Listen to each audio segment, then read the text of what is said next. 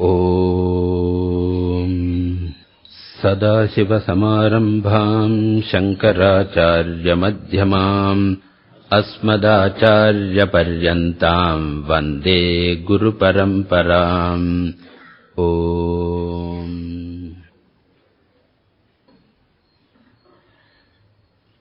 Today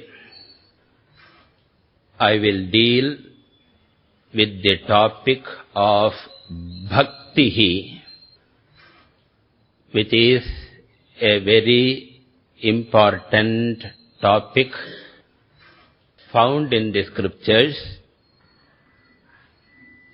and a topic with various shades of meaning in different contexts, and therefore often a confusing topic also. So we should clearly understand what bhakti is. The word bhakti is used in the scriptures in two different meanings. One is bhakti as devotion towards God. Bhakti as devotion towards God. And devotion is nothing but a love directed towards a higher principle. So when a love is directed towards some principle which we revere, which is sacred, then that love is called devotion. A reverential love can be defined as devotion. We talk about Matru Bhakti, Pitru Bhakti, because in our tradition we look upon the parents as superior, holy, deserving respect. Similarly, Guru Bhakti we talk about. Similarly, Desha Bhakti we talk about. And similarly, Ishvara Bhakti. Therefore, in general, Bhakti is love towards a higher principle, especially love towards God. Now this love has been very elaborately analyzed in our scriptures, both in its general form as love and also in its specific form as love of God. Love in general and love of God in particular, both have been analyzed. Scriptures point out that all forms of love that a human being entertains is directed towards only three things. All forms of love can be directed only towards three things. The first is, whatever goals we want to accomplish in life, whatever ends that we want to accomplish, all are ends that we love. And it is because we love them, we want to acquire them, accomplish them. So I will call it love towards various ends or various goals. End love. Not end of love, love of ends. Okay. End love is love of the ends that we want to accomplish. And later we find that to accomplish the ends, we have to use various means, only through means we can accomplish the ends. And since the means are useful to accomplish the end, we begin to love the means also. Why? Because it is useful to accomplish the end, and therefore the second direction of our love is love of the means. I will call it means love. So, means love, end love. And then the third thing, that the object of love is a love of oneself. Love of oneself. Everyone loves himself or herself. I will call it self-love. Therefore, all forms of love are only of three categories: means love, end love, and self-love. This is love in general. We will leave out God for now. We will discuss love in general first. And then the scriptures point out that there is a gradation in the intensity of love in these three forms of love. What is the gradation? A love of the means is the least in its intensity. A love of the end is mediocre, madhyama, and the love of oneself is the highest form of love, wherein the love has got the highest intensity. What is the reason? Reason is simple. A love of the means is not for the sake of the means itself. Nobody loves the means for the sake of the means. People love the means only for the sake of the end. And once the end is accomplished, then the attitude towards the means is completely different. In fact, after accomplishing the end, the means is often not loved. In fact, often we see in the world, rich people are loved more than the poor people. Why there are so many lovers of rich people? Because they are the means for the end called wealth. And as long as the end called wealth can be accomplished through the rich people, they are loved. The moment money goes from them, thereafter that person is not loved. We often hear stories that elderly rich people are very sincerely served by family members. And you know what is the sincerity? Often, I don't generalize it, often the sincerity is that they can inherit or get the wealth.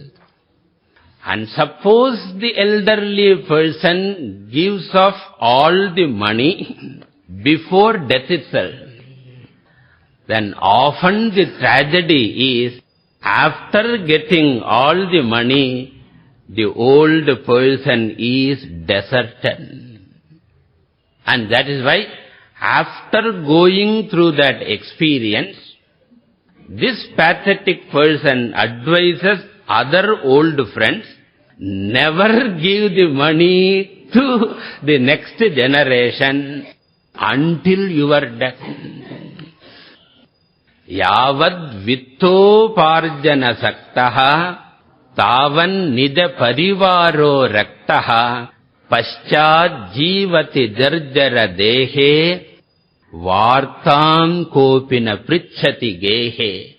Most of the time, love for people is purely love as a means to accomplish the end, and often money is the end. And therefore, love for the end is superior to love for the means. If means is dear to you, end is dearer to you. Now, between the love of the end and the love of oneself, which love is superior? If you logically analyze, I love various ends not for the sake of the end itself. I love various ends hoping that they will give me comfort, security and happiness. It is for my benefit, it is for my comfort, my security, my happiness. I love various ends. The moment I see that particular end does not give me joy, then the end is either changed, or even after accomplishing the end, it is disposed of. And that is why nowadays, even people are taken to in marriage, and they live for some time. The husband or wife or the spouse was the end. For years together they planned and got married. And that person was the end, and they live together for some time, and thereafter they say, your presence is not comfortable to me, my presence is not comfortable to you, so therefore let us get separated. So now, whom do we love more? Atmanastu kamaya sarvam priyam bhavati. Nava are patyuhu kamaya patif priyo bhavati. Upanishad says, nobody loves the husband for husband's sake. Everybody loves the husband for one's own sake. Nobody loves the wife. Nobody loves the wife for wife's sake. Otherwise, they will be partial. Not only that, Upanishad also is not partial. Nava are jayayai kamaya jaya priya bhavati, atmanastu kamaya jaya priya bhavati. Nava are putranam kamaya putra priya bhavanti, atmanastu kamaya putraha priya bhavanti. Nava are sarvasya kamaya sarvam priyam bhavati, atmanastu kamaya sarvam priyam bhavati. That's why Dayananda Swamiji beautifully says, first he says, I love you. Then he says, I allow you to go anywhere. Get lost, Nardam. Therefore, no end is loved for end's sake. Everything is loved for one's own sake only. And therefore, if we have to grade, means love is called manda, end love is called madhyama, self-love is called uttama, because that is the highest in intensity. This is the general principle regarding human love. Now let us apply this in the field of God. So if we have got bhakti, or if a person loves God, what will be the intensity of that love? The scriptures point out, the intensity of love depends upon how you look upon God. Because different people look at God in different ways. The way you look upon God will determine the intensity of love. Majority of people look upon God only as the means for what? Various worldly ends. If I go to this temple, if I worship this God, then I will be able to accomplish this end. And we have got various worldly ends, and to accomplish them, God is used as the means. And as long as you look upon God as a means, what is the intensity of love? It is called Manda Bhakti. And that is why such people get angry with God also. Last week only one lady came and said, I am angry with God. I asked him to get my daughter married. But he didn't accomplish that. And therefore I have stopped worshipping him, and I have thrown all my prayer books into waste paper basket. And Swamiji note, I did not hand over to the waste paper man. That is a decent way of disposal. I am so angry that I did not even give it to the paper man. I dumped it into waste paper basket, so much angry. Why? Because it is a conditional love, and once the condition is fulfilled, I love. If the condition is not fulfilled, I allow God to go, I reject. And therefore such a bhakti is called Manda Bhakti. And this is majority. And then the next set of people, there are still rarer, who look upon God not as a means for various ends. They are mature enough, their understanding of God is clearer enough that they are able to choose God as the end of life. The end of life, as the goal of life. Because they know God represents security. God represents peace. God represents happiness.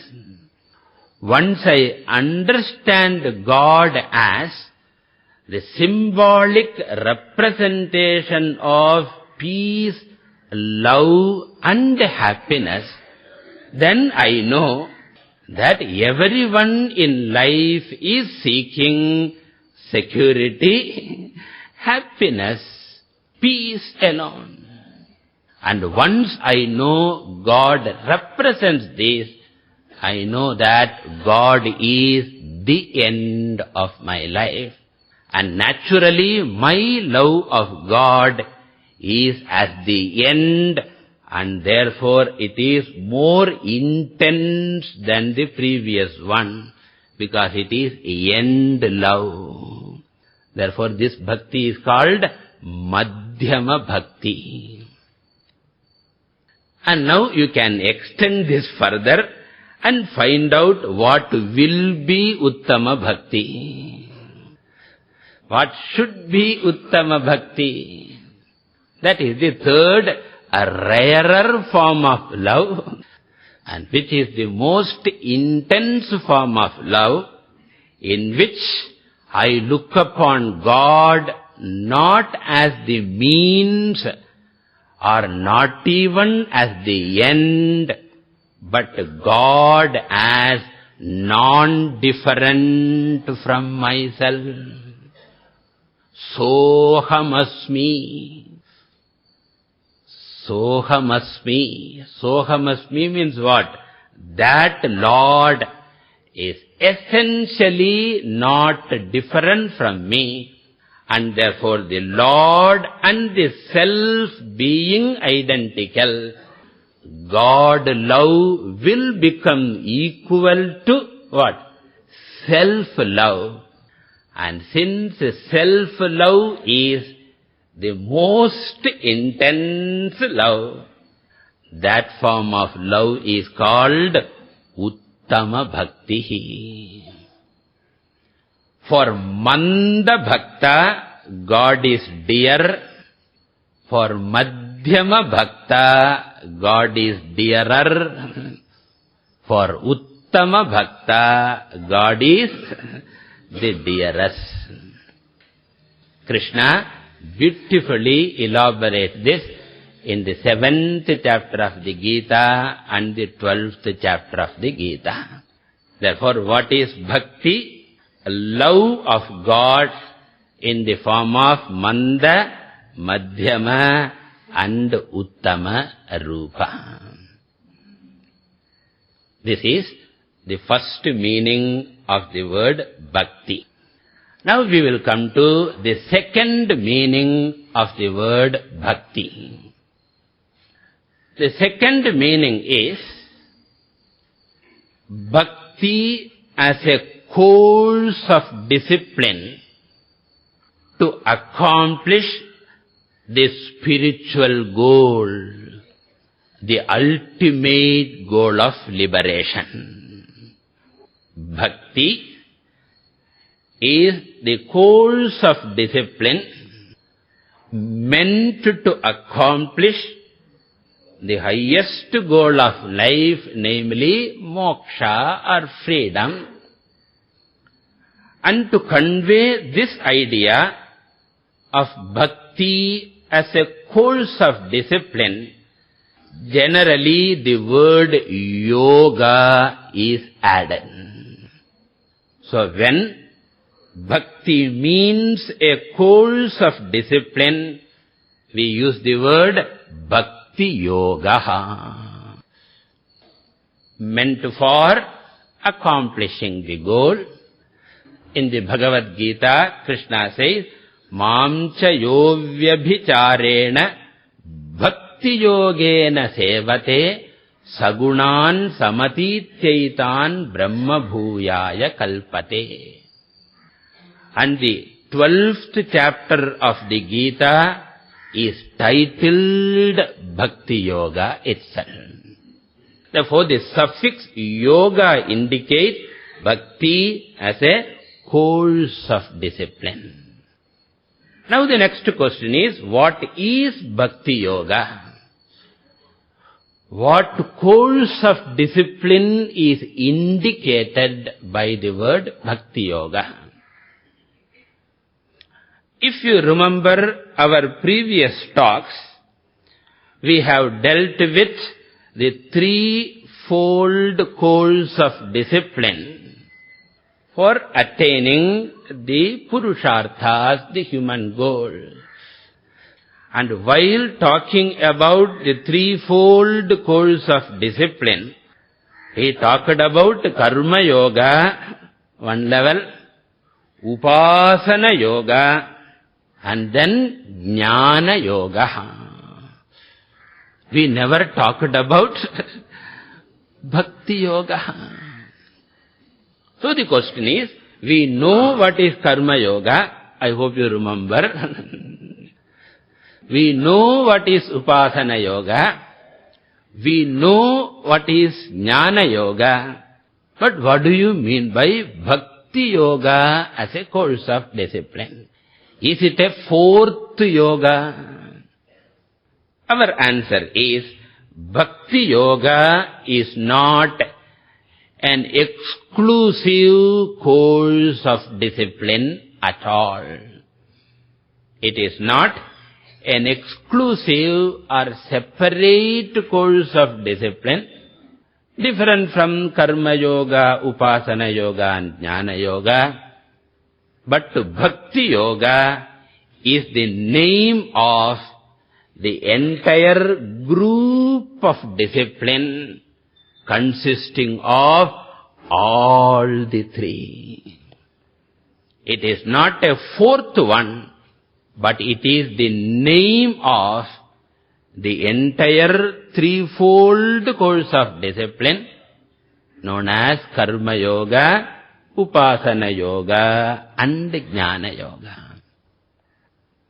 If you want, you can say the first stage of Bhakti Yoga is Karma Yoga. The second stage of Bhakti Yoga is Upasana Yoga.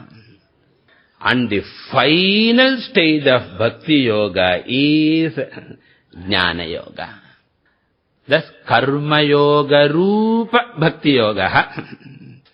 Upasana Yoga Rupa Bhakti Yoga. Rupa means in the form of. Then Jnana Yoga Rupa Bhakti Yoga. It is one consisting of all these three. So Karma Yoga plus Upasana Yoga plus Jnana Yoga is equal to Bhakti Yoga.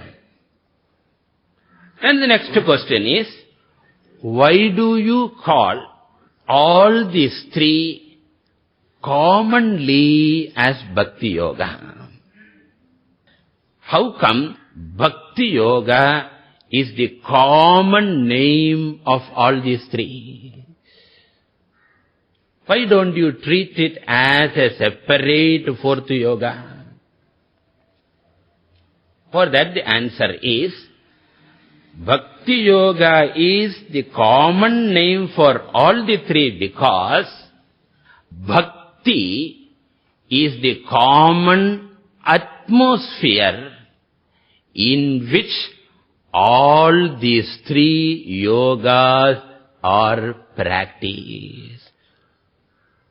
It is not Bhakti is separately practiced in a separate time, but Karma Yoga has to be imbued with Bhakti.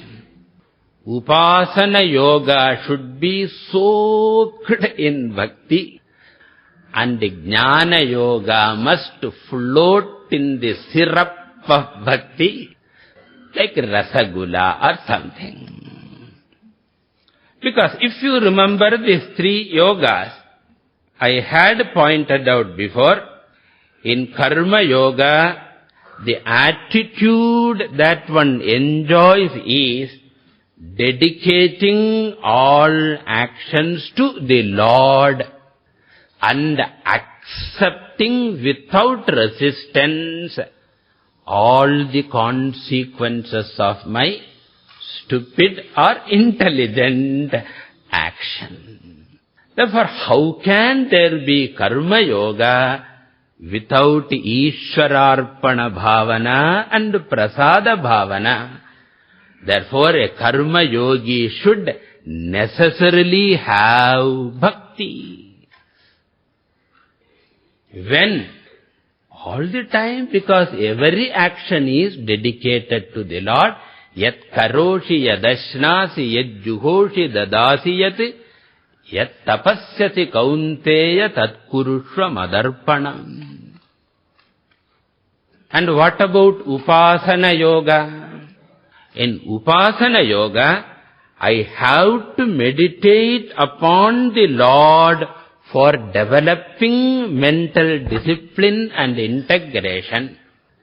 How can I meditate upon God if I don't have Bhakti? Manasa Puja I mentioned, Manasa Parayanam I mentioned, Manasa Japa I mentioned as part of Upasanam. So therefore, Upasana Yoga also must take place in the atmosphere of Bhakti alone. And then what about Jnana Yoga? Jnana Yoga also involves bhakti. Before any study of scriptures, we start with Sahana Vavatu or Apyayantu Mamangani. Some prayer or the other we chant and we end with prayer. And not only that, in Jnana Yoga, we are inquiring into our own real nature, discovering the identity of our real nature with the nature of God. Therefore, self-realization or discovery is nothing but God discovery. Therefore, Jnana Yoga involves self-discovery, which is none other than God discovery.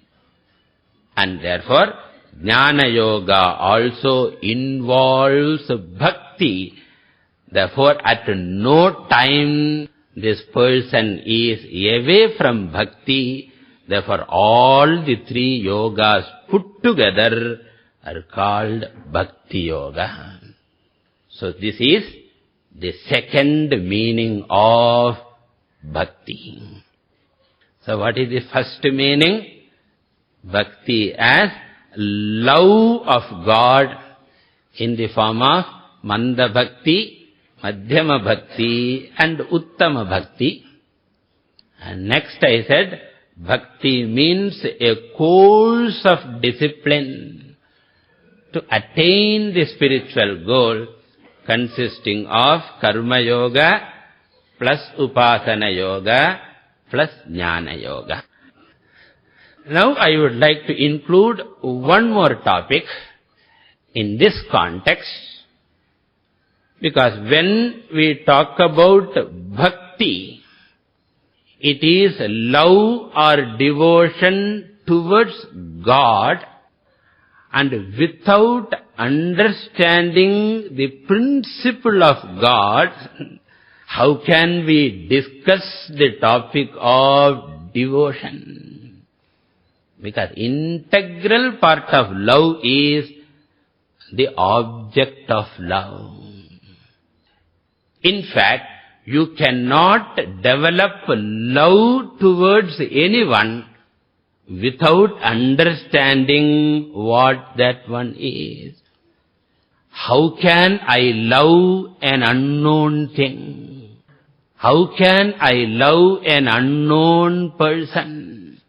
That's why nowadays when they talk of love, they say that we want to move with that person and decide whether I can love or not. And they decide they can love, get married, and then decide that they cannot love. Because half understanding produces love, and after marriage you understand more. Therefore, irukkaradum poyidradhu. When somebody said, you don't understand, that's why you are not able to love. And this person says, I understand, that's why I am not able to love.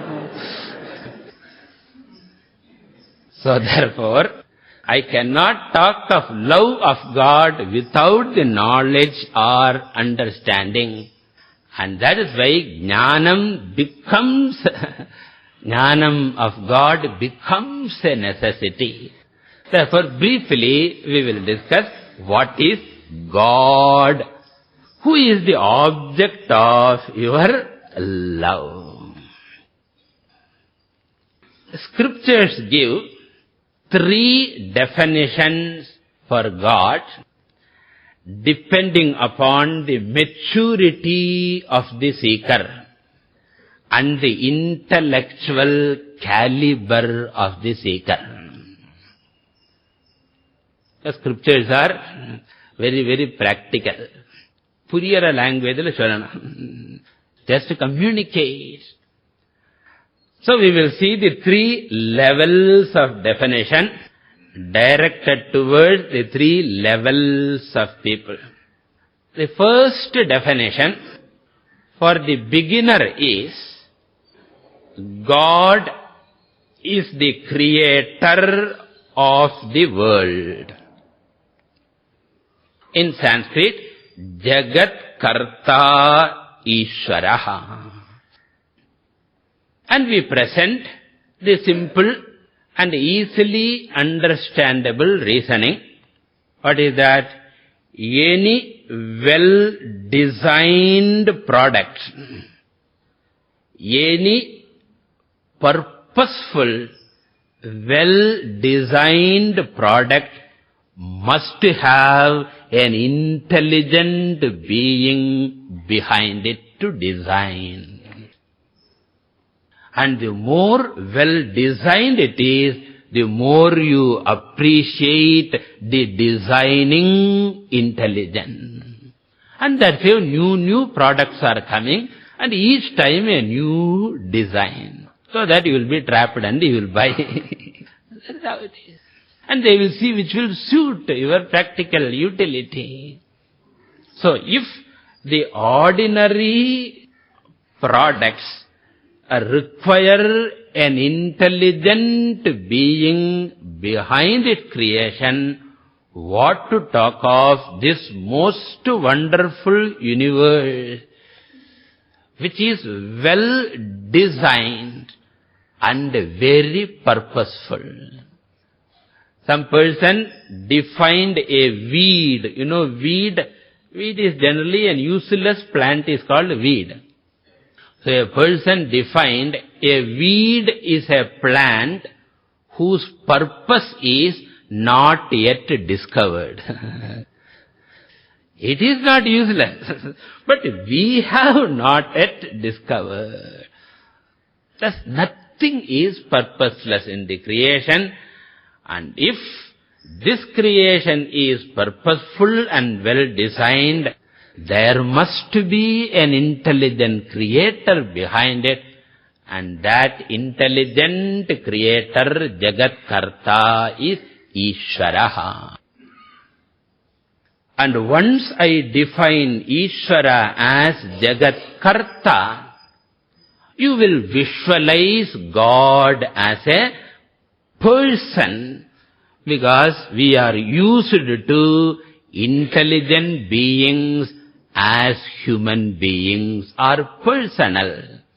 And therefore we imagine a very, very intelligent God who is omniscient and who is omnipotent. And since we don't see him around, safely place him above the clouds. He is also safe, we are also safe. So therefore put him there. So let it be he or she. Okay, ladies, don't get angry. We have got both. So this is called Lord as a creator, as a personal God with a special form. As Rama, Krishna, Vishnu, Shiva, etc. is the personal God as creator. I will call this God Eka Rupa Ishvaraha, with a specific form. What kind of dress he wears, how many feet are there, how many hands are there. Generally hands are more, feet are two only. How many heads are there? Panchamukhaha, Shanmukhaha, Chaturmukhaha, all God. This is for the beginner intellect. And once you have grown up sufficiently and capable of thinking further, the scriptures present the next level of Ishvara. What is that? God is the cause of the world. Jagat Karanam Ishvaraha. Slight change. Innale enna sonnom? Jagat Karta Ishvaraha, creator. Now we say Jagat Karanam Ishvaraha, the cause. How do we introduce that? It is like this.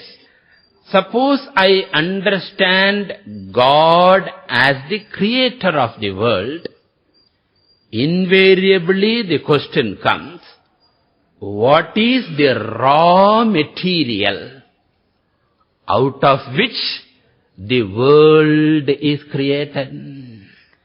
Because any creator can create something only out of the raw material. The carpenter requires wood as the raw material. Goldsmith requires gold. The builder requires mortar, cement, bricks, iron, plastic, everything. Therefore, without raw material, nothing can be created.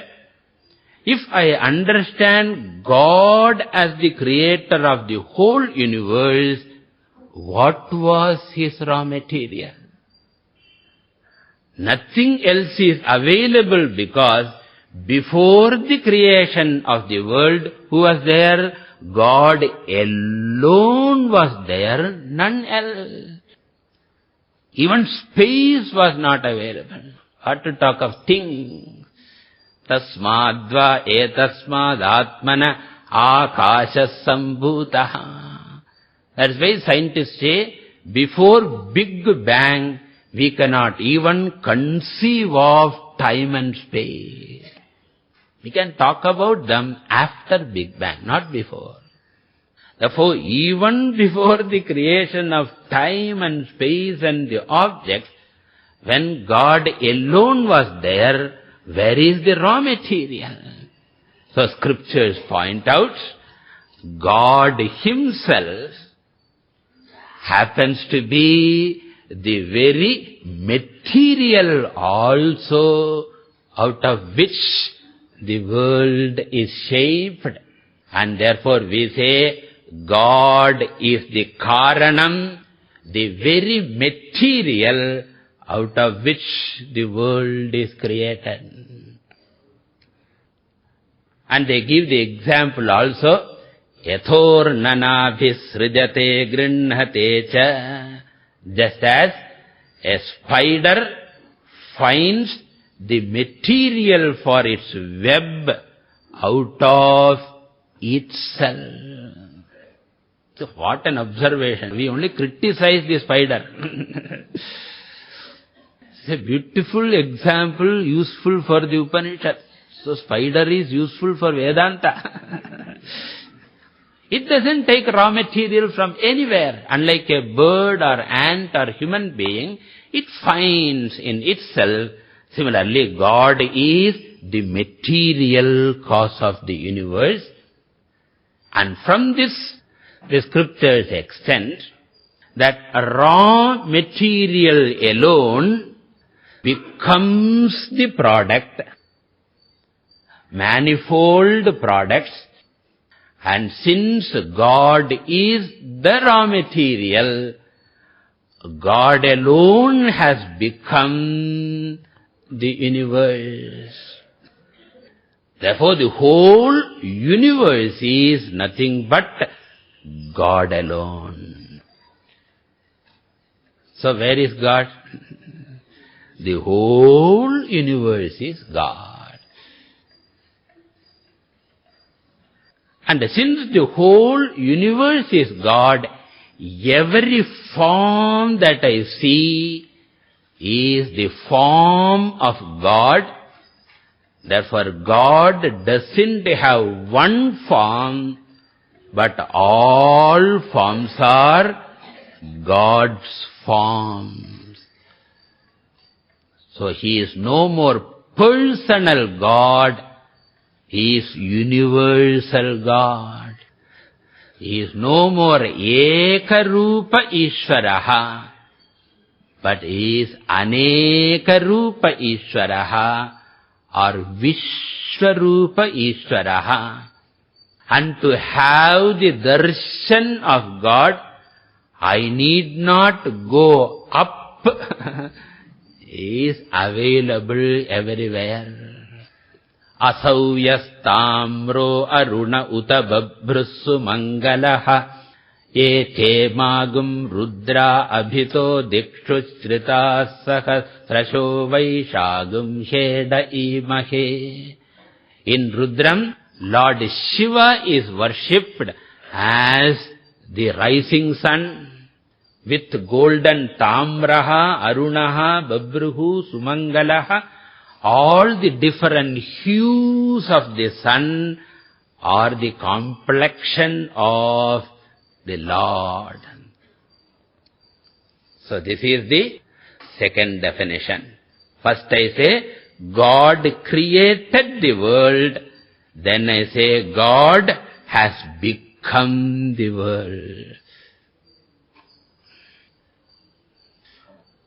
Then, once you are ready for the next level, then the scriptures give the third definition. Jagat Karta, definition 1.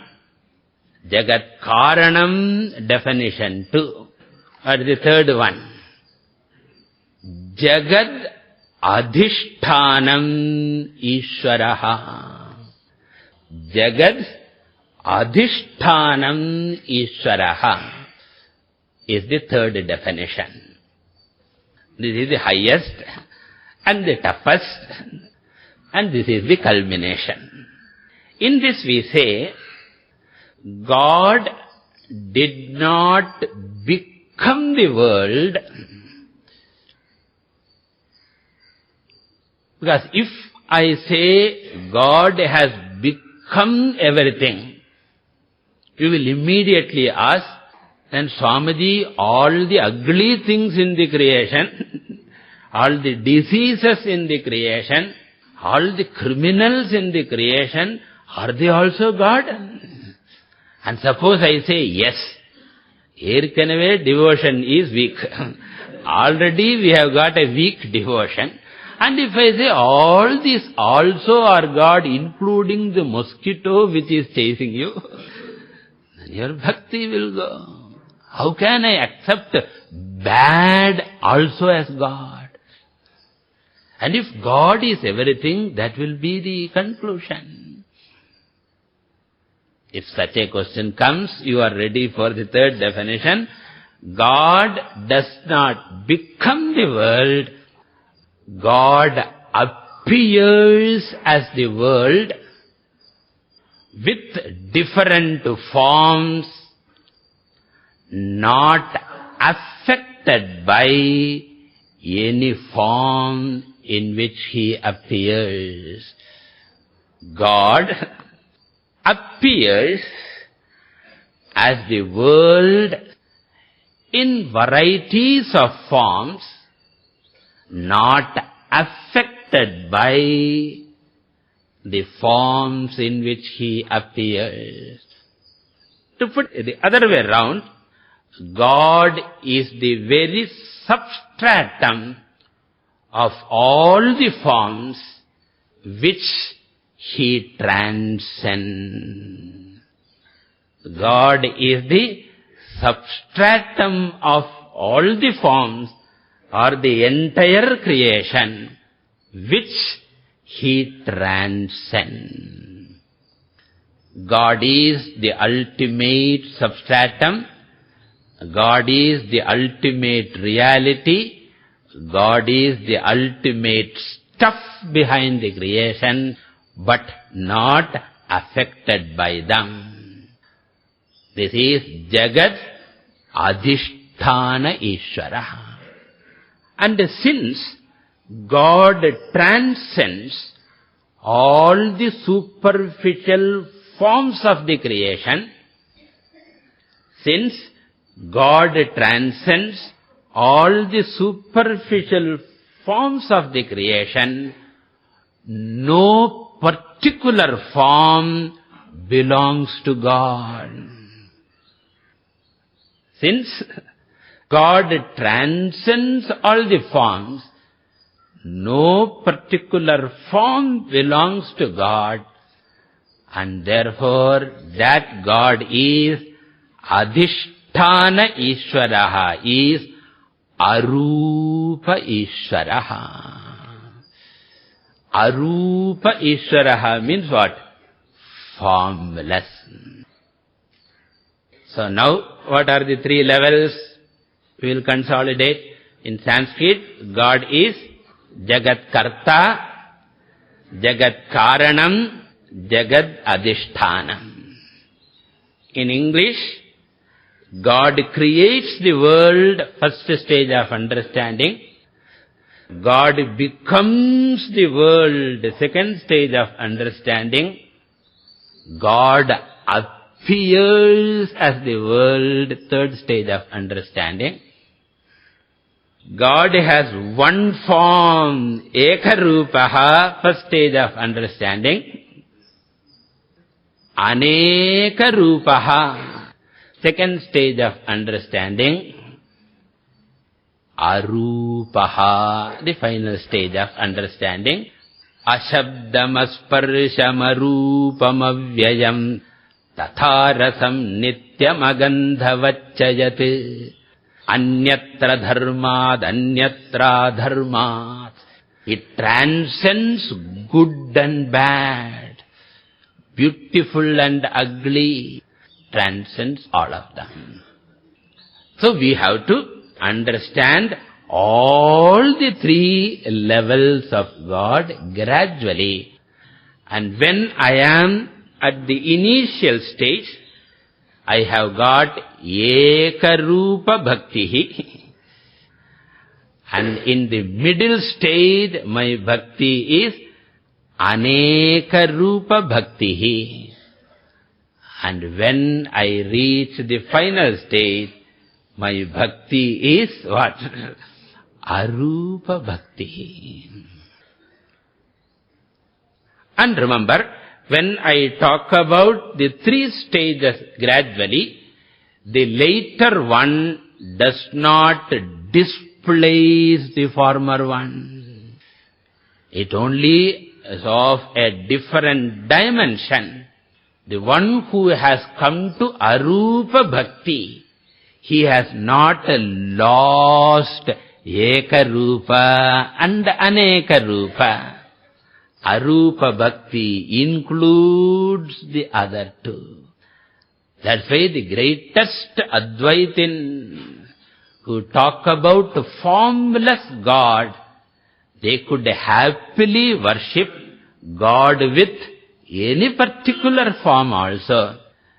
They could happily appreciate Lord as the beautiful nature also, and they could transcend both of them and arrive at the formless also.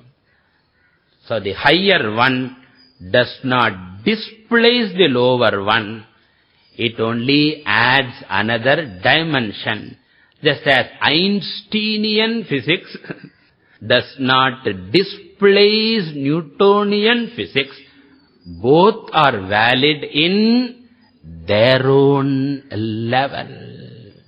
It is only a different dimension.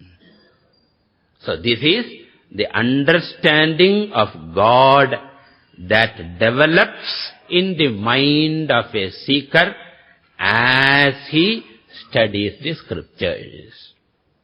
To consolidate the whole thing, I have talked about 9 forms of bhakti till now. The first 3 is Manda Bhakti, Madhyama Bhakti and Uttama Bhakti, wherein bhakti is the love of God. So, Bhavana Drishtya Bhakti Trayam. Then I talked about Karma Yoga Rupa Bhakti, Upasana Rupa Bhakti, Jnana Yoga Rupa Bhakti, where bhakti is from the standpoint of Sadhana Drishtya Bhakti Trayam. Then I talked about Ekarupa Bhakti, Anekarupa Bhakti and Arupa Bhakti, depending upon my understanding of God, Devata Drishtya Bhaktitrayam. So, Bhavana Drishtya, Sadhana Drishtya, Devata Drishtya.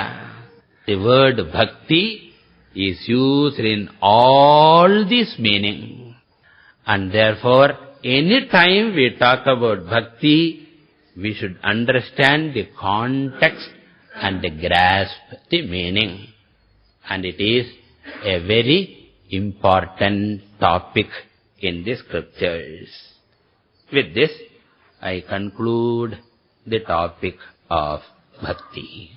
Purnamadah Purnamidam Purnat Purnamudachyate Purnasya Purnamadaya Purnameva Vashishyate. Om Shanti Shanti Shanti. Om Sadashiva Samarambham Shankaracharya Madhyamam Asmadacharya Paryantam Vande Guru Paramparam. Om. I started this series of lectures as the summary of Tattva Bodha. And some of you might have looked into the textbook of Tattva Bodha, and you might have found that all these topics that I discussed until now are not at all there in Tattva Bodha.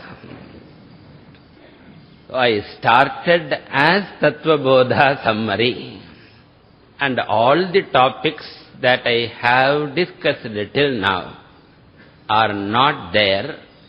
You may be wondering why. The textbook Tattva Bodha assumes that a student of Tattva Bodha knows all the topics that I have already discussed. They are all taken for granted in this particular book. In fact, they are implicitly contained in Tattva Bodha. They are not explicit, but they are there. And therefore, I thought I will give you an idea of all these 8 topics that I discussed till now. Now that you are familiar with these topics, I propose to enter into the Tattva Bodha summary proper. And the Tattva Bodha is a book which primarily focuses on the Jnana Yoga spiritual discipline. Previously, we had seen Karma Yoga as a form of spiritual discipline.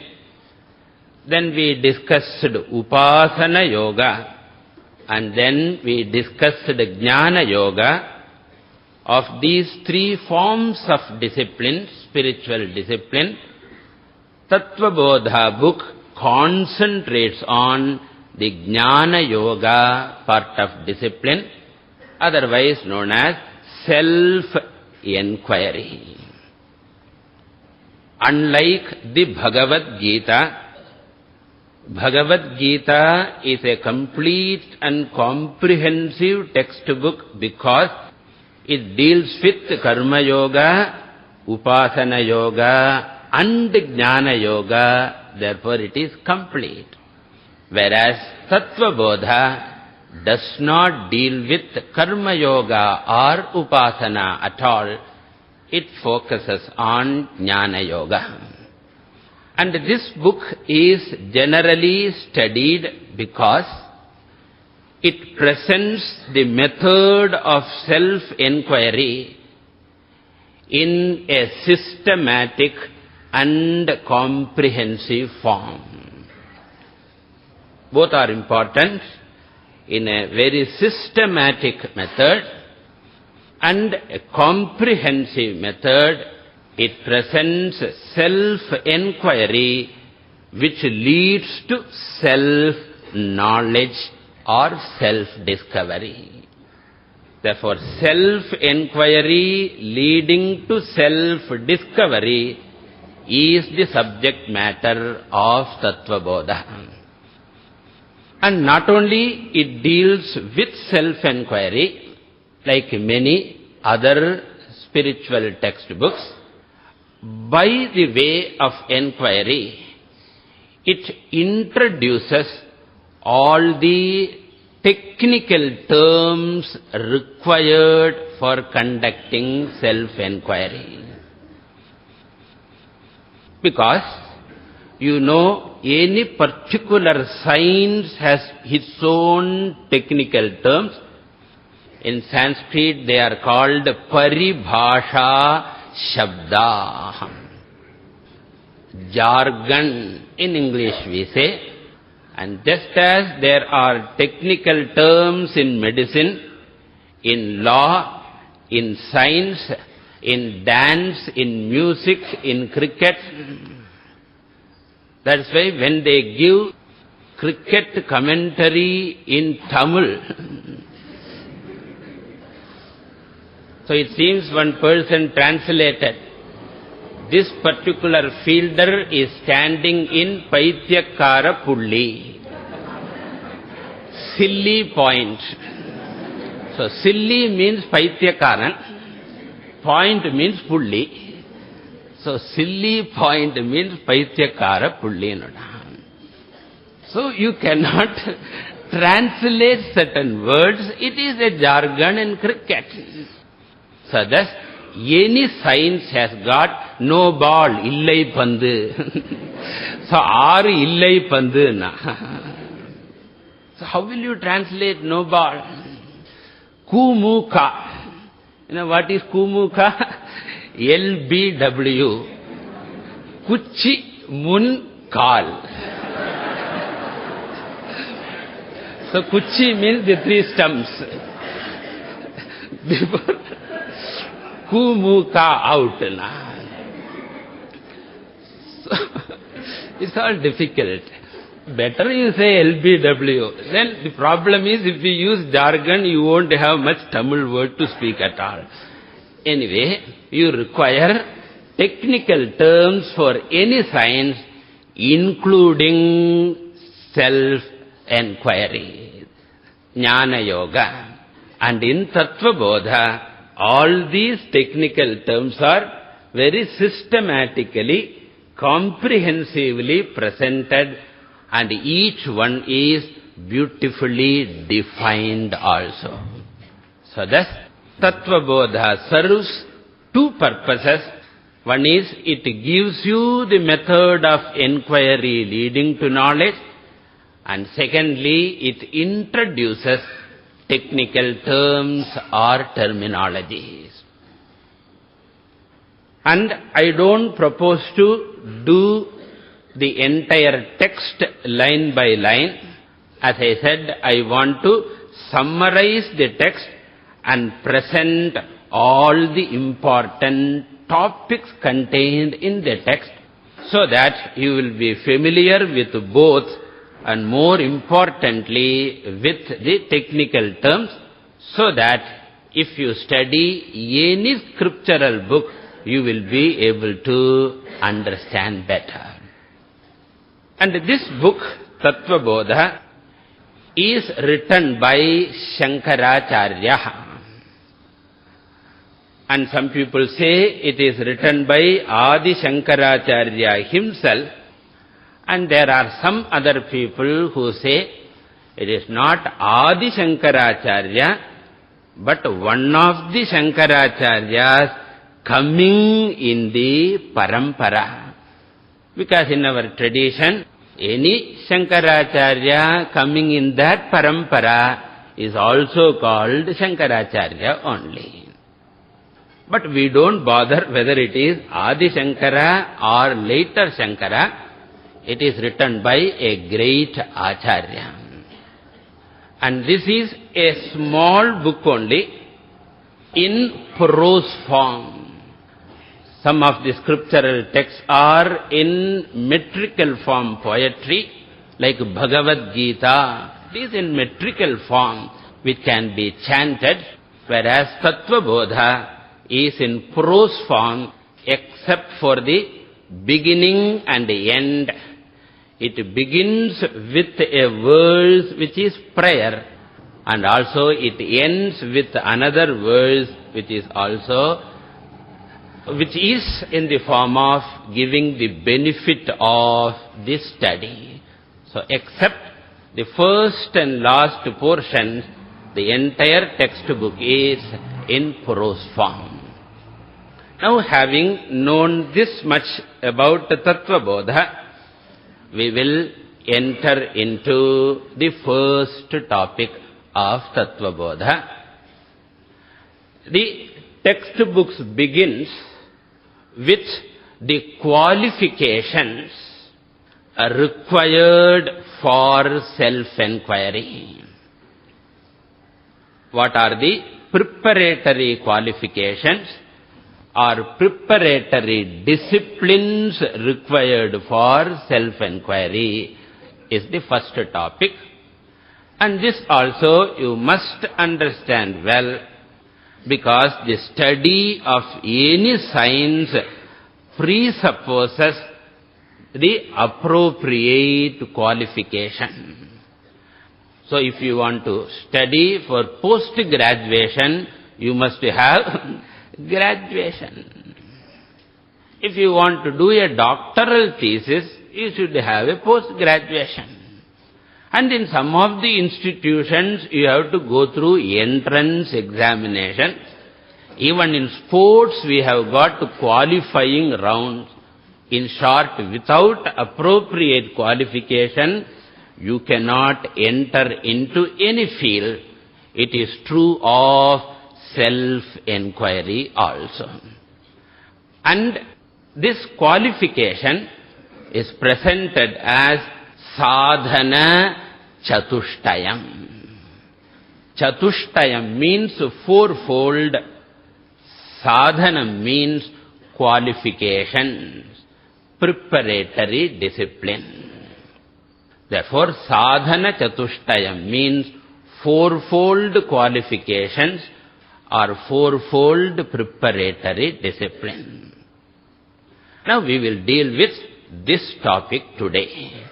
So today's topic is sadhana chatushtayam, fourfold qualification. The four qualifications mentioned are, first I will give you in Sanskrit, then we will see the English. Number 1, vivekaha. Number 2, vairagyam. Number 3, mumukshutvam. Number 4, shatka sampattihi. Vivekaha, vairagyam, mumukshutvam, shatka sampattihi. In English, vivekaha can be translated as discrimination. Vairagyam can be translated as dispassion. Then mumukshutvam can be translated as desire. And shatka sampatti can be translated as discipline. So discrimination, dispassion, desire, discipline, all the four begins with the letter D, so that it is easier for you to remember. 4 Ds. Okay. 4 Ds is the sadhana chatushtayam. Now we will understand each one clearly. The first one is discrimination. So here we use the word discrimination not in a negative sense. Because generally in the newspaper, we are used to the word discrimination, racial discrimination in England, in America. Gender discrimination, all over the world, ladies are fighting. Caste discrimination. So there the word discrimination is used in the meaning of partiality, favoritism, etc. But in scriptural jargon, the word discrimination is not in the negative sense. Here it means the sense of judgment, a right judgment, a right understanding, discernment is called discrimination. Now the question is, discrimination or separation between what and what? Because always discrimination involves two. So what are the two kept in mind? Tattvabodha defines nitya, anitya, vastu vivekaha. Understanding of what is anityam or impermanent and understanding of what is nityam, permanent. Therefore, differentiation of the impermanent and permanent, differentiation of the eternal and the ephemeral is called viveka. How are we to understand this? If you look at the universe, we discover one fact, that the whole world or creation exists within time-space frame. The whole universe exists within the field of time and space, and therefore no object in the creation is beyond time and space, and therefore everything is subject to the onslaught of time. Kalaha kridati gacchati ayuhu. And what do you mean by onslaught of time? Every object is attacked by time means every object is subject to birth and consequently subject to death also. And since I do not experience anything beyond time, I can say the whole creation is impermanent or ephemeral or perishable in nature.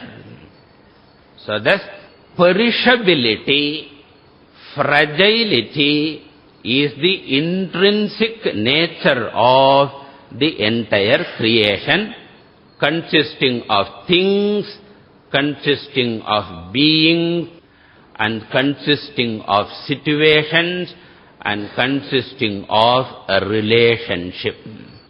There is no permanent object, there is no permanent person, there is no permanent situation, and above all, there is no permanent relationship.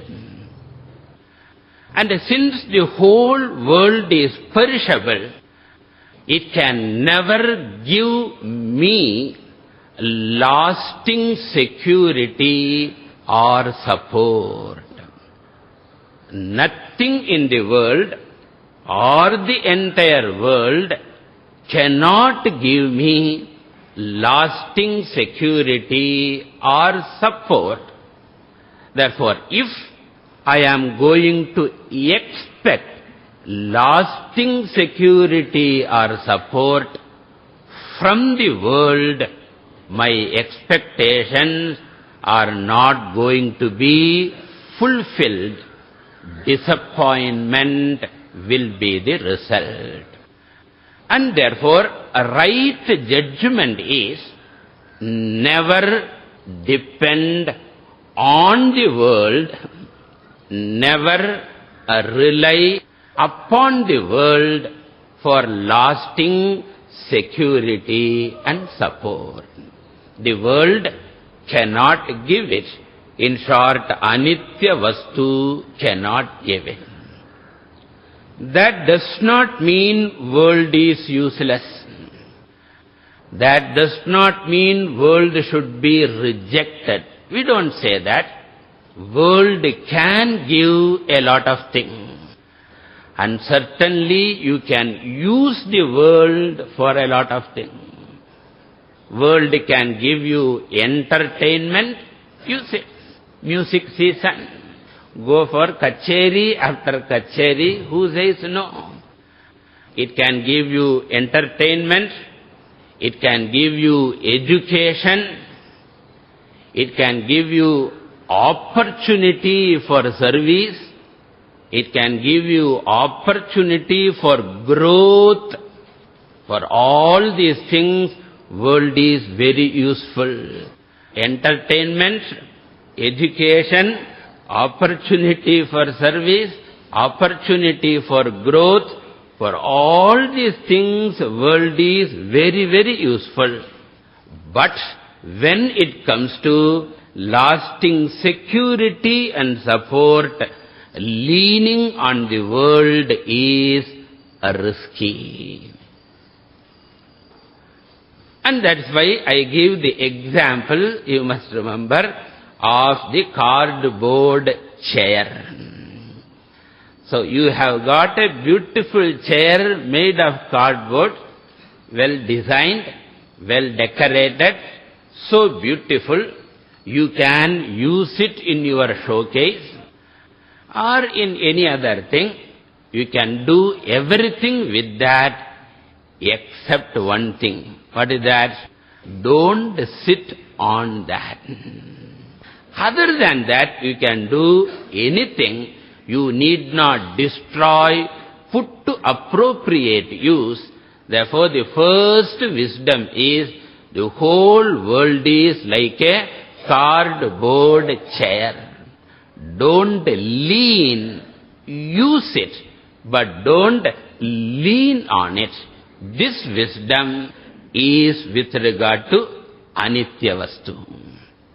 And if I want to lean on something, if I want a lasting support and security, I should turn towards nitya vastu and nitya vastu alone. And that nitya vastu means a permanent thing, eternal thing. In Tattva Bodha language, it is called Brahman. In religious language, in Puranic language, it is called God.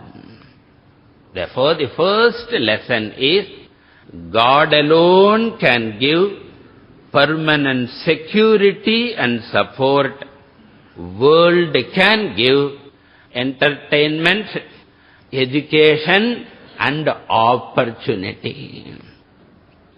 This understanding is called Nitya Anitya Vastu Vivekaha.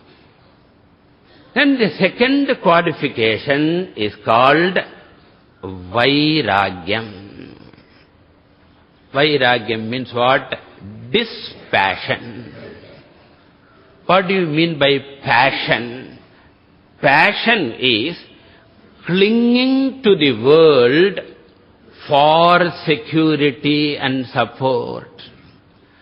Clinging to the world for security and support, psychological leaning on the world for security and support is called passion. Using the world for entertainment is not passion. Using the world for education is not passion. Using the world for serving is not passion. But leaning on the world for security and support especially psychological, is called passion.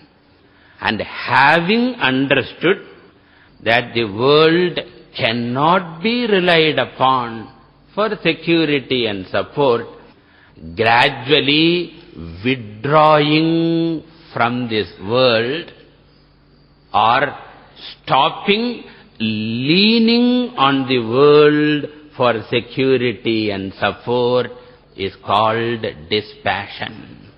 Not running away from the world, not rejecting the world, but psychologically, when I need security and support, I change the channel. I have got both channels, world channel, God channel. Entertainment, education, use this channel. Security, support, change the channel. This changing of the channel when I need security and support is called dispassion. Weaning myself away from the world. Which is born out of what? Discrimination. Born out of understanding. Just like having two chairs. One is made of teak wood. Because this person is 95 kilos. So therefore even plastic doubtful. Therefore one is made of teak wood, another is made of cardboard. Use one for decoration, use the other for sitting. So use God, use world appropriately. This is dispassion. Then the third qualification is called desire. Mumukshutvam. Desire for what? Mumukshutvam means desire for freedom. Freedom from what? Freedom from the problems caused by depending on the world. Freedom from problems caused by world dependence, anitya vastu leaning. World dependence causes lot of psychological problem. The first psychological problem is insecurity. Because I am worried whatever I depend upon will give way. And especially if it involves people, there is a constant worry of rejection. Those people who liked me, will they continue to like me permanently? Doubtful. And if it is a love marriage, you had it. Because you are never sure whether the love will continue. And a marriage which is based on fluctuating love will have what kind of future you can imagine. And therefore insecurity with regard to family, insecurity with regard to everything else. Basic problem will be insecurity, worry, fear, frustration, disappointment, anger, hatred. In fact, all psychological problems are caused by depending on the undependable, relying on the unreliable. It is not the mistake of anitya vastu, it is my mistake that I expected permanence out of the impermanence. A wrong expectation is the problem. Expecting permanence out of impermanence. And the problem caused by such wrong expectation, a wrong dependence is called samsaraha. The problems caused by wrong expectation A wrong dependence is called samsaraha. Mumukshutvam means strong desire to be free from this samsara.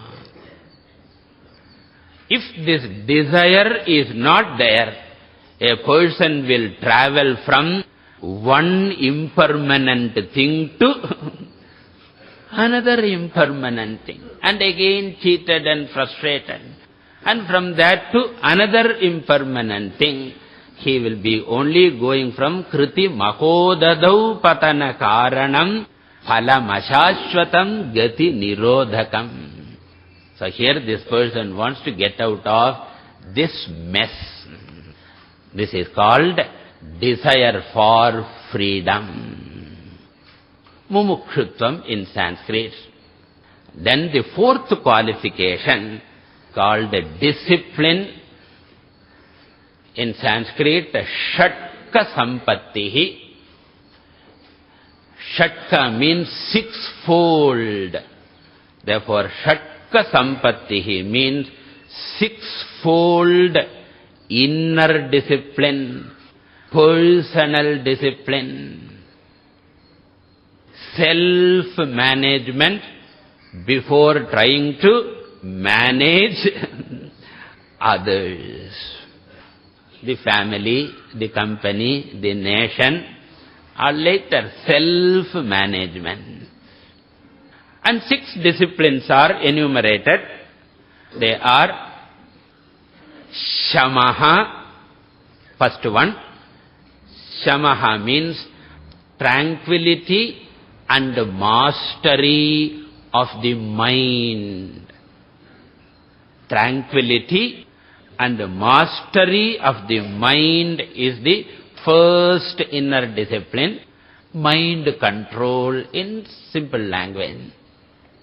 Then the second one is called Damaha, which is the tranquility and mastery of sense organ.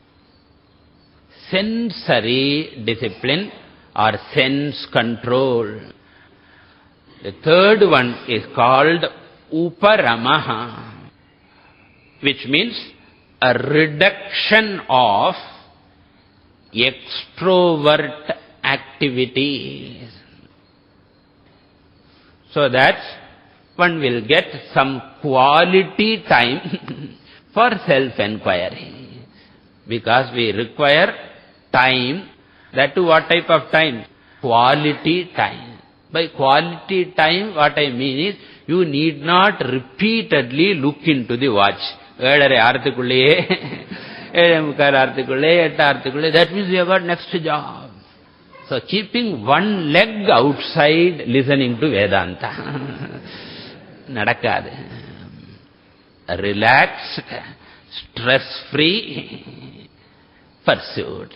So Uparamaha means finding quality time or reduction of extroverted pursuit. Withdrawal is called Uparamaha. Then the fourth one is called Titiksha.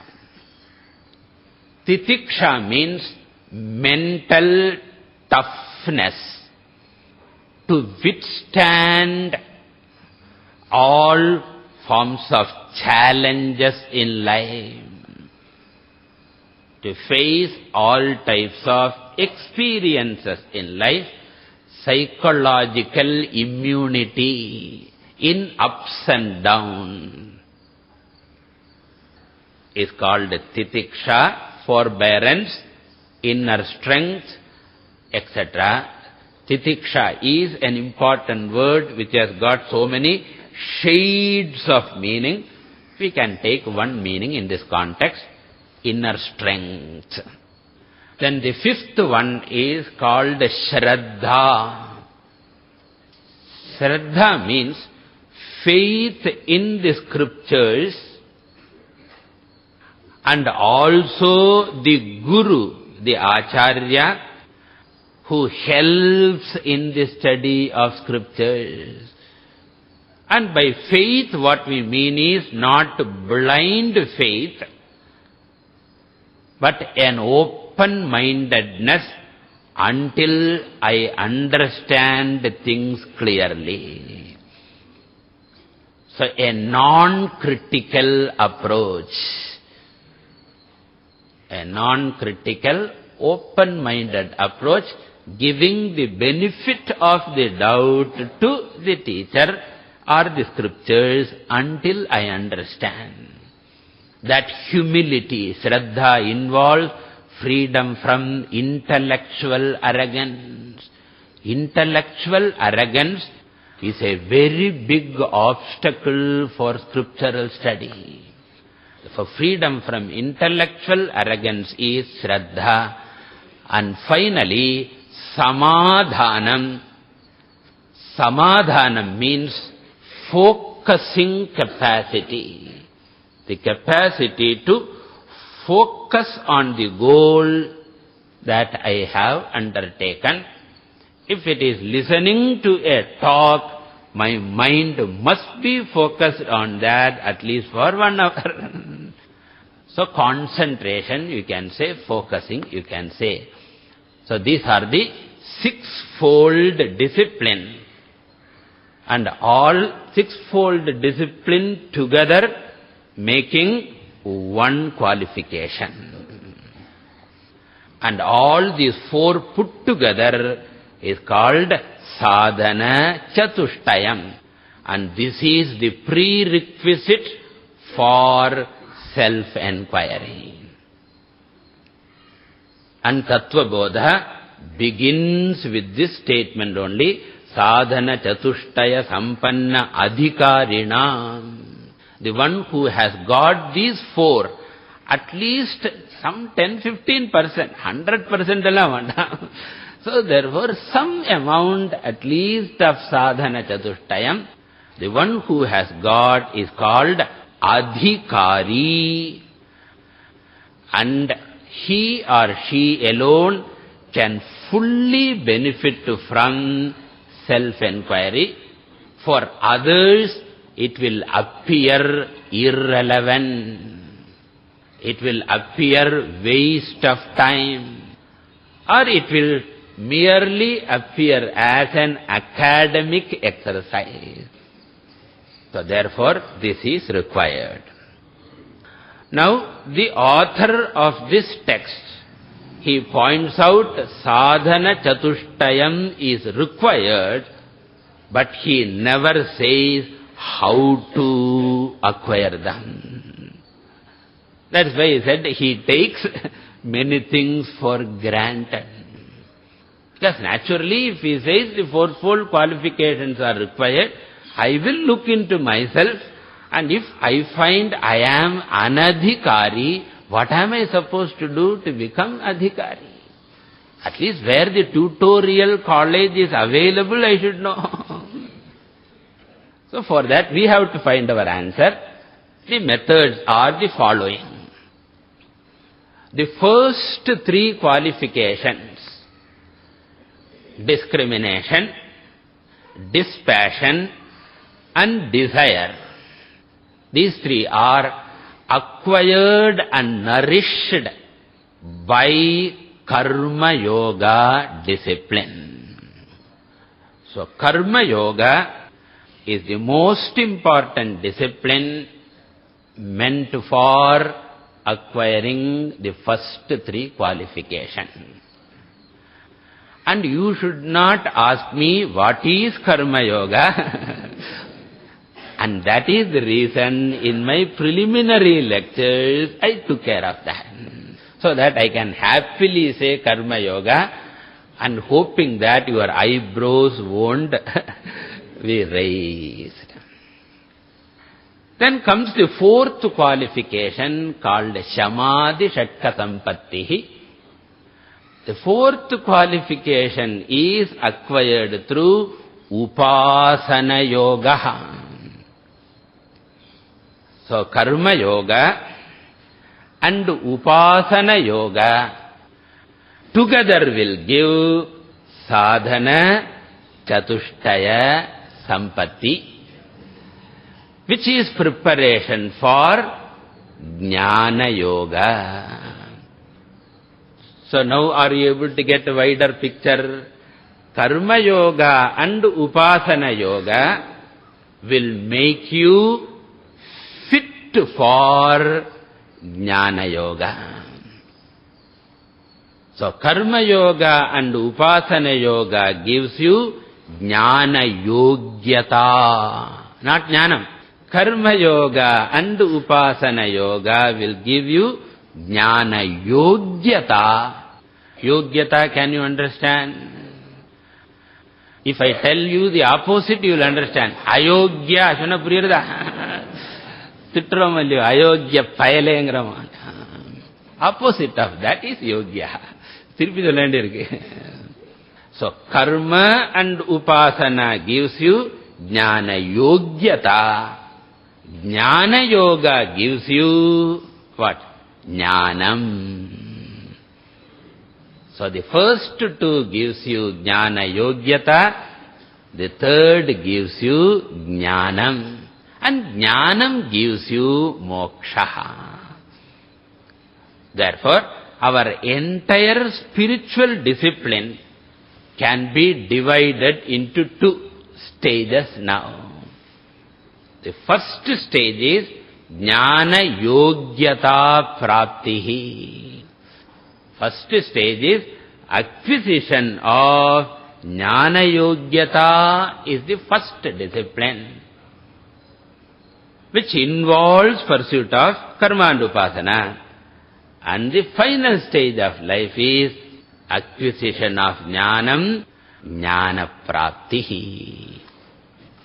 And in the scriptures, the first stage of jnana yogyata prapti is discussed in the first part of the scriptures. Veda Purva deals with jnana yogyata praptihi. Through what? Karma and upasana. Are you able to follow?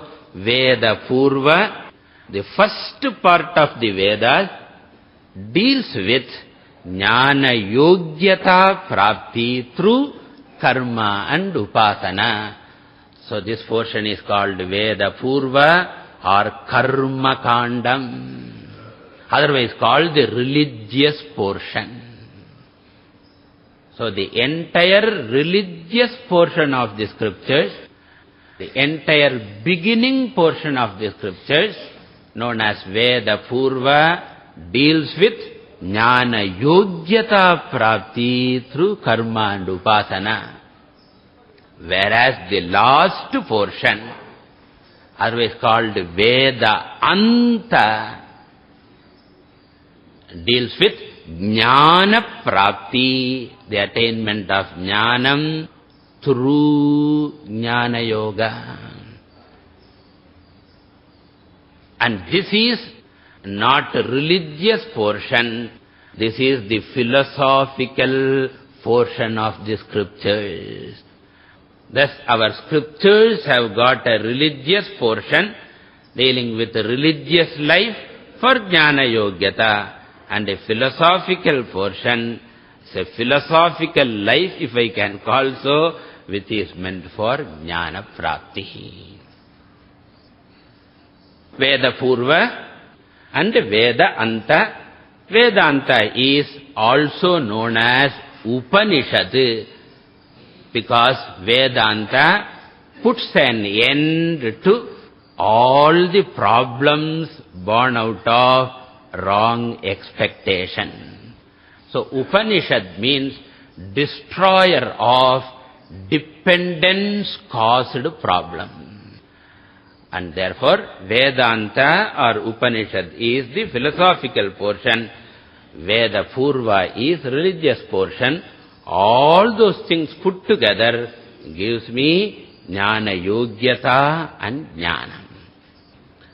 Finally, I would like to discuss one more as part of this. I said karma yoga gives the first three qualifications. Upasana yoga gives the last qualification First three last la nyamam varudho illiyo. First three discrimination, dispassion and desire, and the last one is discipline. In addition to karma yoga and upasana, one more exercise is included for acquiring sadhana chatushtaya sampatti. Karma yoga and upasana yoga are not sufficient. One more is important. And what is that? An ethical life in which a person follows moral values. A life of moral values is extremely important for cultivating sadhana chatushtayam.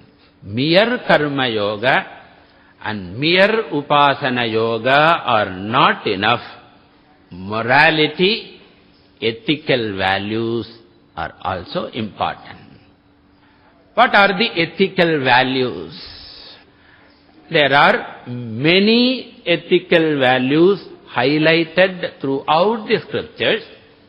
Of them, 10 values are important, which I call 10 commandments of Hinduism. Now, they have got 10 commandments of Christianity. We have got our own 10 commandments, which are considered to be primary. And without them, sadhana chatushtayam is impossible. And without sadhana chatushtayam, jnana yoga is impossible. Without jnana yoga, jnanam is impossible. Without jnanam, moksha is impossible. Without moksha, freedom you cannot have. You will be a psychological slave of worry, tension, fear, all those things. I will only briefly mention those 10 values. In some other context, we can elaborate. In fact, last year, I think, I gave a talk on the 10 commandments. They are divided into 2 groups. The first group consisting of 5 values in which you avoid 5 things. What are the 5 things to be avoided? The first one is called himsa varjanam. Himsa varjanam. Varjanam means what? Avoidance. Himsa means violence. Avoidance of all forms of violence, physical, verbal, and even mental violence. And if you think that violence is of 2 natures, one is avoidable violence and unavoidable violence. The scriptures say, avoid the avoidable violence. Do prayaschittam for unavoidable violence. And prayaschittam is always pancha maha yajnaha. And don't ask me what is pancha maha yajnaha. So avoid avoidable violence and do prayaschitta for unavoidable violence. So this is the first value, himsa varjanam. In simple term, it is called ahimsa. The second avoidance is asatya varjanam. Avoidance of lying. Anrita varjanam, falsehood. So never lie. Lie na verbally. Ratri na paduthuke velle Swamiji neenga sonnale solladenga. So therefore you should know which word has got which meaning in which context. So avoidance of lying. And here also if you divide the lie into two, because that is what people will jump. Swamiji, ungalku enna theriyum? So our answer is avoid all avoidable lies. And the list should increase. And all unavoidable lies should be followed by prayaschitta, which is again Pancha Mahayajna. Shastra itself says, Pancha Suna Grihasthasya Pancha Yajnena Nashyati. Suna means unavoidable evil. Necessary evil, that is called Suna. And a householder will face many such problems, and for him prayaschitta is presented. Then the third one is Steya Varjanam. Steya Varjanam. Steyam. S-T-E-Y-A-M. In simple language, it's called Asteyam. It means avoidance of stealing. So stealing means you need not do burglary. Any illegitimate possession comes under stealing. Or any benefit I acquire through an illegitimate deal is thieving only. Any illegitimate possession or any benefit I acquire through illegitimate deal is stealing only. Avoidance of that. Then Maithuna Varjanam. Maithuna Varjanam. Maithuna means inappropriate sexual relationship. Maithuna means inappropriate sexual relationship in thought, word and deed is called Maithunam. And Varjanam means avoidance of inappropriate relationship. This is fourth Varjanam. And the fifth one is Parigraha Varjanam. Avoidance of over-possession, hoarding, amassing, etc. To put in positive language, simple living. To the extent possible, simple living. And if I have more, sharing with others. These are the 5 avoidance. Himsa Varjanam, Asatya Varjanam, Steya Varjanam, Maithuna Varjanam, and Parigraha Varjanam 5. Then there are 5 positive things to be followed. Number 1, Shaucham. Shaucham means purity. Outside and inside purity. Inside in terms of my thoughts. Called Shaucham, purity. Number 2, Santoshaha. Positive contentment with whatever I acquire through legitimate method. Positive contentment, not neutrality.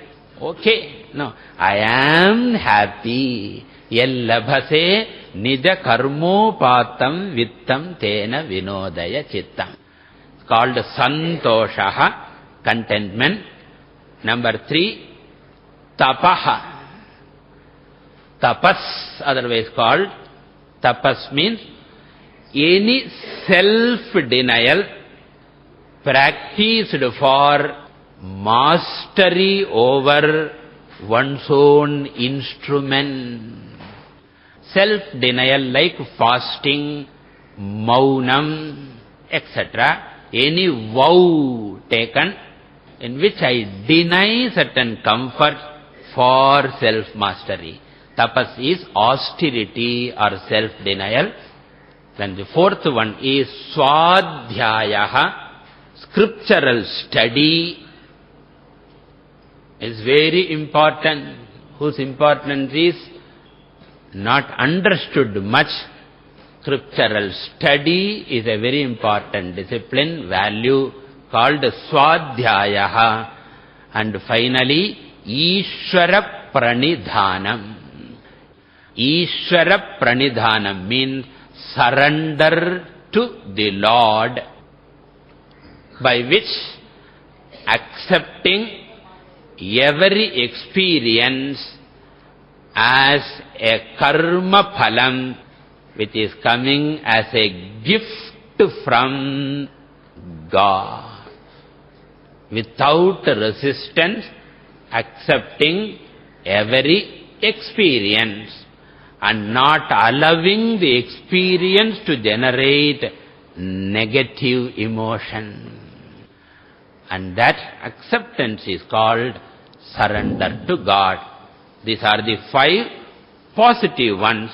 The first 5 are called Yamaha. The second 5 are called Niyamaha. Yama plus Niyama are the 10 commandments, which is the moral life or ethical life. Karma Yoga plus Upasana Yoga plus ethical life will give sadhana chatushtayam. And if we have this, we are ready to go into the Tattva Bodha textbook, and I assume that we all have sadhana chatushtayam, and we will enter into the text from the next class. Haryam. Purnamadah Purnamidam Purnat Purnamudachyate Purnasya Purnamadaya Purnamevavacichyate. Om Shanti Shanti Shanti. Om Sadashiva Samarambham Shankaracharya Madhyamam Asmadacharya Paryantam Vande Guru Paramparam. Om. We are seeing the technical terms used in all our scriptures, which have been comprehensively presented in the small book called Tattva Bodha. Not only it gives the essence of Vedantic teaching, but also it systematically introduces the technical terms.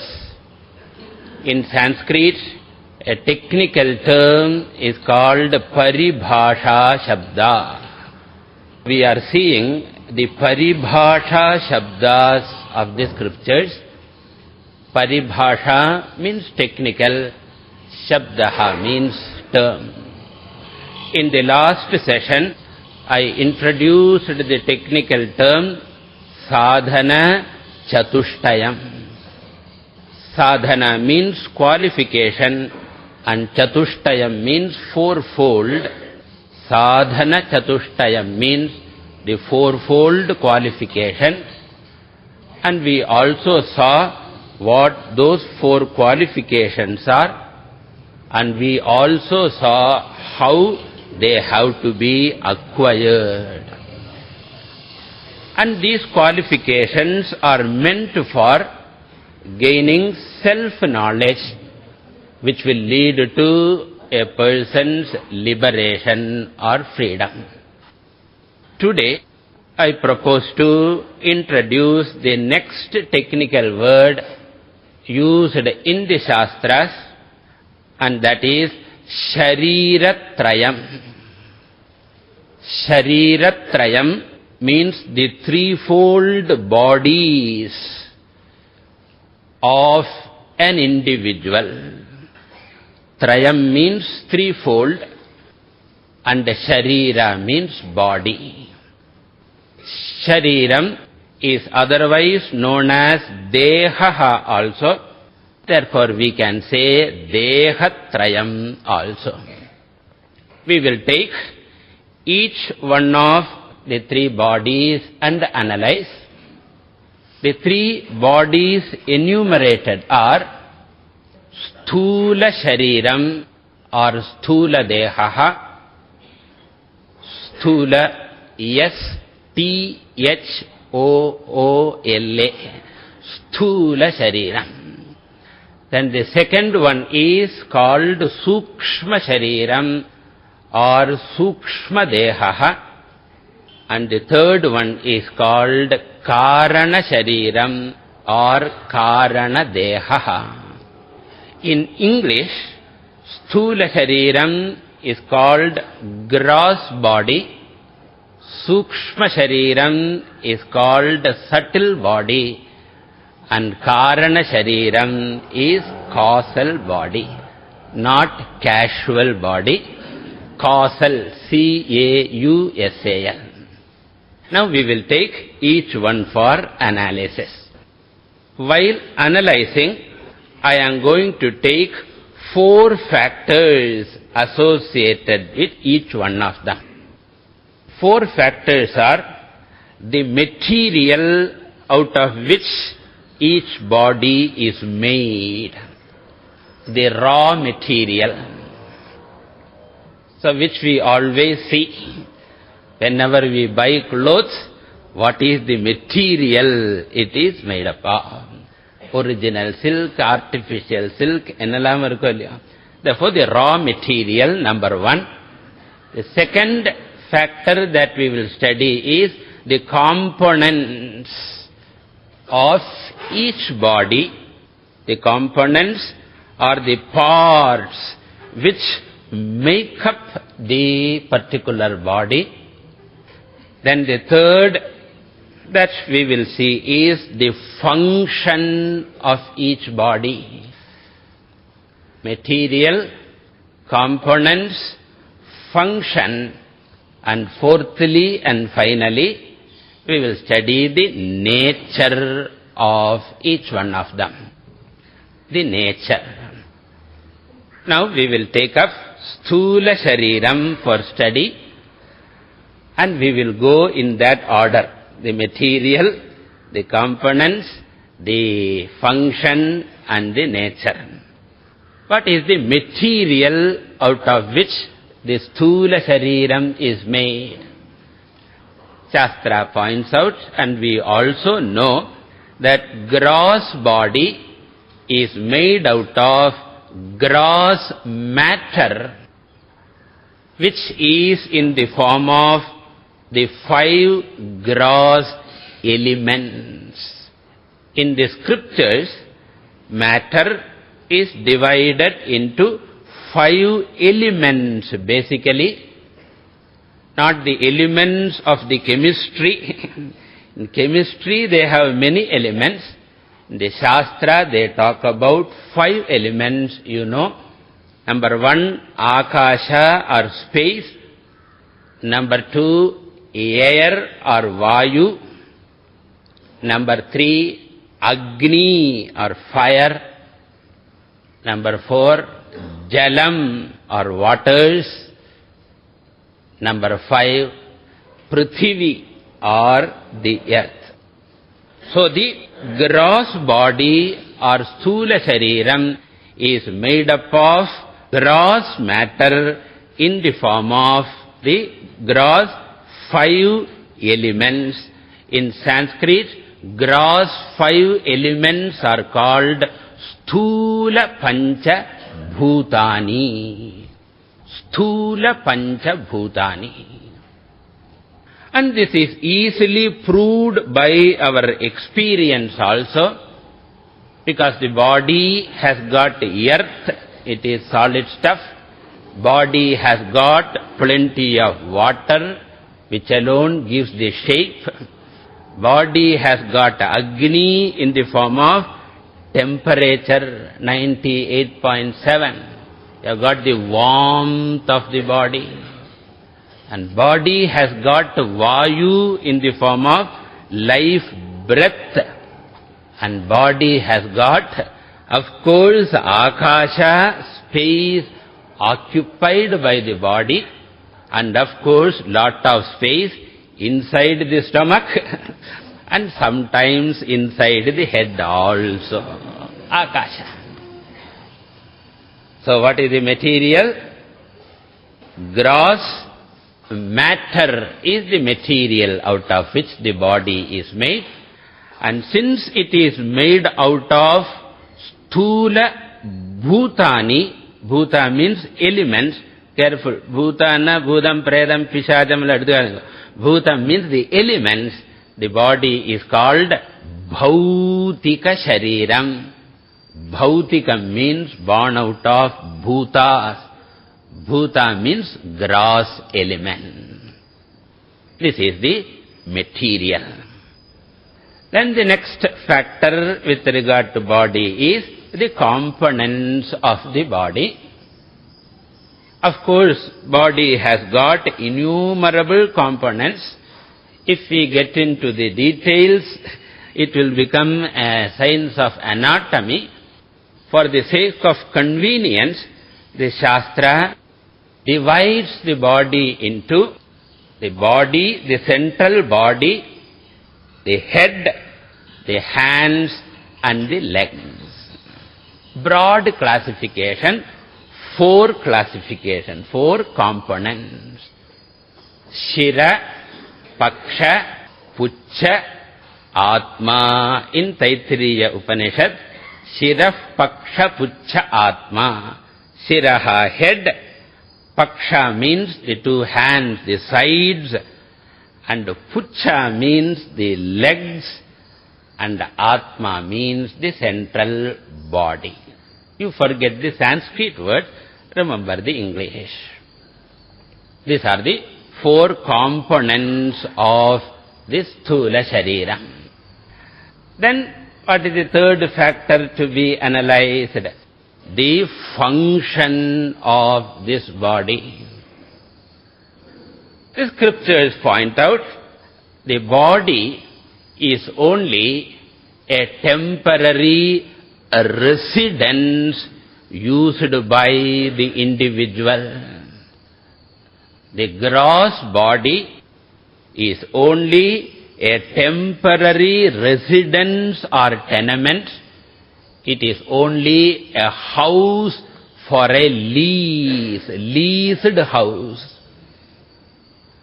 And what is the payment?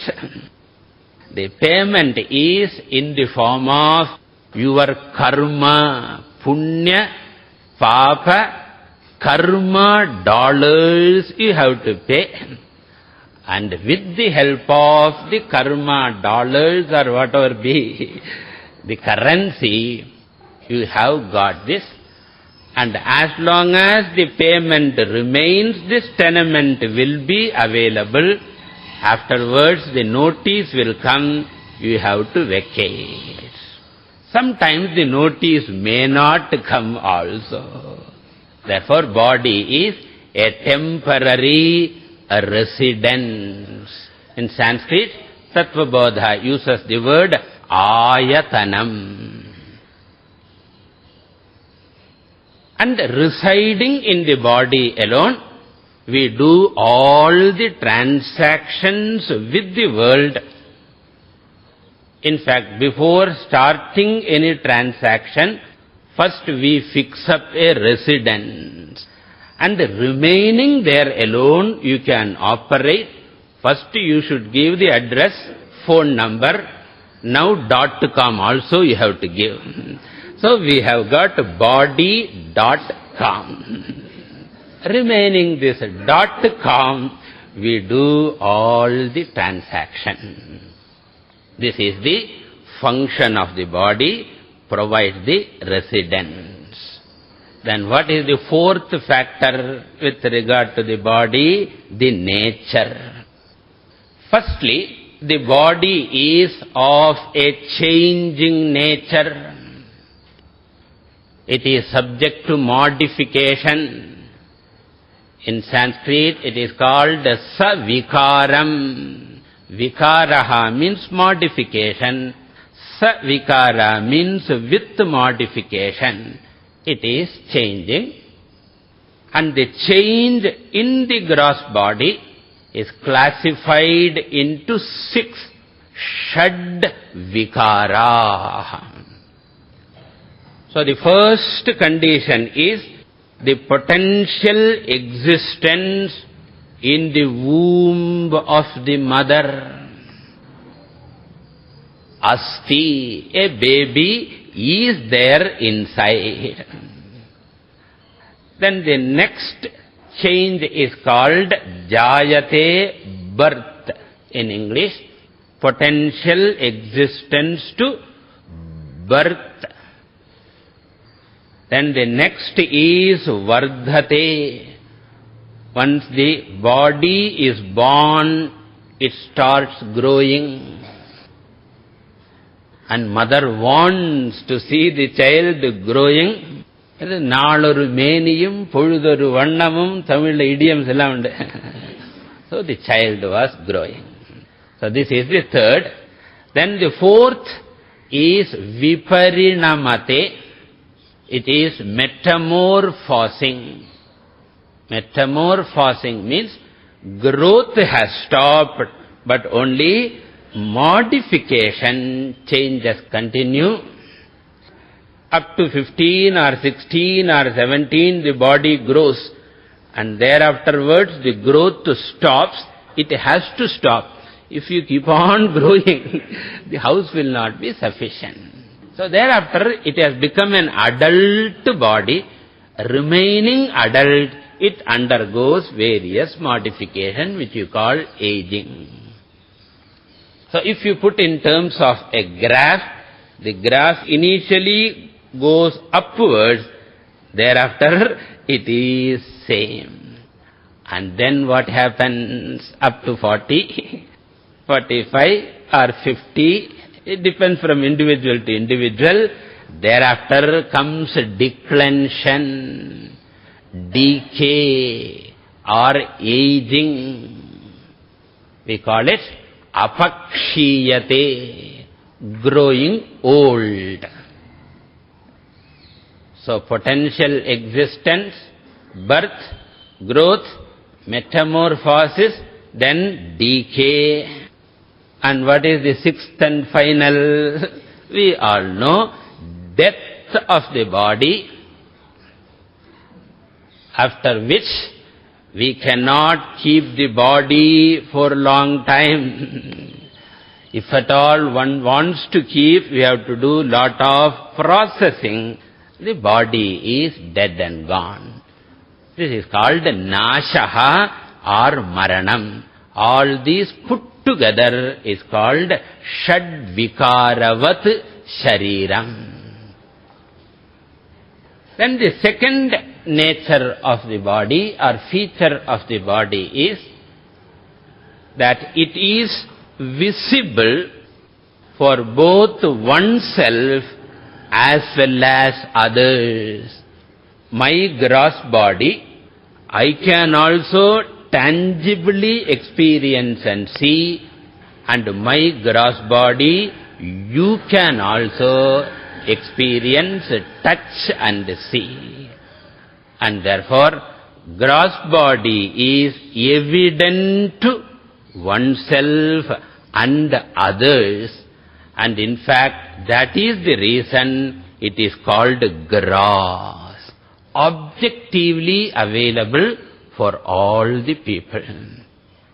And what is the third feature or the third nature of the body? It is changing, it is evident to all, and finally, it has got a duration of life which is between 1 year minimum, or I don't know, a few months also, sometimes the child dies.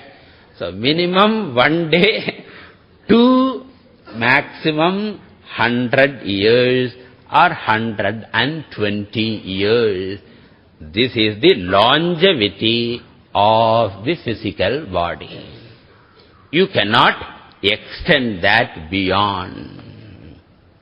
These are the 4 factors with regard to gross body. It is made out of gross matter. It has got 4 components. It serves as a tenement and it is subject to change. In fact, the very word shariram means shiryamana swabhavam shariram, that which is subject to constant change and decay. And even the word deha is derived from the root dih, upachaya apachaye dih, that which is subject to expansion. Sometimes people go on growing and then they have something and contraction. Sometimes the other way around also, contraction and then expansion. Upachaya apachaye dih dhatuhu. This is the first body, gross body. Now we will go to the second body called sukshma shariram or subtle body. And this also has got the 4 factors which we have to see in that order. What is the first one? The raw material out of which it is made. Scriptures point out the subtle body is born out of subtle matter, which consists of subtle 5 elements. Just as there are gross 5 elements, there are subtle 5 elements known as sukshma bhutani. And what are the subtle 5 elements? The same only. Subtle space, subtle air, subtle fire, subtle water and subtle earth. In general, made out of subtle matter, and therefore subtle body is also bhautika shariram. It is material body. It is material in nature. Then secondly, we have to see the components of the subtle body. Scriptures point out, subtle body has got 19 components. 19 components are there, each one being one instrument of transaction. Because gross body is only the office, but we require instruments for a transaction, and we have got 19 instruments. What are they? Pancha Jnana Indriyani, 5 sense organs of knowledge. Because all transactions presuppose knowledge. You want to gather information first, thereafter only transaction. Therefore, 5 sense organs of knowledge. What are those sense organs? You know, the eyes, which are meant to gather the knowledge of colors and form. Rupa grahaka chakshurindriyam. And then we have got the ears, which are meant to gather the knowledge of sound, shabda grahaka shrotra indriyam. Then we have got nose, which is also another organ meant to gather the knowledge of all forms of smell, gandha grahaka grana indriyam, organ of smell. Then the 4th organ is tongue, which is meant to gather the knowledge of all forms of taste. rasagrahaka rasana indriyam, rasanendriyam. So eyes, nose, ear, tongue and finally skin. We have got the skin which pervades all over the body, which is meant to gather the knowledge of varieties of touch, hard touch, soft touch, cold touch, hot touch, all of them. Sparsha grahaka tuvagindriyam. These are the 5 jnanendriyani. And you should be careful here. When we refer to the jnanendriyams or sense organs, we don't refer to the physical part which belongs to the physical body, but we are referring to the subtle power of perception behind the eyeball. The eyeball belongs to the physical body, but the eye organ belongs to the subtle body. The eye organ belongs to the subtle body. Similarly, ear lobe belongs to the gross body, but the ear organ, the power of hearing, the Shravana Shakti belongs to the subtle body. Thus, first 5 are known as Jnanendriyam. Then we have got 5 Karmendriyani, Pancha Karmendriyani, the 5 sense organs of action. So one is meant for input, another is meant for output. One is meant for receiving the stimuli, another is meant for expressing our responses. So responding instruments, a receiving instrument. And what are the 5 karmendriyas?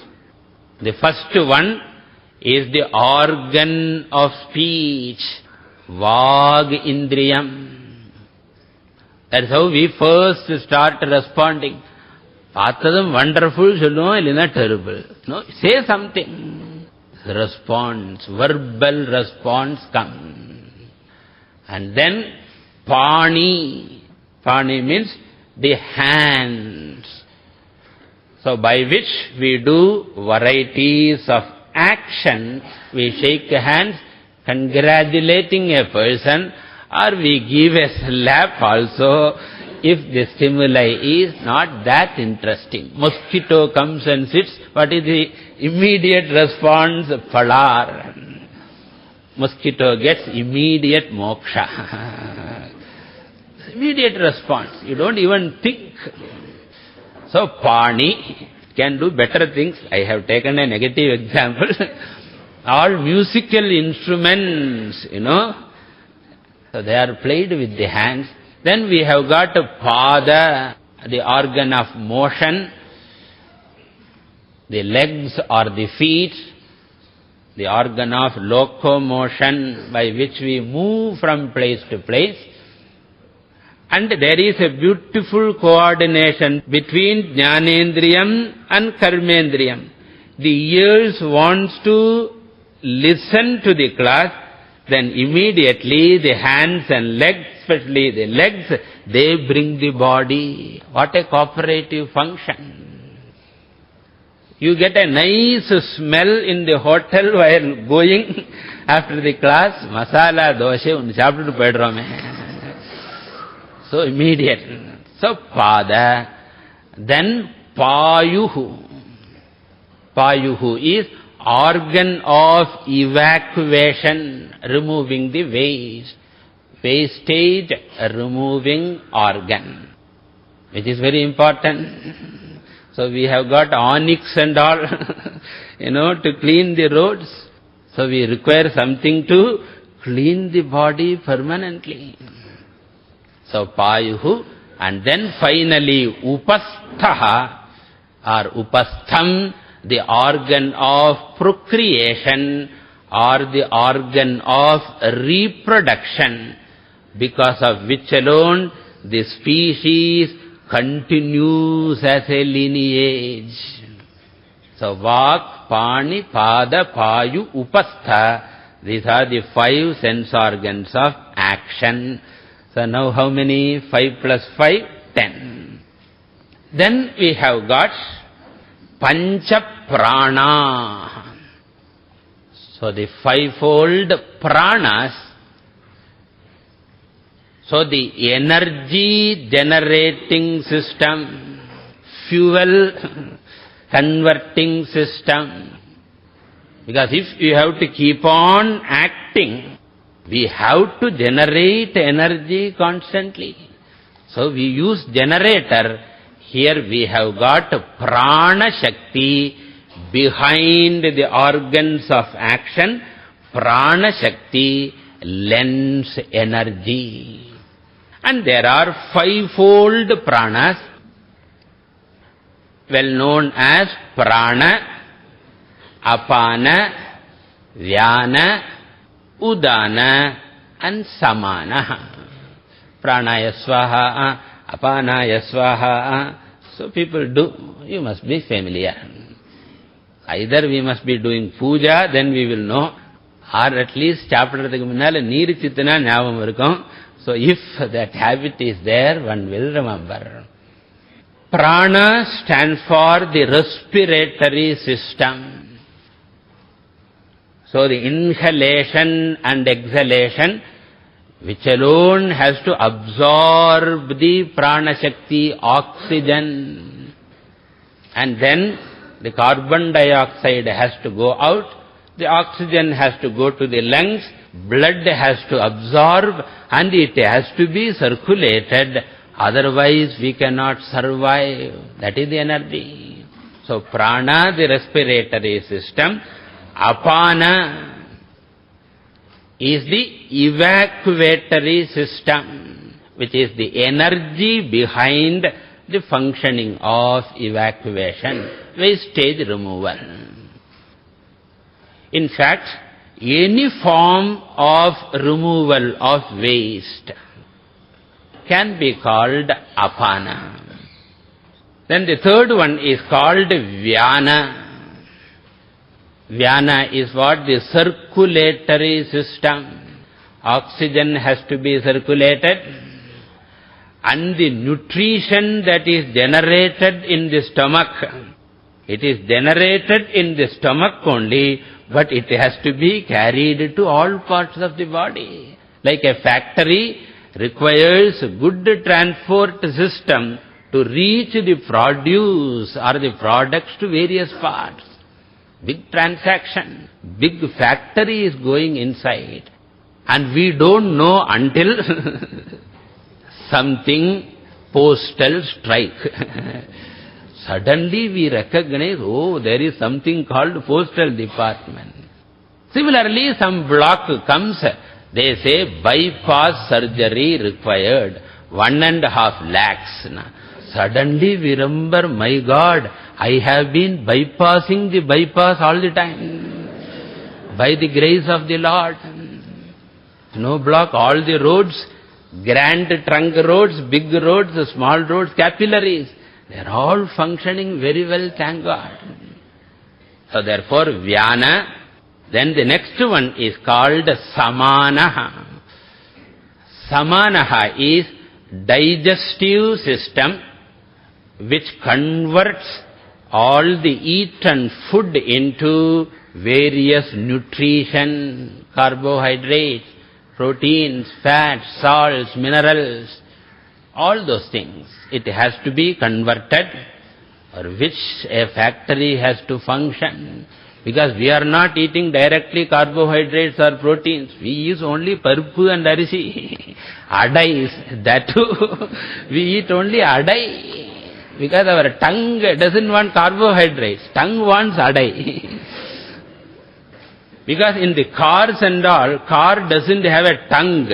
Therefore, directly you can drop petrol. But imagine petrol is dropped inside our mouth. No, we have got a tongue also. Therefore, it should serve twofold purpose. It should cater to the taste also, and it should cater to energy also. So this is called samanaha. And finally, udanaha. Udanaha means the reversing system, which operates at the time of death generally, when all the processes are reversed because it is time for dying.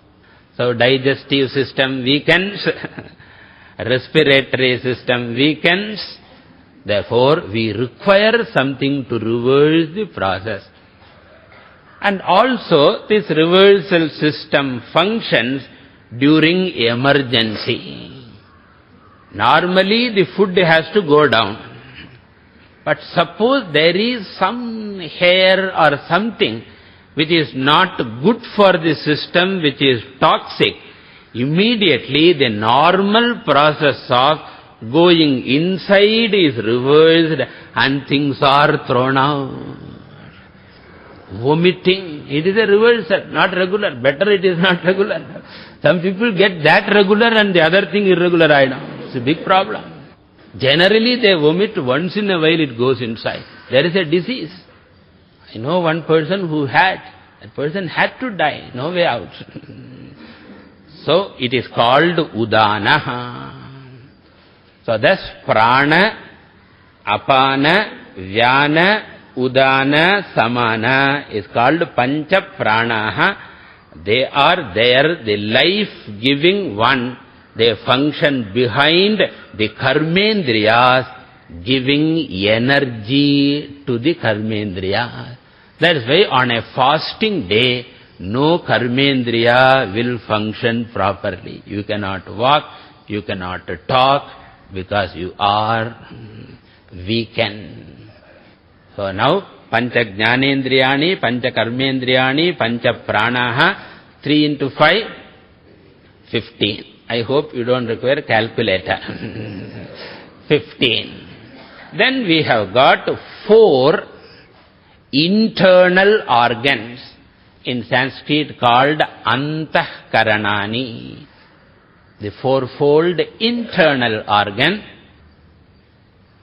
known as manaha or mind, buddhi, the intellect, chittam, memory, and ahankaraha, the ego.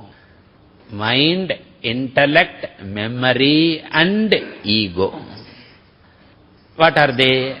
Mind stands for all forms of emotional faculty, emotions. So roughly we can translate mind as the emotional faculty and also the doubting faculty. So doubt also belongs to the mind. Sankalpa vikalpatmakam manaha. In Sanskrit they define as Sankalpa vikalpatmakam. Should I do this or should I do that? Should I go to the class or should I not go to the class? Should I get up in this season or should I not get up? Everything we have got to be or not to be. That is called the mind. The second one is called buddhi, the rational faculty, the judging faculty, the discrimination faculty, the knowing faculty, the weighing faculty. I will use one word, rational faculty. Reasoning. Rationa, there it is not the ration card ration. This is reasoning faculty. So, buddhi. Then the third one is chittam. Chittam is a memory faculty to receive or to record our experiences in the mind. So we are talking about recording the classes. so that it will be all imprinted in the tape, so that you can play when you want. We have got audio, we have got video. In audio, only one is recorded, sound. In video, two are recorded. But Bhagavan has given us the greatest recorder, that is the mind or Chittam, which records all the five: Shabda, Sparsha, Rupa, Rasa and Gandha. All of them are recorded. And you need not change the tape in between. And the local people you have to see. I sometimes wonder whether they are listening at all. Because after 25 minutes, the auto stop won't work. So imagine in the middle of the class you have to pluck the mind and reverse and put. And you have to buy every time from the shop imported. Adonnum thevilla. You have got this Chittam which can remember what happened 25 years before my wife said that. Last Sunday what Swamiji said, not known.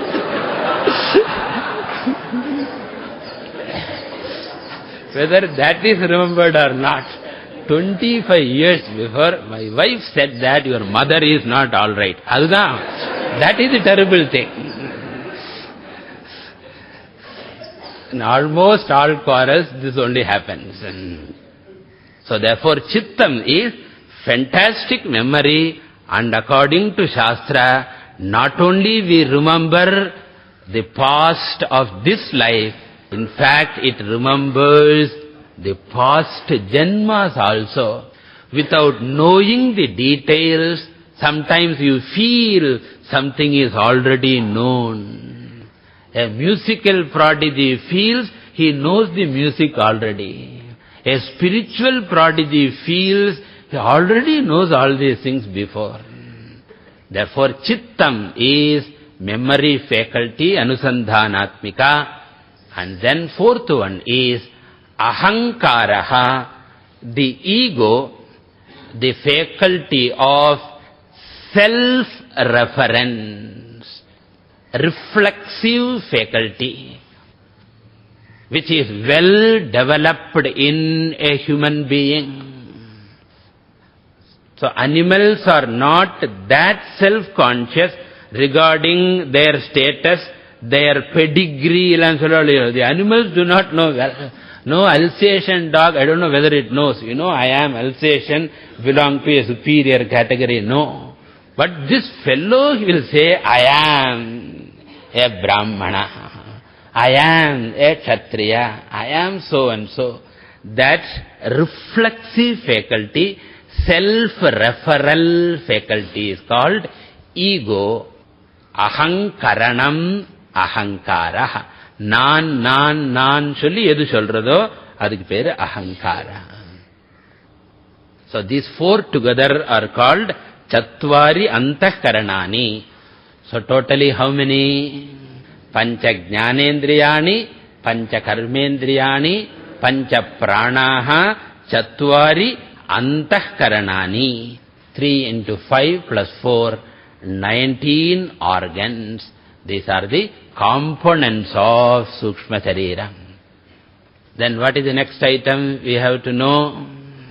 The function.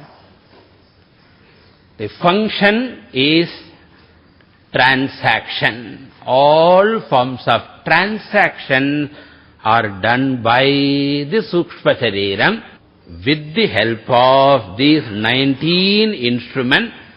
Some instruments are meant for input, some instruments are meant for output, some instruments are meant for both one-way traffic and two-way traffic. Mainly the mouth is the two-way traffic. It takes inside also in the form of Jnanendriyam and in the form of Karmendriyam, words come out. Thus it is two-way traffic, the others are one-way. This is the third factor. And the fourth factor is the nature of Sukshma Shariram. The nature is, this is also subject to change. So they improve and sometimes they weaken. In fact, many of the diseases are because of the weakening of the organ. Cataract comes, eyes are not able to see, ears go deaf, memory fails, intellect is dull. All these things, they are subject to improvement and weakening. So change is one feature. And the next feature is that this has got a longer life compared to the gross body. Gross body lives only for a maximum period of 120 years, but the subtle body continues in the next Janma, in the next Janma. Bodies and bodies are changed.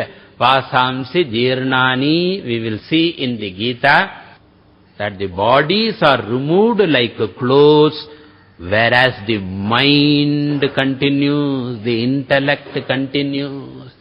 That's why we are able to remember or get the benefit of the past Janma, because the body has changed, but the Sukshma Shariram continues.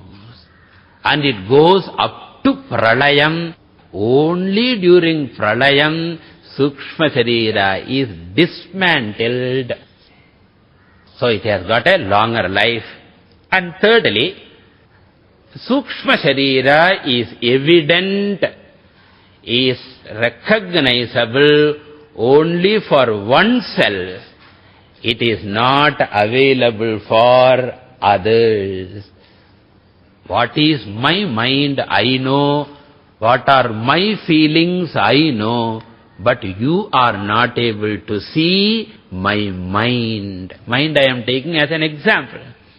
My memory, my knowledge. And that's why we always complain, you never understand me. 25 years married. Now he says, this person has never understood me. Why? Because you cannot read the other person's mind or thought process. And because it is available only for me and not for others, it is called subtle body. Not concrete like gross body. So this is the nature of Sukshma Shariram. So we have seen two bodies now. Now we have to go to the third body. Sukshma Sharirathila 4 item paathachu. Material, components, function and nature. Now we have to go to Karana Shariram. In English, causal body. We will take up the first item. What is the material out of which it is made? The material out of which it is made is called causal matter, the subtlest form of matter. It is the subtlest form of matter. Technically, it is called avidya. Very technical word. Don't take the regular meaning. Normally, avidya means what? Ignorance. But in this context, a very technical word is used, avidya. Sometimes they use the word prakriti, etc. Sometimes they use the word maya. So we will retain this word avidya or karana shariram, the causal matter. Causal matter is the subtlest form of matter. Then we have to find out what are the components of Karana Shariram.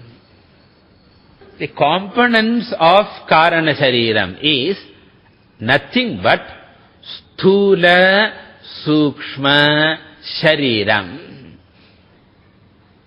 When they are in subtle or potential form before they were created. So, Karana Shariram, consists of Sthula Shariram and Sukshma Shariram in seed form, not now, before they were created, which means before the origination of the world, before the origination of creation, or Pralaya Kale, Sthula Shariram was not there, Sukshma Shariram was not there, as it is available now, but both Sthula and Sukshma Sharira existed in seed form. Like what? A tree that you see now, a few years before, was not available in this form. 20 years before, this tree, in this tree form, it was not available. Then how was it? It was there, but not in this form, but in potential form, unmanifest form. Because tree can never come without a seed, because of the law of conservation of matter. Matter can never be produced or destroyed. Matter always exists. That being so, before the creation also, Sthula Shariram and Sukshma Shariram must have existed in potential form. That potential form of the two bodies is called Karana Shariram. So seed. And Karana Shariram evolves into Sthula Sukshma Shariram, just as seed evolves into tree, Karana Shariram evolves into Sthula Sukshma Shariram. So this is the components. Then what is the third item? Function. What is the function? You can understand. It serves as a receptacle or the ground or the source from which these two bodies arise, and the two bodies will ultimately resolve into Karana Shariram. Because things come to manifestation from unmanifest condition, and then what will happen later? They manifest. When they are destroyed, what will happen to them? When they are destroyed, what will happen? They will never disappear, because matter can never be destroyed. Whenever you destroy something gross, it will go back to unmanifest condition. If you want to put in scientific language, matter destroyed becomes energy. And what is energy? Unmanifest matter. And energy again condenses into what? Matter. Stars explode becoming energy, and energy condenses to form stars. In the universe, constantly stars are formed and destroyed. Stars are converted into energy, and energy is reconverted into matter by the law of interconvertibility of matter and energy. In Shastra, it is called interconvertibility of manifest and unmanifest matter. In Gita, Krishna says, Avyaktad vyaktaya sarvaha prabhavantyahārāgame ratriyāgame praliyante tatraiva avyakta samjnake. From causal matter, subtle and gross matter arise. From subtle and gross matter, again the causal matter conversion takes place. So therefore, what is his function? It serves as the storehouse for receiving the two shariram, and again in the next srishti, throwing the two shariram. Like a businessman, the roadside businessman in Bombay, you can see, who has got kerchief business will come with a suitcase and take out all the kerchief and spread all over. And when there is somebody coming, policeman, all of them will go inside. And again it will come out. So similarly, during Srishti, out of Karana Shariram, Sukshma Stula Shariram will come. During Pralayam, Stula Sukshma Sharira will go back to Karana Sharira. So this is the function. And what is the fourth component, fourth factor? It's nature. So material we have seen, components we have seen, function we have seen, only nature we have to see. The Karana Shariram has got the longest life compared to even Sukshma Sharira. Sukshma Sharira gets dismantled during Pralayam at least. Pralayam means what? The resolution of the whole universe. Whereas Karana Shariram will not be destroyed even during Pralayam. It is there. It is supposed to go away only at the time of liberation. Anyway, that is too technical a topic. We need not go to that now. So it has got the longest life. And not only that, Sthula Shariram is available for all the people, me and others. Sukshma Shariram is evident to me only, not for others. Karana Shariram is not evident to me also and others also. It is unevident, it is undecipherable for anyone. So therefore it is called Nirvikalpa Swarupam, indistinguishable. Just as the scientists say, before Big Bang, what was the condition? Don't ask. Science can never decipher it. They call it singularity, in which informations are not available. Karana Shariram is like that only. So this is the nature of Karana Shariram. Every individual has got Sthula, Sukshma, Karana, Sharira, Trayam. Purnamadah Purnamidam Purnat Purnamudachyate Purnasya Purnamadaya Purnamevavashishyate. Om Shanti Shanti Shanti.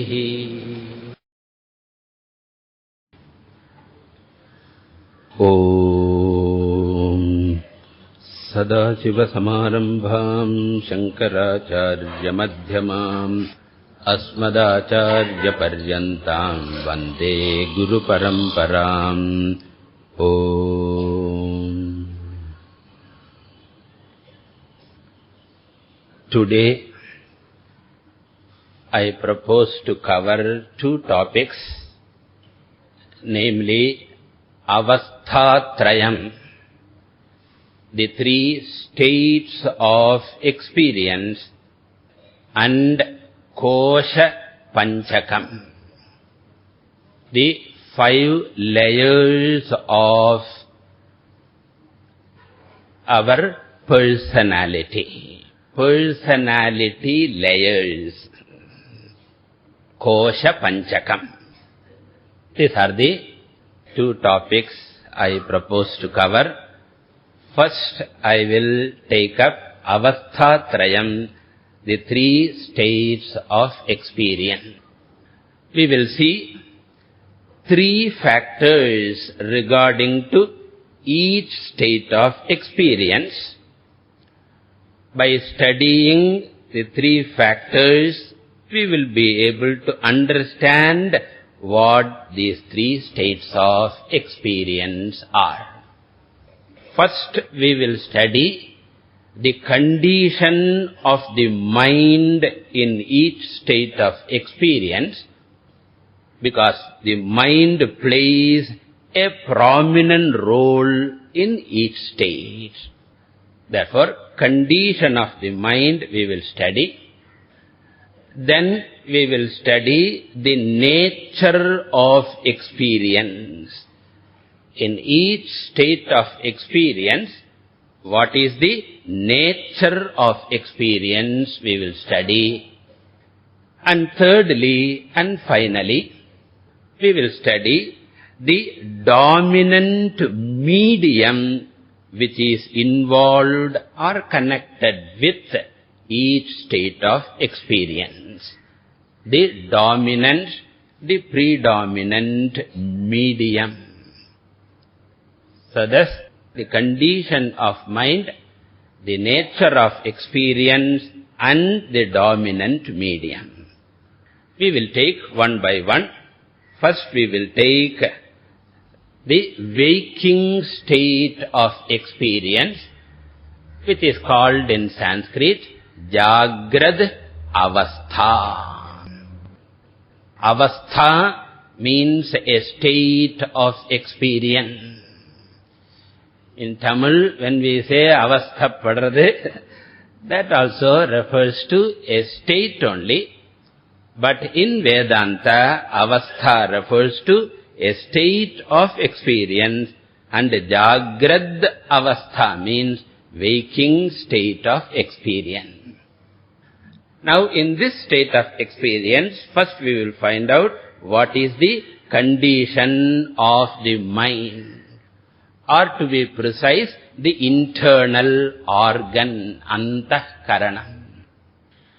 In the waking state, the mind or the inner organ is fully functional. It is fully functional. It is fully operative, which means all faculties are functioning. The emotional faculty is functioning. The rational faculty, the thinking faculty is functioning.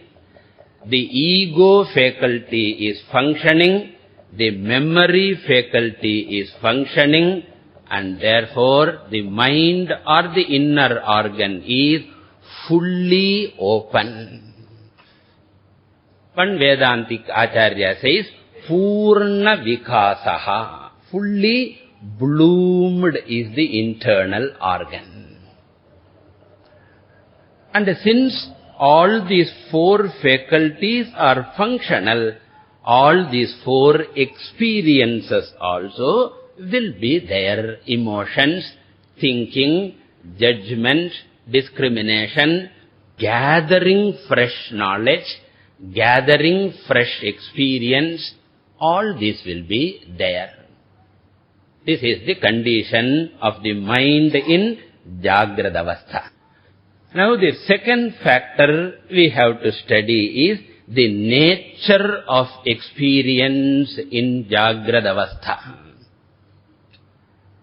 In Jagrad Avastha, we experience a world which is external to ourselves, which is external to our body-mind complex. It is a Bahya Prapancha. And since it is an external universe, it is a concrete, tangible world of experience. We can very clearly, tangibly feel it, because it is made out of tangible matter. Therefore, it is external, it is concrete, and not only that, this external concrete world is available for all other people also. It is a common public world. Therefore, it is an objective experience. We will know the significance of each adjective when we compare with dream experience.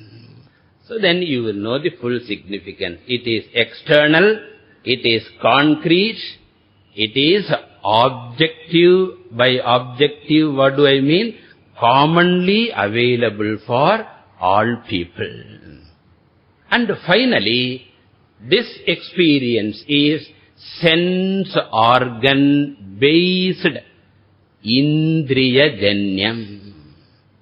So in Jagrata Avastha, I experience the world with the help of the sense organs in the form of Shabda, Sparsha, Rupa, Rasa and Gandha and the consequent pleasure and pain and other responses. So what are the four adjectives to be remembered? External, concrete, objective and sense organ based experience we have in Jagrata Avastha. And this experience involves both ways of transaction. The transaction involves a receiving experience. It is not only bhoga pradhana, and it also involves a responding to the world.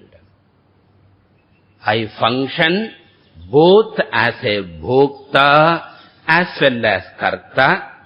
I function both as a receiver as well as contributor. Two-way transaction. In Shastra they say, bhoga bhumi and karma bhumi. This is the nature of waking state experience. Then what is the third factor we have to study? What is the dominant medium involved in the waking state? I said before that to experience the waking state, we are making use of the sense organs. This sense organ based experience. And to use the sense organs, we require a physical body. To use the sense organs, we require a physical body, because every sense organ has a physical location. In the Shastra, the physical location is called golakam. Every indriyam requires a golakam, the physical part. The eye sense organ requires the eye golakam, the physical part. Similarly, the ear sense organs require the ear golakam. The sense organ belongs to Sukshma Shariram. The golakam belongs to Sthula Shariram. So thus, the sense organs which belong to Sukshma Shariram, I hope you remember, because last class I talked about the 17 organs. So the sense organs which are part of Sukshma Shariram require the physical body which has got the physical location or golakam. In short, what I want to arrive at is, sense organs require golakam. Golakam requires the physical body. Therefore, sense organs require the physical body for functioning. And since the Jagrata Avastha is sense organ based, Jagrata Avastha is heavily physical body oriented. And therefore we say Jagrata Avastha is Sthula Sharira Pradhana Avastha.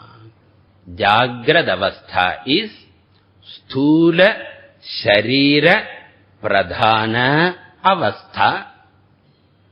Because I have to see an external world. For seeing the external world, I have to operate sense organ. To operate sense organs, I require the body. Therefore, without physical body, physical universe cannot be experienced. So this is the third factor with regard to Jagrad Avastha. Therefore, we have seen all the three factors, the condition of the mind, nature of experience, as well as the dominant medium. And we are all now in which state of experience? If you answer,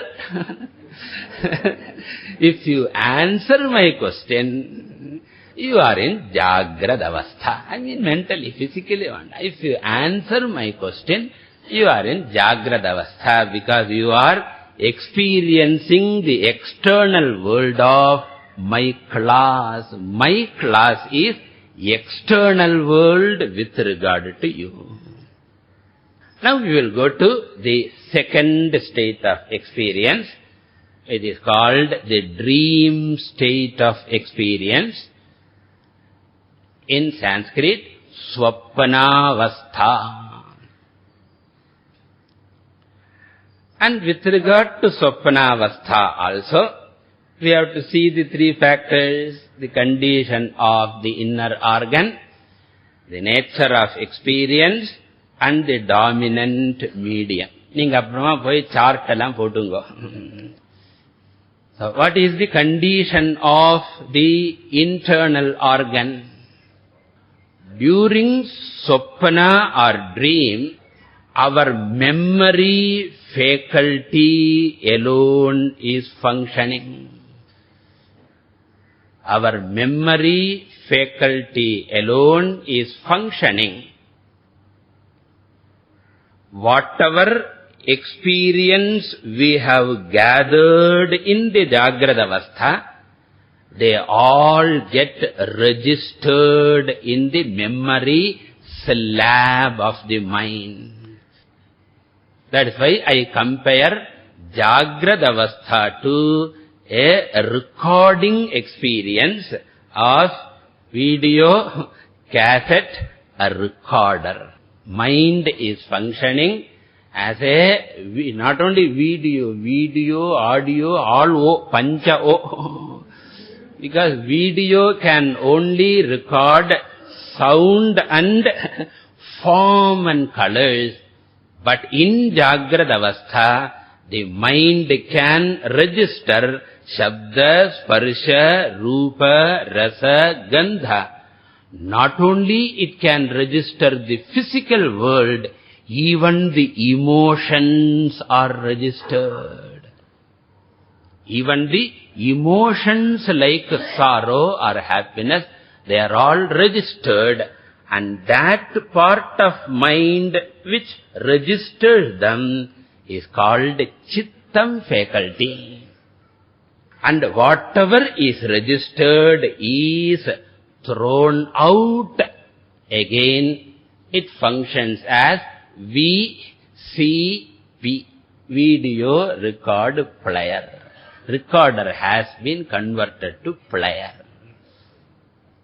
And therefore, whatever emotions we experience in dream, they are not freshly received emotions. You don't receive fresh emotion from the world. We are only replaying the recorded emotion. And therefore, everything that happens in dream is only from memory. Therefore, the other faculties are not functioning. What are the other faculty? Manaha, the emotional faculty. By emotional faculty, I mean gathering fresh emotions doesn't take place. A rational faculty doesn't function during dream. And for some people, in waking itself, Okay, generally rational faculty is supposed to function in the waking. And even the ego faculty, the I faculty also is not functioning. Even that ego experienced in dream is the memory ego. The fresh ego is not functioning. And therefore the condition of the mind in dream is partially functioning mind. Of the four faculties, only one faculty is functioning, the one faculty being chittam or memory. So now we have to compare. Jagrata avastha is fully functioning mind. Swapna avastha is partially functioning mind. One Acharya beautifully presents Ardha Vikasaha. Ardha Vikasaha Swapnaha, Purna Vikasaha Jagrat. Like lotus bud and lotus flower. This is the condition of the mind. Then what is the nature of experience in Swapna? In dream, we experience a world which is internal. Because the world is generated out of my own personal private memory, and therefore it is not something existing outside. There is no connection between the dream objects that I have and the surrounding that I have. I might be sleeping in Madras and my dream may be connected to Himalayas. Therefore it is internal world. And secondly, since it is internal world made out of our own memory, we call it Vasanamaya Prapanchaha. It is made out of our own memory or thoughts. They are not concrete, but they are abstract. The external world is Bhautika Prapanchaha, therefore concrete. Internal world is Vasanamaya Prapanchaha, therefore abstract. Thoughts are not tangible, therefore thought-generated object also is not tangible. Therefore, internal, abstract. So, other pathinde, you have to see the opposite. Okay, Jagrata avastha nenachinde, idu parungo, you will understand. So, in Jagrata avastha, we said, the world is objective and common to all people. Whereas in dream, the world available for me is not accessible to other people. Suppose there are two people lying close by, and one person gets the beautiful experience of Tirupati Venkatachalapati special seva. And this person is so much devoted to his wife that he wants the wife also, all the religious activity should be done Dampati Sametaha. That's how it is. And therefore he wants the wife also to share the Swapana Venkatachalapati Darshanam. Is it possible? No. Even though the other person may be very close, it is not possible. If I wake up and call the wife, not only wife cannot see Venkatachalapati, my darshanam also is gone. Therefore, it is subjective universe. It is internal, abstract, subjective. And what is the fourth factor you have to see? It is not perceived with sense organs.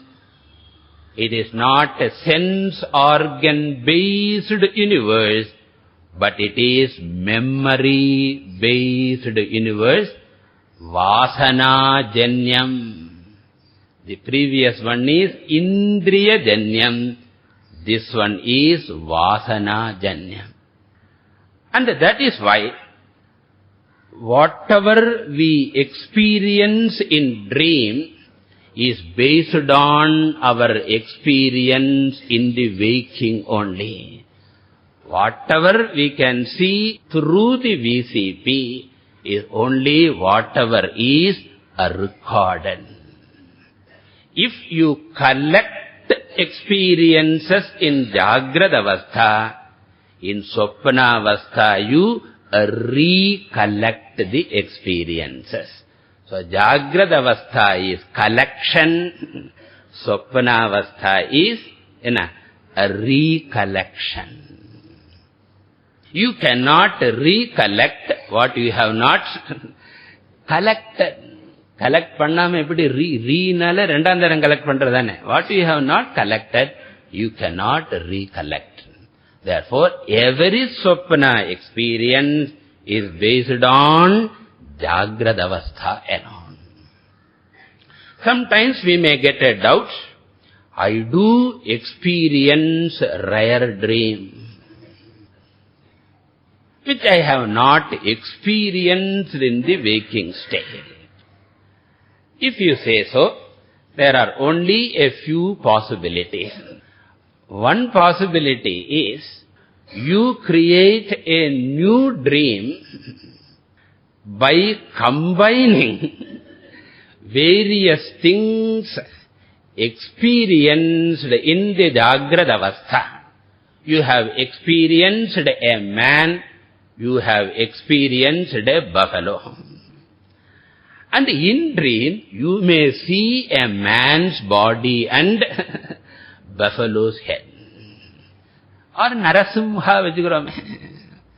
So it is not a new object, but it is the combination of different objects. New objects cannot be experienced. Because objects being memory-based or thought-based, and thought being highly fluid, the objects are always fluid objects in Swapna, avyakta padarthaha, and therefore since they all get jumbled up, you get mixed type of dream. And suppose a person says, no, I experienced an entirely new thing. Then we say, sometimes whatever we imagine in the Jagrada Avastha, they get, because we have imaginative power, and those imaginations can get registered and they can be thrown out. Suppose somebody is harming me in Jagrada Avastha, insulting me, harassing me, and I want to beat that person. I imagine punching the nose, but I cannot, because the other person is elderly, maybe in-laws, we don't know. So therefore, I just imagine, but I don't do because I can't do. So since they are registered, the punching which I could not do in Jagrat, I see as doing in Swapna. Therefore, whatever is fantasized or imagined, or whatever is read in books which will lead to imagination, or whatever is seen in the movie which leads to experiences and imagination, they all can come in Swapna.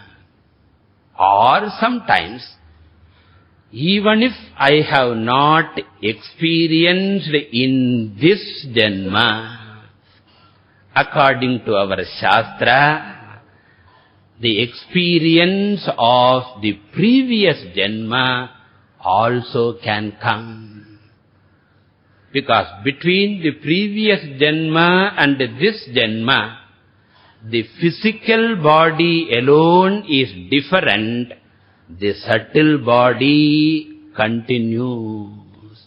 All those things I said in last class, I hope you remember. Between previous birth and a new birth, only the physical body is renewed, not the subtle body. And therefore, Purva Janma Anubhava, that's why sometimes they say, we can never verify it. Children, without any reason, suddenly laugh, suddenly cry. And generally they attribute to previous Janma memories. The present Janma memories have not yet started strongly forming. Therefore, Purva Janma Smarana comes, they say. But you cannot verify. And by the time the child is grown up, it has forgotten the childhood experiences.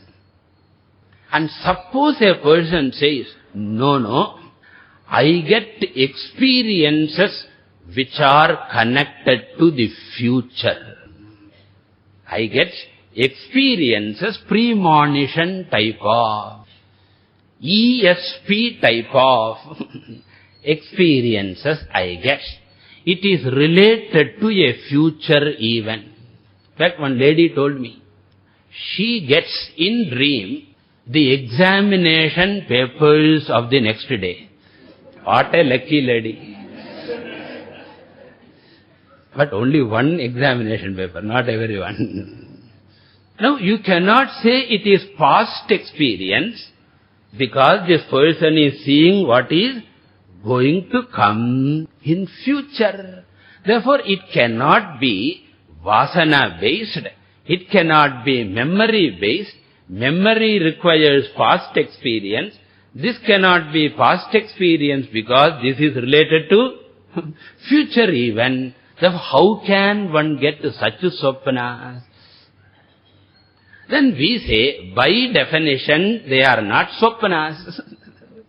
By definition, we do not call them soppana at all. Soppana is purely memory-based. And if a person sees future event, it is only a unique faculty of the mind which we have not developed because coming events cast their shadow before. Because any event is already there in potential form. When it is potential, it is too subtle for us to understand. But if the mind is sensitized enough, as we have in the Puranas, Trikala Jnanis. The mind has got this unique faculty. The yogic people deliberately develop that faculty, but in our case, as a freak experience, sometimes it happens.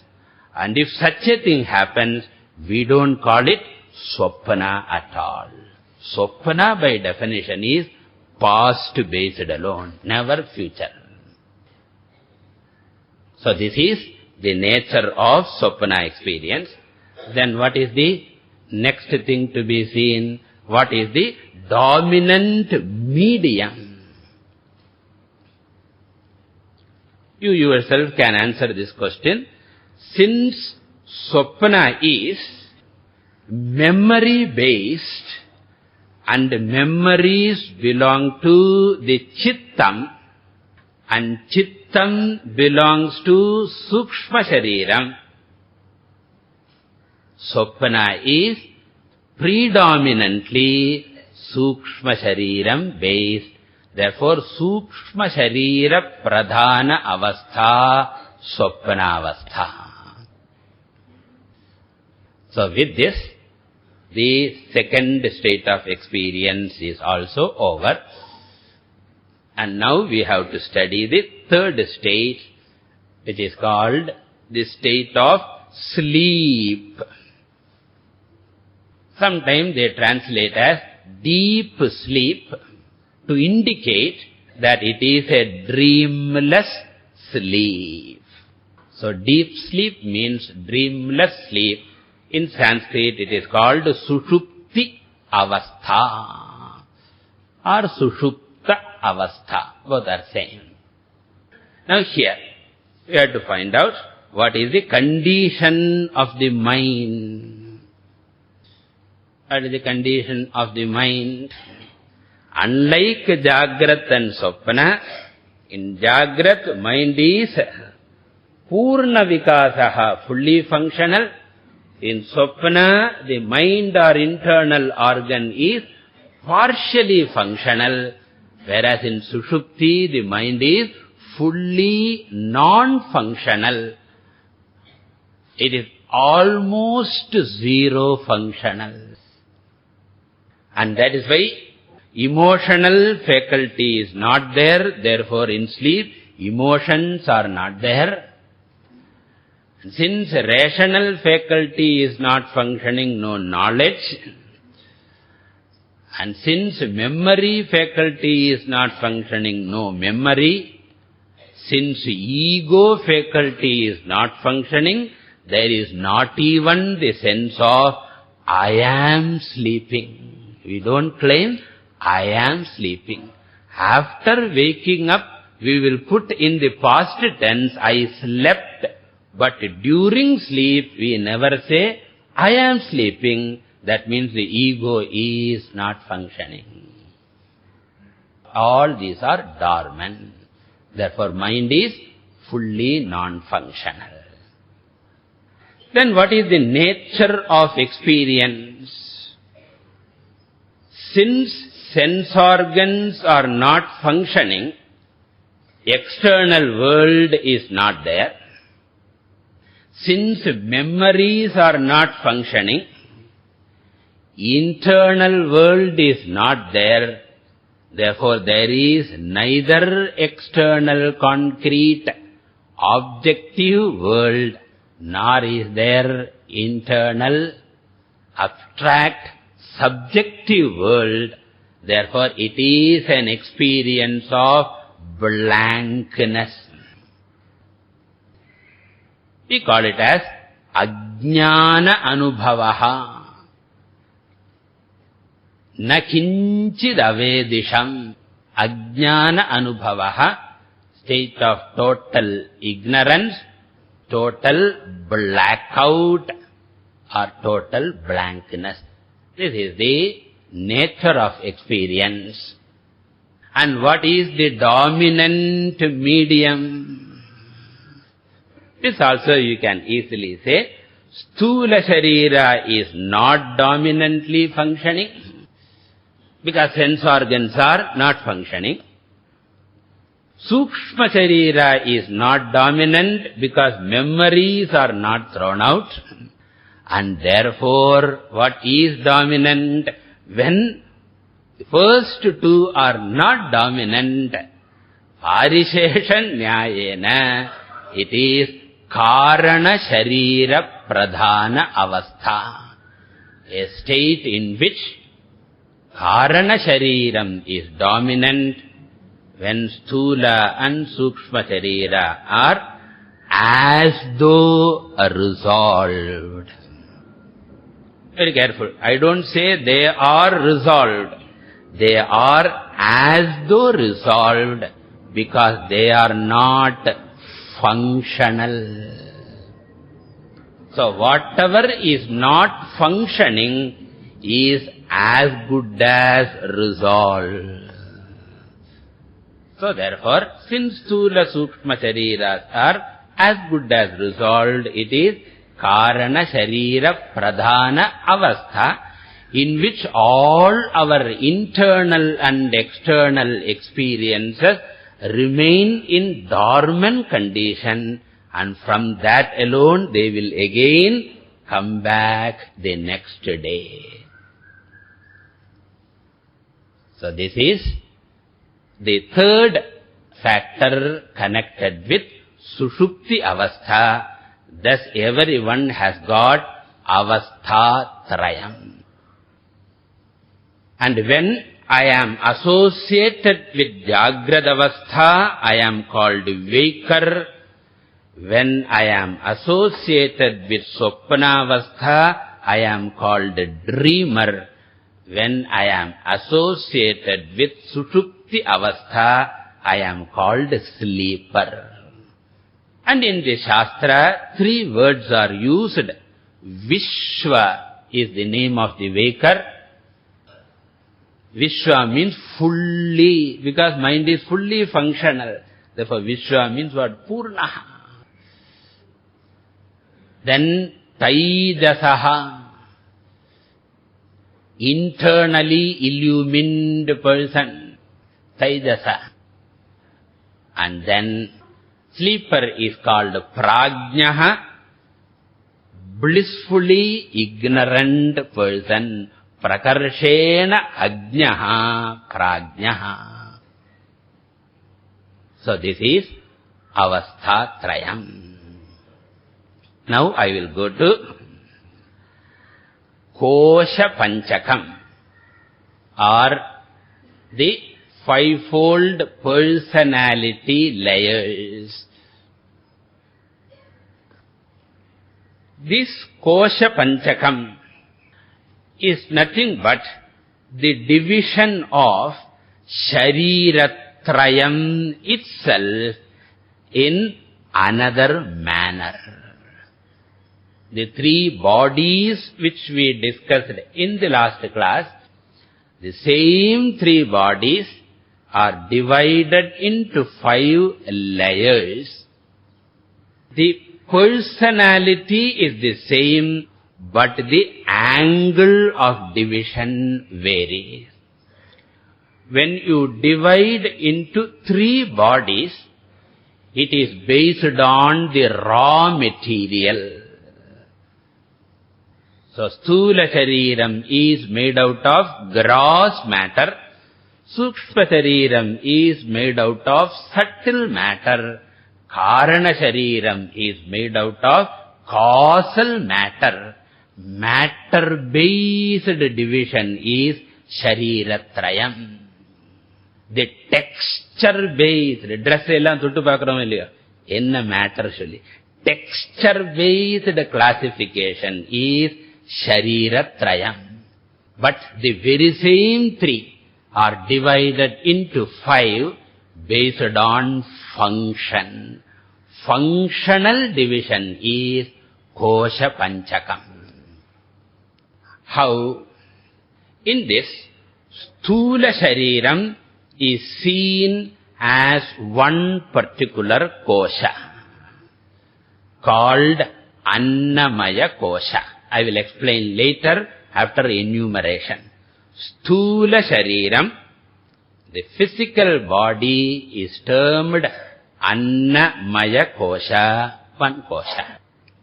Similarly, Karana Shariram is called by one Kosha name, Anandamaya Kosha. So here there is no subdivision at all. Sthula Shariram is equal to Annamaya Kosha. Karana Shariram is equal to Anandamaya Kosha. And the middle Shariram, the Sukshma Shariram, alone is subdivided into 3 koshas. Only the middle one is subdivided into 3 koshas known as Pranamaya Kosha, Manomaya Kosha, and Vijnanamaya Kosha. Pranamaya, Manomaya, Vijnanamaya Koshas. So if you join, we have got Pancha Koshas, Annamaya, Pranamaya, Manomaya, Vijnanamaya, Anandamaya Kosha. So what are these 5 koshas? We will briefly see. The first one, Annamaya Kosha, or the Sthula Shariram, can be termed as our anatomical system. The anatomy of the body is called Annamaya Kosha. The structure of the body, the organs of the physical parts, the limbs, that is better word, the limbs of the body.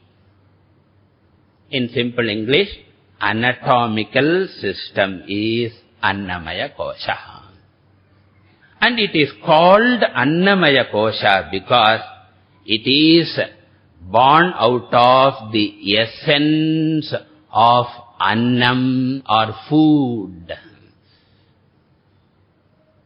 It is born and nourished out of Annam, and therefore it is Annamaya Kosha. Then the next one is Pranamaya Kosha, which corresponds to the physiological system,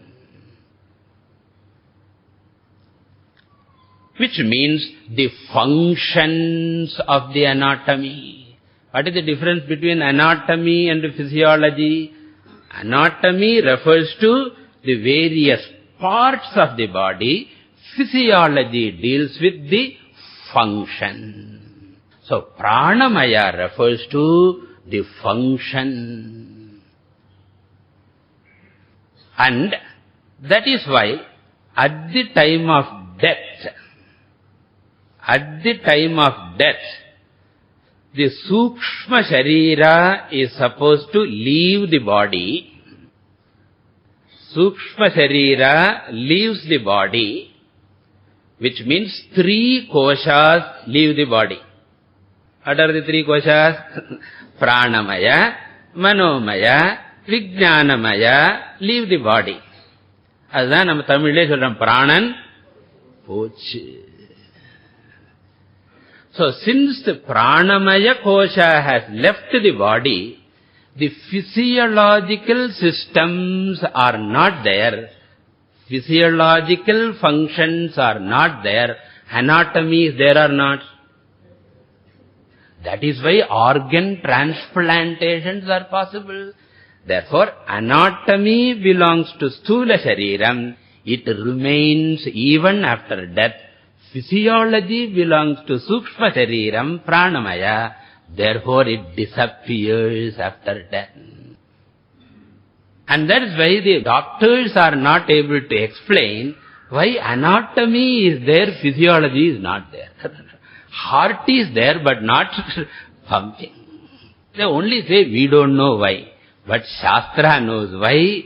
The physiology is not there because Sukshma Sharira said, Tata, bye-bye. And this Pranamaya Kosha is otherwise called Kriya Shakti. And this Pranamaya Kosha or Kriya Shakti consists of 10 organs of Sukshma Sharira. We have to do a lot of homework. Okay, otherwise it will appear confusing. You have to do homework. It is exactly like studying in school or college. It is Ramayana, you need not do homework. But this is not Ramayana. So of the 17 organs, 10 organs belong to Pranamaya Kosha. And those 10 organs are Pancha Pranaha plus Pancha Karmendriyani. Prana giving energy and Karmendriyas giving the tools. Energy plus tools is equal to Kriya Shakti. Energy plus tools. Modern language la pota nanna irukumba. Pancha Pranaha plus Pancha Karmendriyani. Then Manomaya Kosha can be termed as the psychological function. All the emotions, all the doubts is Manomaya Kosha, the psychological personality. We will call it Ichha Shakti. Kriya Shakti is preceded by Ichha Shakti because desire alone prompts a person to action. Therefore, Manomaya Kosha pushes Pranamaya Kosha into action. Pannu, சொல்லி push பண்றது. And this psychological personality, otherwise called Manomaya Kosha, consists of 6 organs, the 5 sense organs, Pancha Jnanendriyani, and the mind. So mind plus Pancha Jnanendriyani. Of course, Chittam and Ahankara are included in the mind. Because memory is required for desire. So therefore, Manomaya Kosha is Manaha plus Pancha Jnanendriyani. It is psychological personality. Then the next one is Vijnanamaya Koshaha. It is the cognitive personality, the knowing personality. While Manomaya corresponds to emotion, Ichha Shakti, this refers to the knowing personality, Jnana Shakti, cognitive personality, judgmental personality, judging personality, weighing personality. If you analyze, Vijnanamaya Kosha knows, Manomaya Kosha desires, Pranamaya Kosha acts. Janati, Ichchati, Yatate. Knows, knows na N-O-S-E, K-N-O-W-S, knows, desires, acts.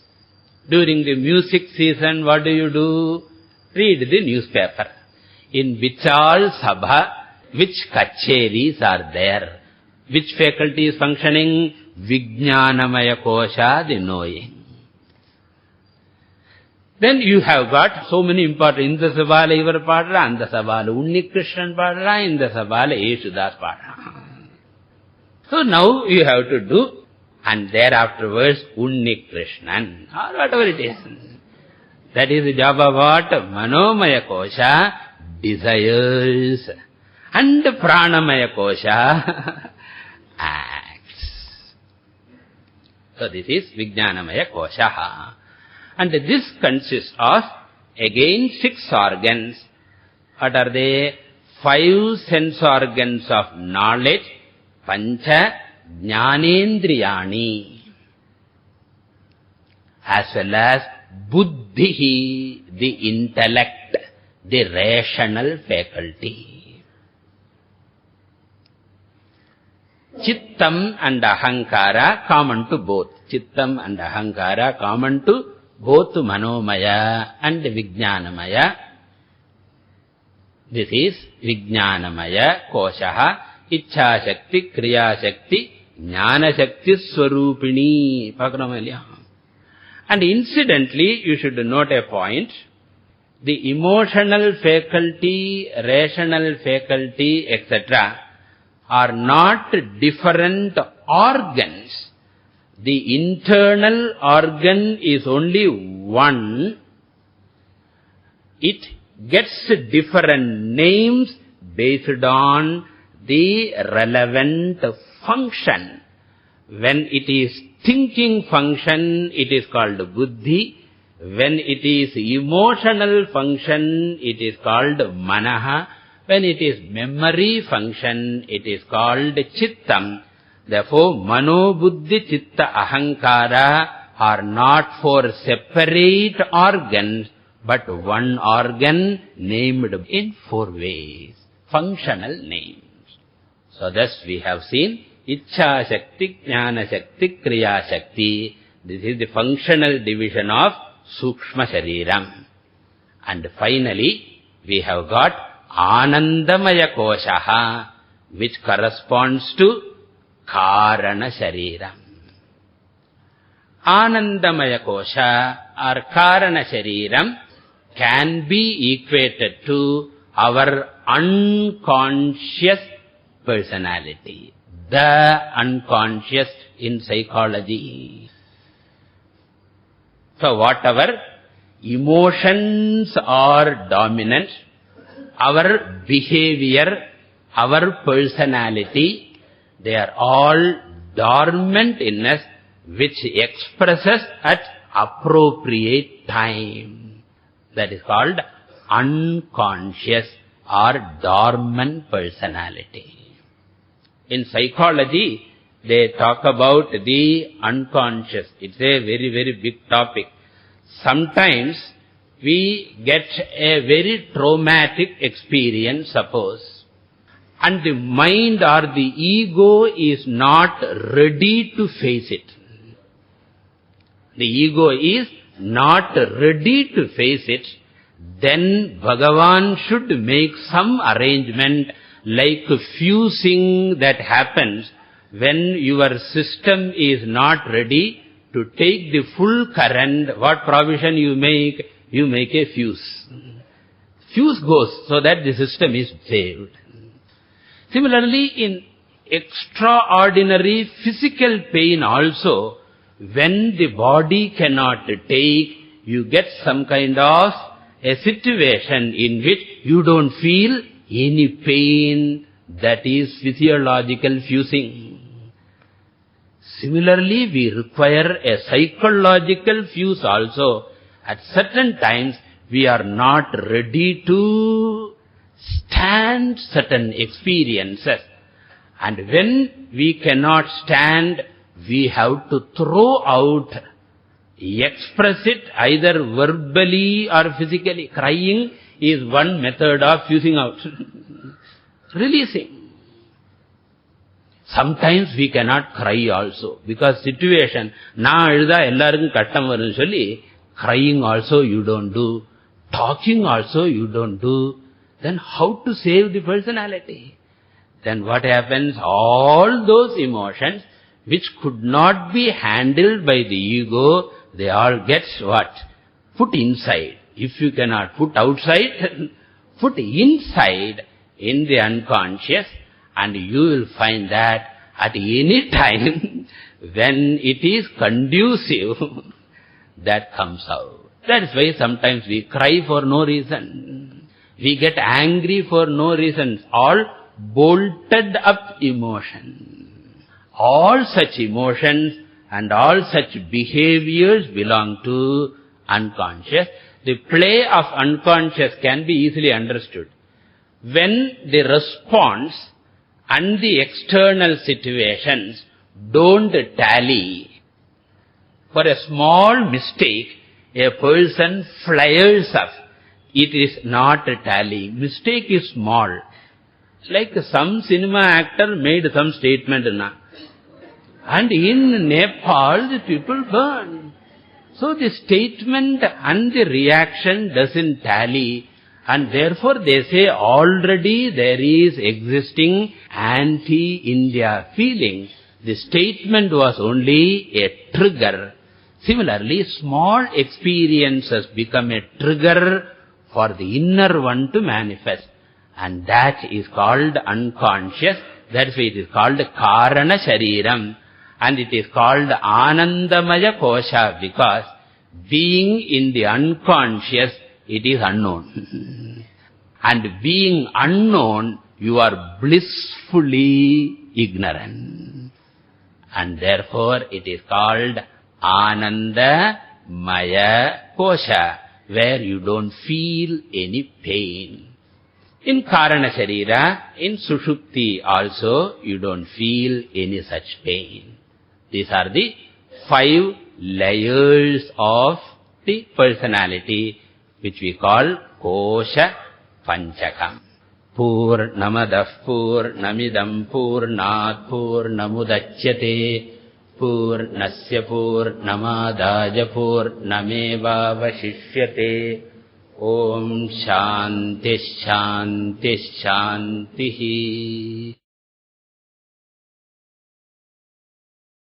until now, we dealt with the following topics from Tattvabodha, namely Sadhana Chatushtayam, the fourfold qualifications, then Shariratrayam, the threefold body, then Avasthatrayam, threefold states of experience, and finally Panchakoshaha or Kosha Panchakam, the fivefold personality layers of an individual. And we also saw that Shariratrayam and Kosha Panchakam both refer to the same personality alone. The Shariratrayam itself, looked from another angle, is called Kosha Panchakam. So Shariratrayam and Kosha Panchakam are practically one and the same. The same personality is divided from two different norms of division. Today we will go to the next and important topic of Tattvabodha, namely Atma, which they translate in English as self with capital S. Some people translate it as soul, but I would like to avoid that translation because it can create confusion. The word soul is used in different meanings in different contexts. And also the spelling may create confusion. We may write S-O-L-E and get into problem. So we will avoid the word soul. I will use the word Atma. In some books they write Atman. Whether it is Atman or Atma, both are the same. Today we will study this topic. From the previous topics, we come to know that all the three bodies, Shariratrayam, are made up of matter.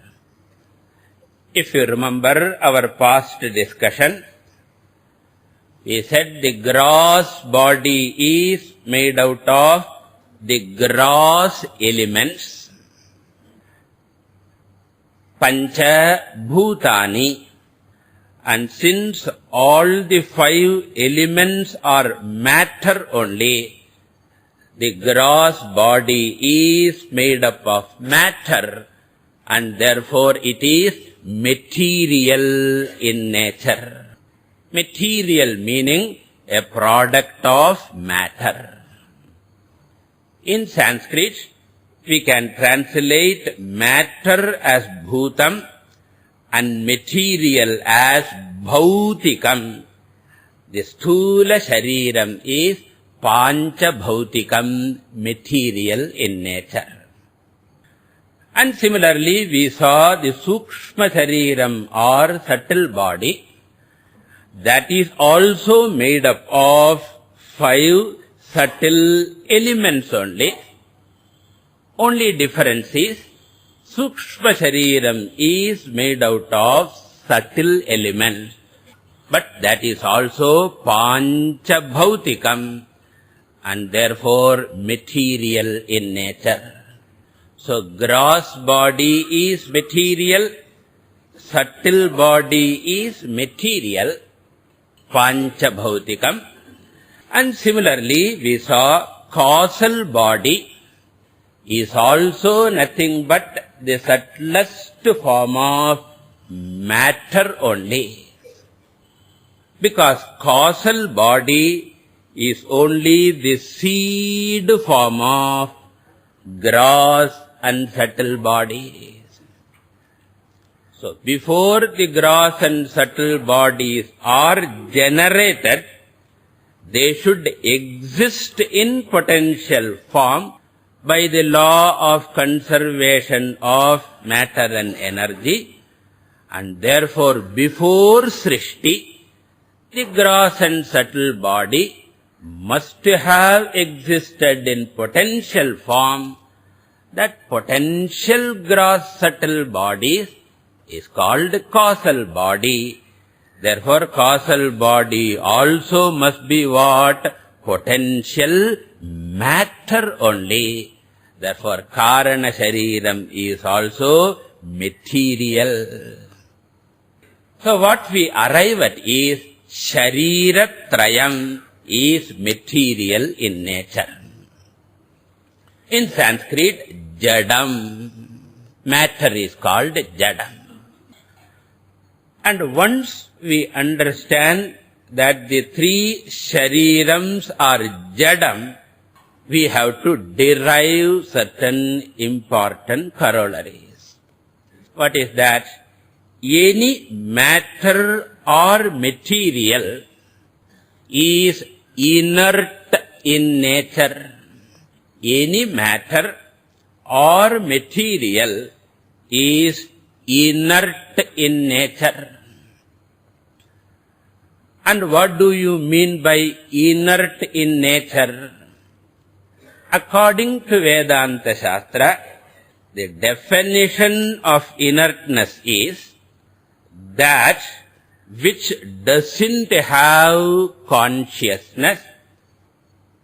Definition of inertness: that which doesn't have consciousness and that which cannot produce consciousness. Rendu important. That which doesn't have consciousness and that which cannot produce consciousness. In Sanskrit we say, it is neither Chaitanya Gunakam nor Chaitanya Janakam. Chaitanya Gunakamum kadayadu, Chaitanya Janakamum kadayadu. It is not Chaitanya Gunakam means it doesn't have consciousness of its own. And it is not Chaitanya Janakam means what? It cannot produce consciousness also. It cannot generate consciousness also. And since Shariratrayam is Jadam, material in nature, it doesn't have consciousness. It doesn't produce consciousness. And therefore, according to Shastra, all the three sharirams by nature are insentient. All the three sharirams by their intrinsic nature are inert, non-conscious or insentient in nature. Which means, not only the body is inert and insentient, according to Shastra, the mind also being part of which shariram? Mind. Mind being part of Sukshma shariram, mind also is inert matter and therefore insentient. So, according to Vedanta, mind doesn't have its own consciousness. Mind cannot produce consciousness also. What about Karana Shariram? Ide Kadada. So, all the three bodies are intrinsically insentient. Kasmat bhautikatvat. So, shariratrayam jadam bhautikatvat ghatavat. Irukave irukku nama logic. Shariratrayam jadam bhautikatvat ghatavat. This is the corollary we get from the study of three bodies. But even though this is the logical corollary, we find our experience is otherwise. Our experience is otherwise. Otherwise means otherwise. Even though the three bodies must be insentient logically, I experience the three bodies as sentient ones. Chetana sthula shariram. I experience body as a conscious body, conscious of the surroundings, conscious of the mosquito bite, conscious of the temperature. Similarly, I experience the mind also as very much sentient. In short, Shariratrayam is experienced as sentient one. But logically, Shariratrayam must be insentient one. Now, how do you reconcile these two? Logically, Shariratrayam is insentient. Experientially, Shariratrayam is sentient. Then how do you resolve this seeming contradiction? Vedanta Shastra says, this is possible. Suppose you know a person is extremely poor, and he comes to a particular function with lot of ornaments. You know he doesn't have a single pie. He comes with coat, boot, suit and ornaments. What will you say? Do you require a PhD to arrive at? If he doesn't have his own, and if he is still wearing them, they must be borrowed one. Very simple.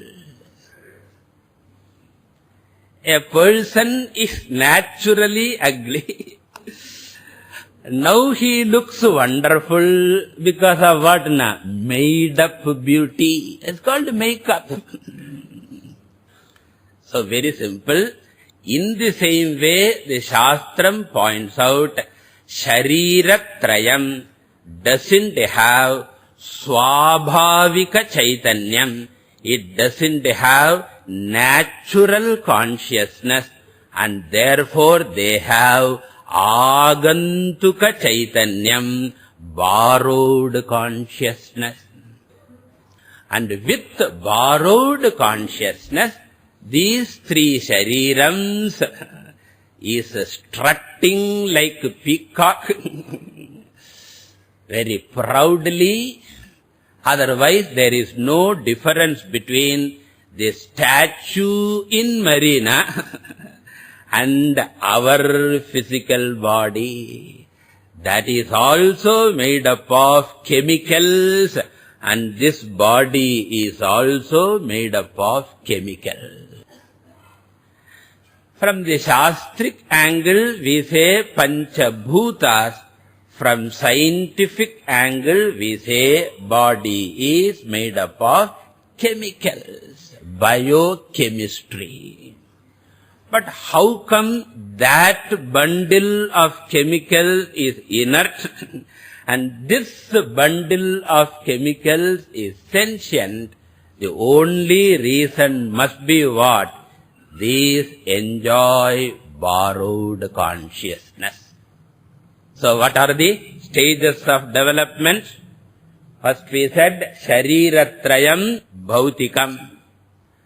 And therefore, Shariratrayam Jadam.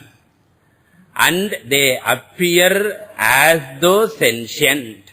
And therefore, Shariratrayam has borrowed consciousness. Iduvara Alaha poirukom. Continuing further. If Shariratrayam can borrow consciousness, borrowing is possible only when only when there is a lender, Dena bank. Dena. Because we are all Lena banks. Therefore we require a Dena bank. So we require a consciousness Dena bank which has to lend the consciousness.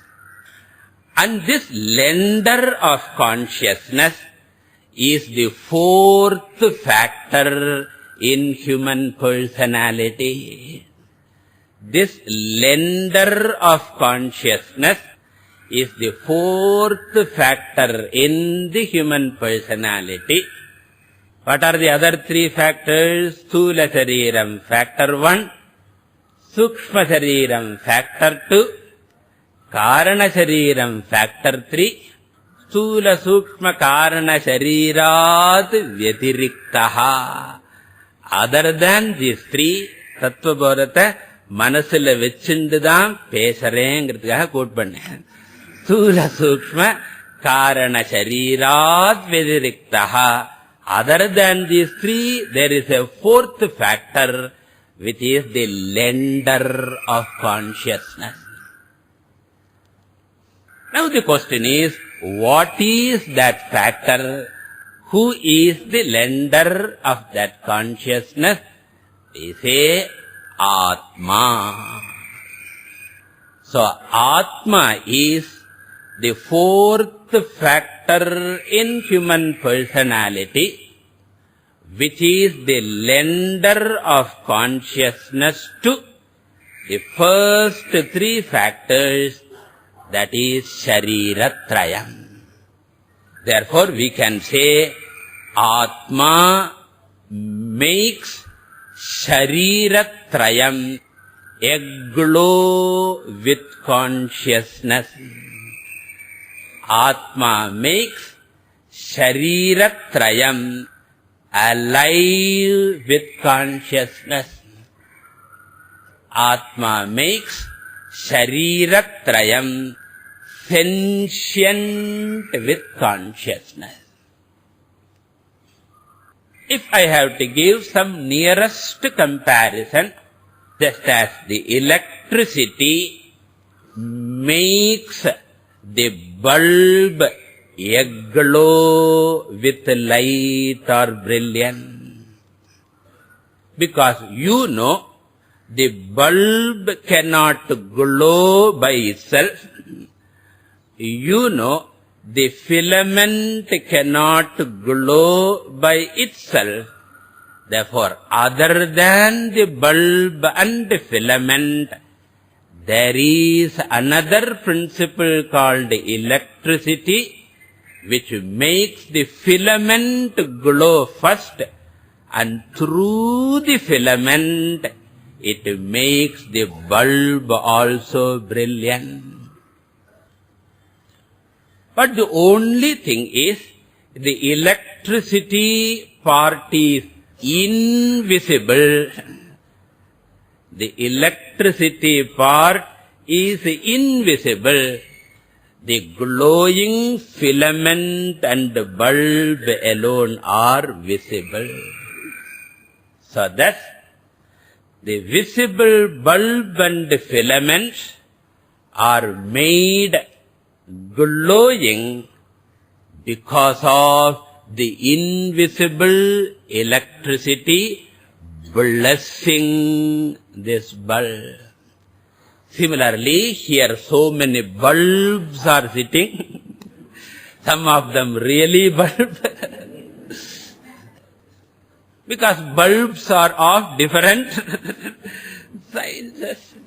சின்னது bedroom bulb இருக்கு, torch light bulb இருக்கு, big bulb இருக்கு, எல்லா சைஸும் இருக்கு. And all these bulbs of different sizes and shapes, the longish one, roundish one, flattish one, all these bulbs are aglow with life, brilliant with life, because of the invisible principle called Atma. Now we have to find out what is the nature of this Atma, the blessing principle. In fact, this is how one of the famous Upanishads, Kenopanishad, begins. Keneshitam patati preshitam manaha, kena pranah prathamah praiti yuktaha, keneshitam vachamimam vadanti, chakshushrotram kau devo yunakti. Hey Guru, how does this bulb shine? Because of which principle? Kau devaha. In Kenopanishad, Atma is called Devaha. Now we will see the important features of Atma. Now the first feature of Atma is Atma Chaitanya Swarupaha. Atma is of the nature of consciousness itself. It is a non-material principle. It is a non-material principle. Why do we say so? Because if Atma is also another matter, what will happen? Can you guess? If Atma is also another matter, like the three sharirams, then what will happen? Atma also will be jadam, and Atma will have to borrow consciousness from another principle. So you will find borrower borrowing from another one. Like India borrowing from America and lending to Vietnam. I think Prime Minister Vietnam. So the original lender must be a non-borrower. Correct? The original lender must be a non-borrower. A borrowing lender is not original lender. Therefore, Atma being the original lender, Atma should not be borrowing consciousness from elsewhere. That means Atma should be non-material in nature. That's why in English they use the word spirit. As opposed to matter, Atma is said to be spiritual in nature. It is spirit. But I avoid the word spirit because I am not sure whether you will take in the right spirit. And you may take some other methylated or ethylated spirit. Therefore, I avoid the word. Alcohol is called spirit. Methyl alcohol, ethyl alcohol. Science students know. So therefore, what is the first feature of Atma? Atma is the non-material principle, spiritual principle of the nature of consciousness, Chaitanya Swarupaha or Chidrupaha. So this word you would have heard in prayer verses and all. These words are introduced. Chidrupi, paradevata bhagavati Sri Rajarajeshwari Chidrupi. Then what is the next feature? Atma Swatantraha. Atma is Swatantraha. It is an independent principle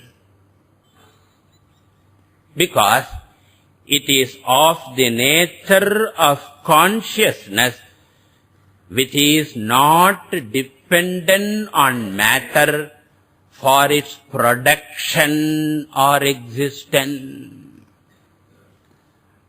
So consciousness does not depend on matter for its existence also, for its production also.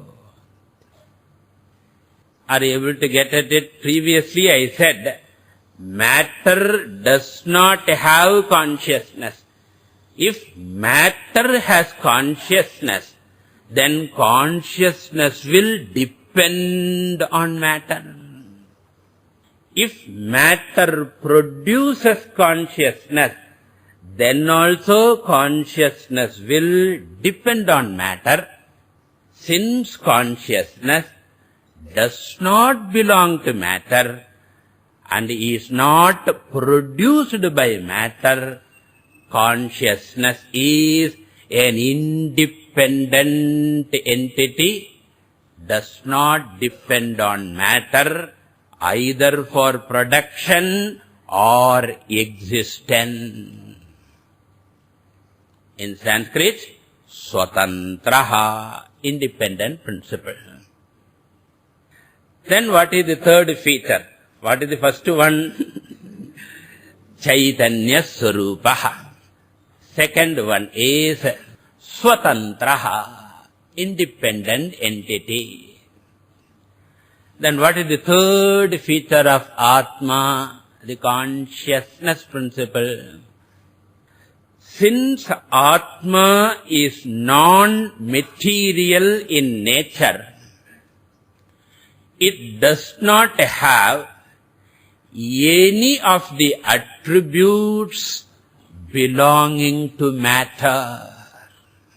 Since Atma is non-material in nature, it doesn't have any attributes which belong to matter. In fact, whatever attribute you know, they are all material attributes, either perceived directly by our eyes or perceived with various instruments. All attributes we know belong to matter. Shabda, Sparsha, Rupa, Rasa, Gandha. They belong to the 5 elements: Akasha, Vayu, Agni, Apaha, Prithvi. The 5 elements and the 5 elementals, that is their product. They have got all the attributes like Shabda, Sparsha, Rupa, Rasa, Gandha.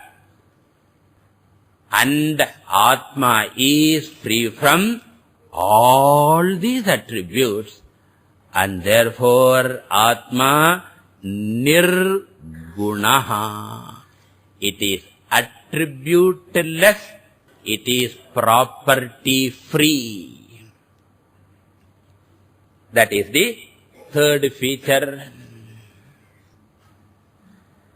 Then the fourth feature is, since Atma does not depend upon matter or Shariratrayam for its existence or production, even when matter perishes or collapses, even when matter perishes or collapses, Atma, the consciousness principle, continues to survive.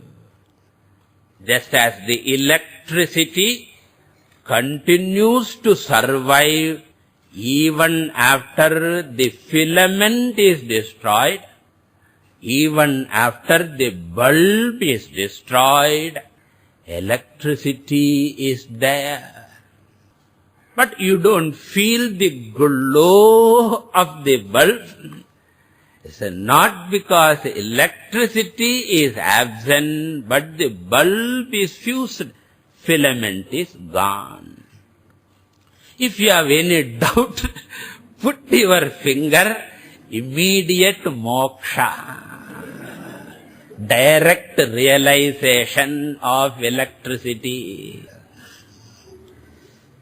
So therefore, non-manifestation of electricity in the form of light is not non-existence of electricity. Because bulb is destroyed, light, which is the manifestation, stops, but the electricity continues to exist in an unmanifest form. In the same way, even when the matter shariratrayam collapse, Atma, the consciousness principle, continues to survive. Therefore, Atma nityaha. Atma nityaha. If you want to put the very same thing in a scientific language, the scientists point out that the universe is four-dimensional. And the three are spatial dimension.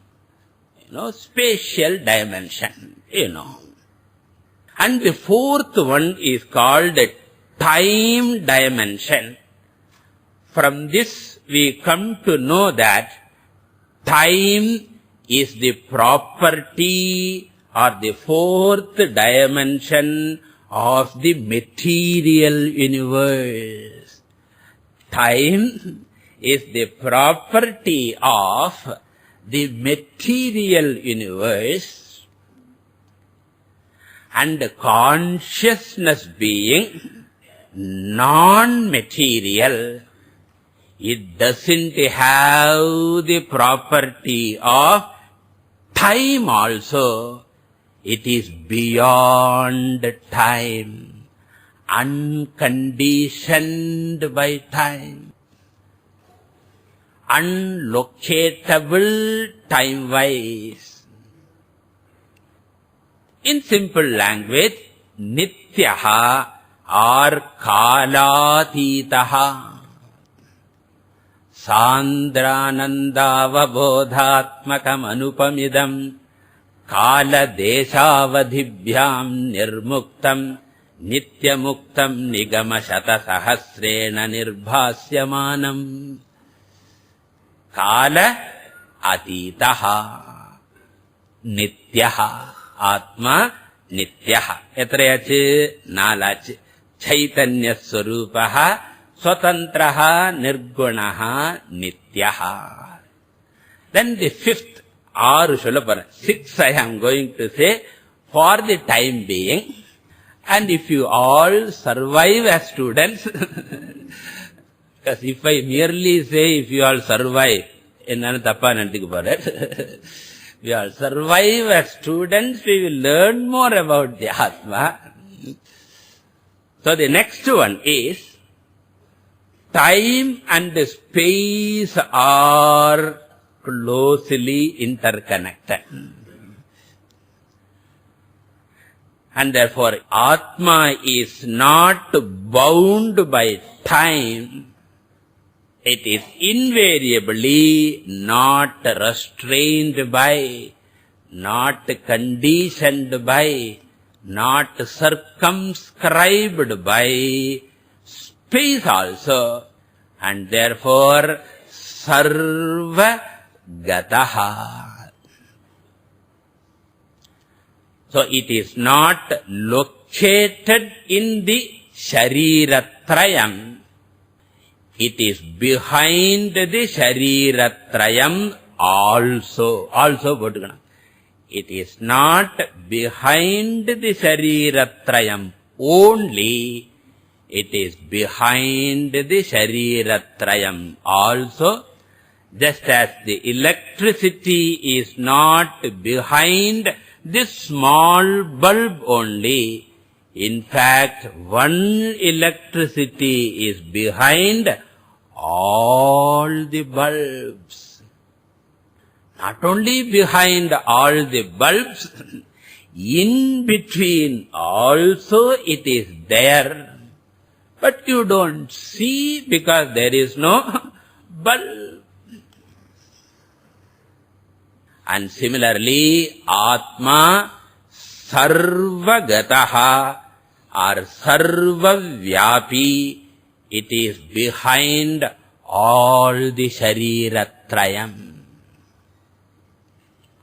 So bodies are many and of different shapes also, like small bulb and big bulb.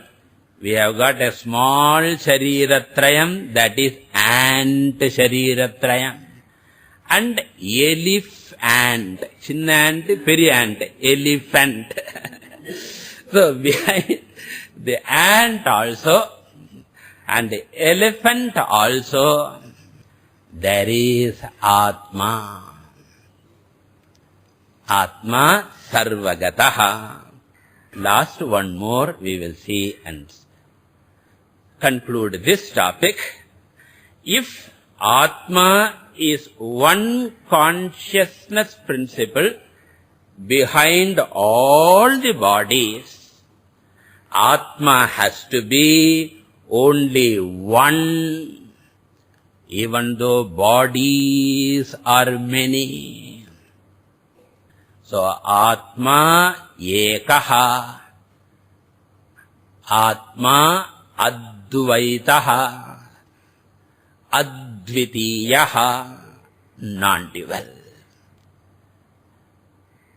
So, this Atma is the fourth factor in the personality of every individual.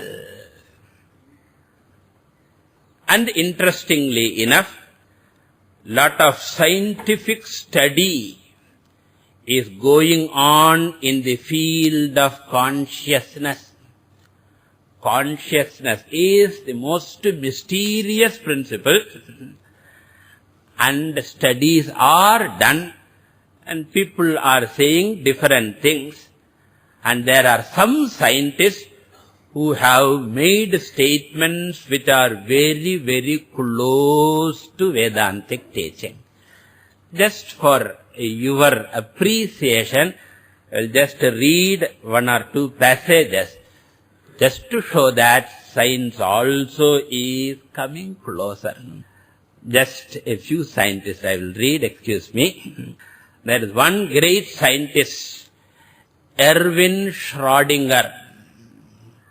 He says, consciousness is never experienced in the plural, only in the singular, of which the plural is unknown. There is only one thing, and that is what seems to be a plurality, and it is merely a series of different aspects of this one thing produced by deception. The Indian Maya. Avare Maya solluttar. The Maya Indian pannittar. We say Maya is American also. Anyway, Indian Maya. Erwin Schrödinger.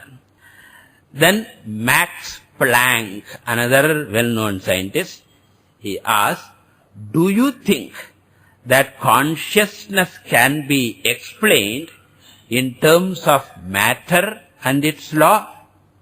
Consciousness I regard as fundamental.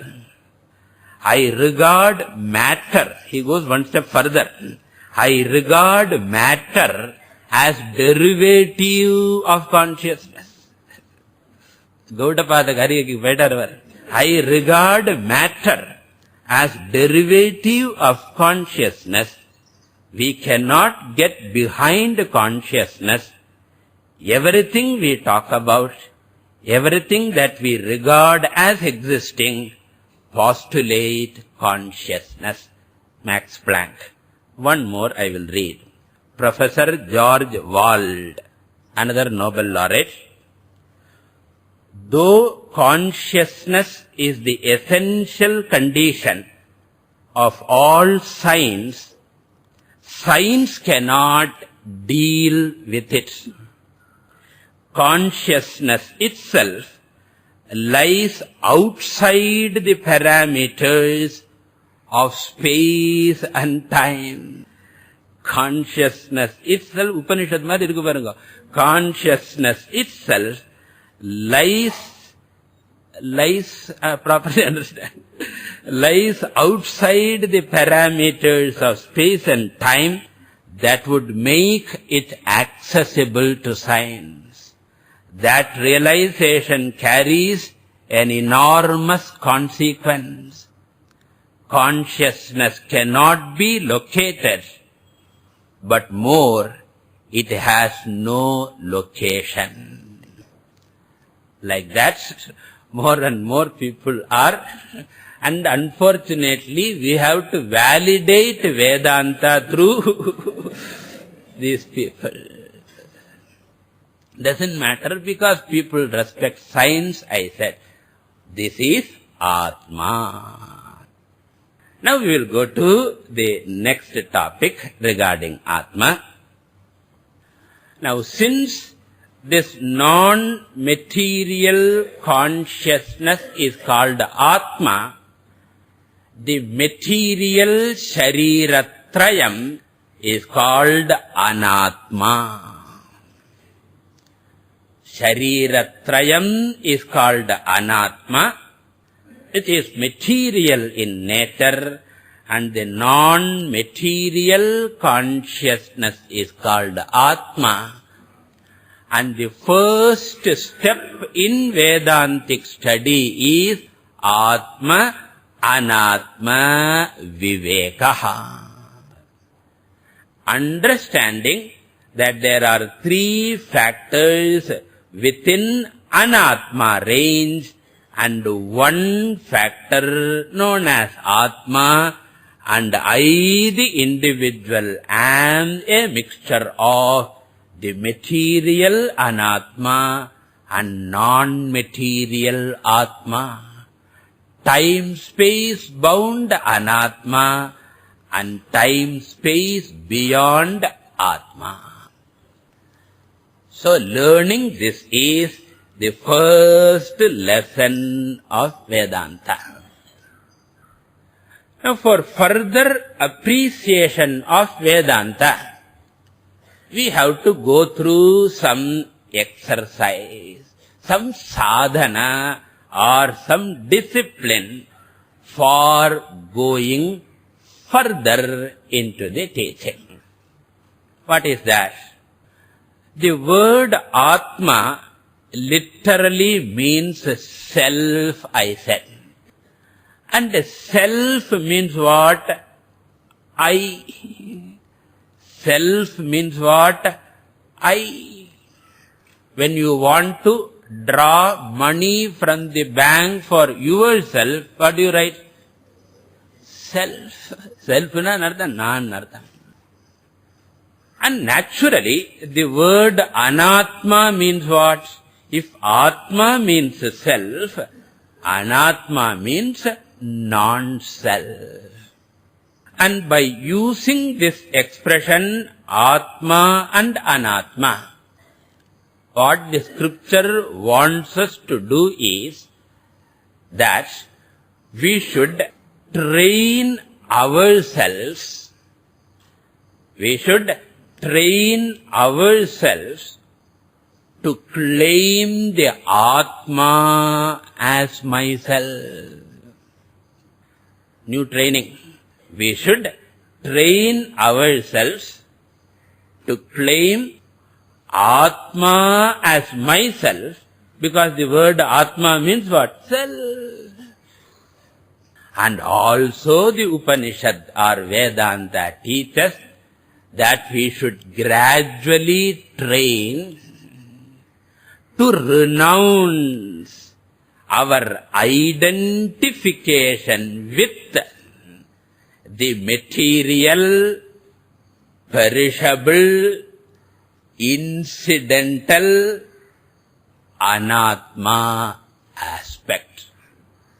So, disidentify from anatma and learn to identify with atma.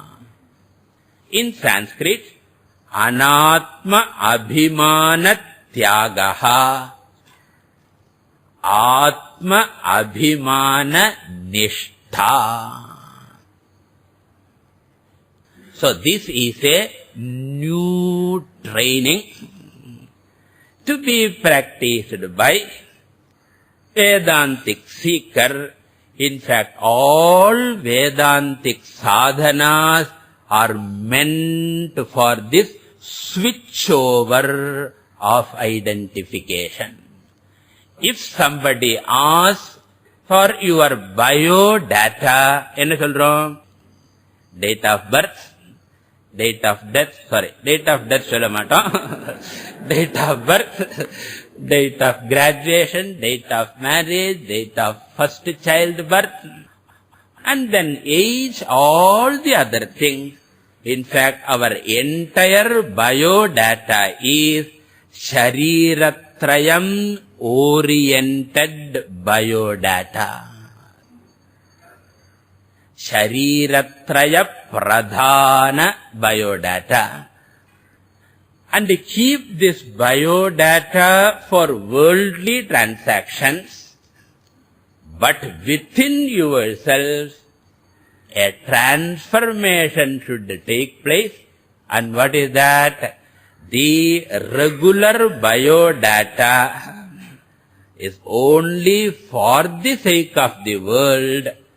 My real biodata is what? Aara nyabam vechungo. Aham chaitanya swarupaha, aham swatantraha, aham nirgunaha, aham nityaha, aham sarvagataha. Aham na nartam. Aham sarvagataha, aham ekaha. So this claiming of my real biodata is claiming my birthright. Isn't it? Tilakar dane sonar. Swaraj is my birthright. I will claim it. Similarly, these biodata are my birthright and I should learn to claim. And only as I claim this, further Vedantic teaching will penetrate. Which means further Vedantic teaching is there. This is not over. In fact, this is the first lesson. And now the question is, how can I train myself for that? How can I train? For this training, the scriptures give a method or upaya. An upaya is given for assisting this training, which is called Drik Drishya Viveka. Drik Drishya Viveka is the methodology of training the mind to disown or disclaim the material anatma. You can use the material anatma, but claim the non-material atma. We don't say you should not use a scooter. We only say that you do not say, I am the scooter. Difference irukko? I use the scooter and I am the scooter. Vityasam irukku nenekkaren. And what is this method? This method involves application of two important laws, fundamental laws of Vedanta. L-A-W-S, laws. Okay, L-O-S-S. Fundamental laws, theorems of Vedanta. What is that? I am different from whatever I experience. I am different from whatever I experience. This is the law number 1. You know the logic behind it.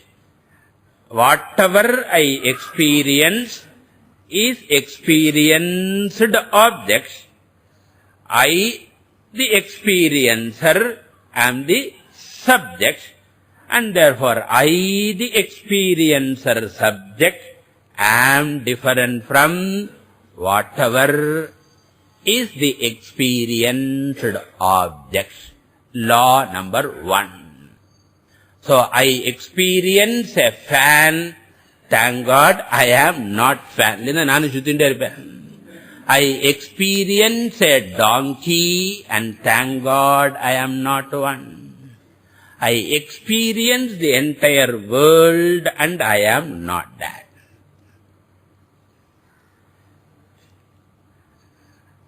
Extending this, if the world that I experience is not me, extending this principle, I experience my body,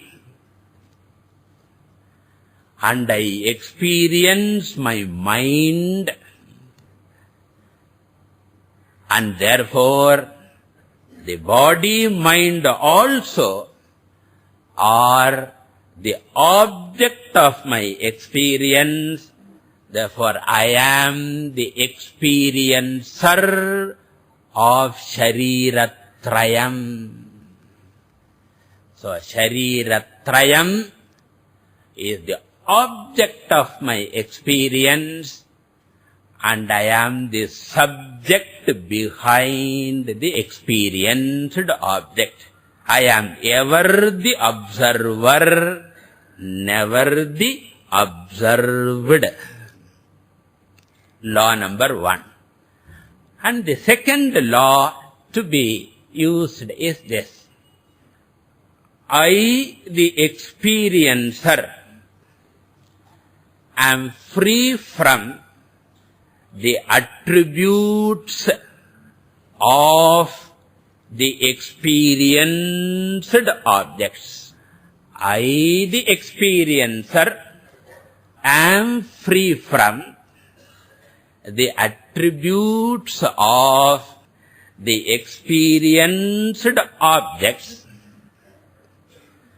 and in fact, all the attributes I experience belong either to the experienced world, the experienced body, or the experienced mind. Therefore, all known attributes belong to known material anatma. All known attributes belong to known material anatma. Then what is atma? I am the knower of the attributes, and therefore free from all these known attributes. Mano buddhya hankara chittani naham nacha shrotra jikve nacha grana netre nacha vyoma bhumir na tejo na vayuhu chidananda rupaha shivoham shivoham. So thus, By applying these two laws, I am different from whatever I experience. I am free from the attributes of the objects I experience. And therefore I am Chaitanya Swarupaha, Nirgunaha, Swatantraha, Nityaha, Sarvagataha, Ekaha, Atma, Asmi. Oru varam practice pannuga. 1 week you practice. Purnamadaഃ Purnamidam Purnat Purnamudachyate Purnasya Purnamadaya Purnamevavashishyate. Om Shanti Shanti Shanti.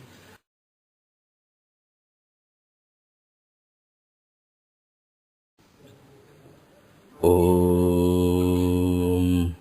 Sadashivasamarambham Shankaracharya Madhyamam Asmadacharya Paryantam Vande Guru Paramparam. Om. In the last few sessions, we saw some of the important technical terms used in Vedanta Shastra. First we studied sadhana chatushtayam, the fourfold qualifications required for learning and assimilating the teaching. Then we studied shariratrayam, the threefold bodies of the jiva or the individual. Then we studied avasthatrayam, the three states of experience of waking, dreaming and sleep, in which these three bodies play a prominent role. Then we studied kosha panchakam, the 5 layers of human personality based on the functions, functional division. And I pointed out that shariratrayam, kosha panchakam, avasthatrayam, all these three are generally known as anatma. Avasthatrayam, shariratrayam and kosha panchakam, all these are generally, commonly together known as anatma. Anatma meaning not myself, an object of experience. And later we studied Atma in the last class, which is the independent conscious principle, which is different from the entire anatma world, which is material in nature. This non-material consciousness is called Atma. And we saw the important features of Atma also, that it is Chaitanya Swarupaha, it is Swatantraha, it is Nityaha, Sarvagataha, Ekaha, etc. Mainly Nirgunaha, without attributes. All these terms are very significant terms. We have to dwell on these terms and assimilate the meaning very well. Then alone Vedanta can be grasped clearly. All the studies that we did till now, whether it is shariratrayam, avasthatrayam, etc., they are all associated with the individual or the microcosm. In Sanskrit, we use the word vyashti. Today we are going to the next topic. through which we are entering the samashti or macrocosm. And the topics that we are going to do today is srishtihi or creation, cosmology. How does the cosmos or creation come about, and what was there exactly before creation came? This is going to be our discussion. In Sanskrit, we call it srishtihi.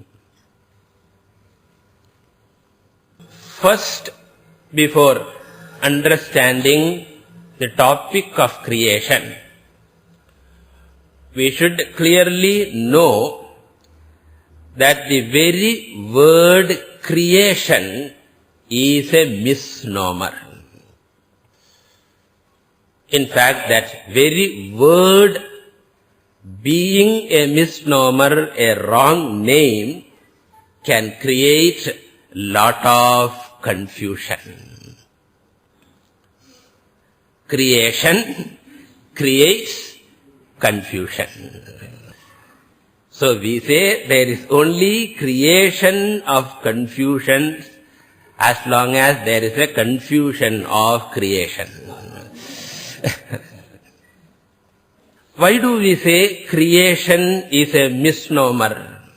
Because nothing can be created.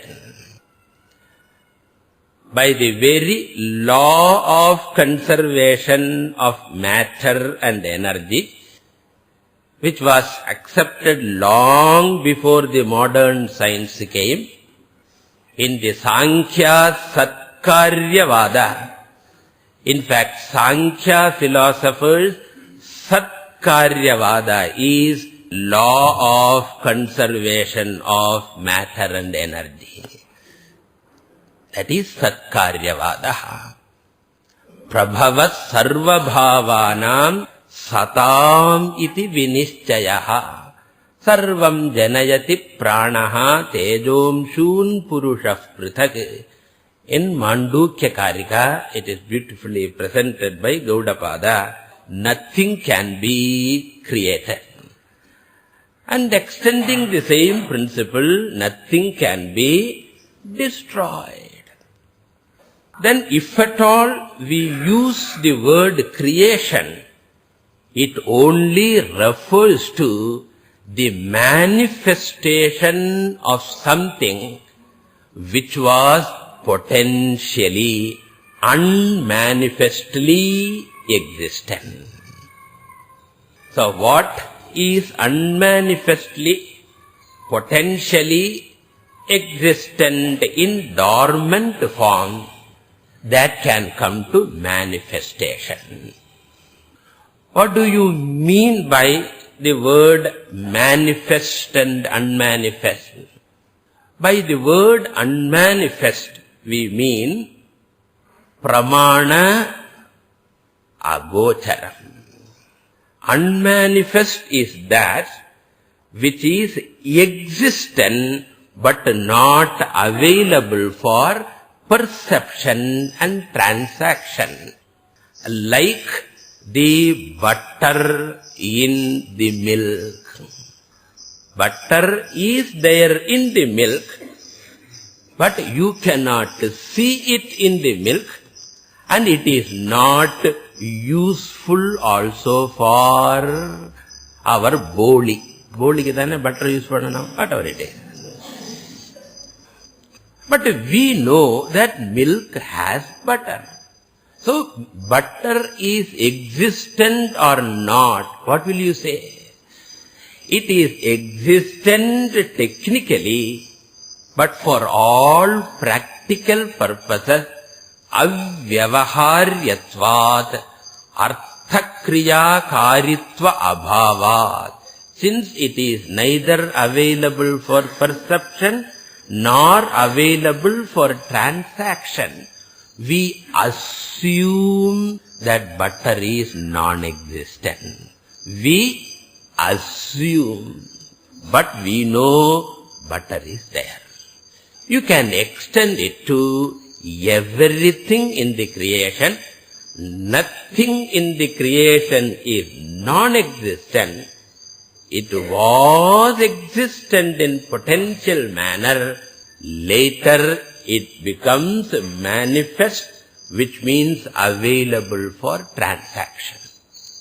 Extending this principle, our scriptures point out, before the origination of this world, this cosmos, it should have existed. Because of this simple law of conservation. And if this creation existed before, it should have existed in unmanifest form, potential form, dormant form, which we can call the seed of the creation. In fact, we use the word Bijam.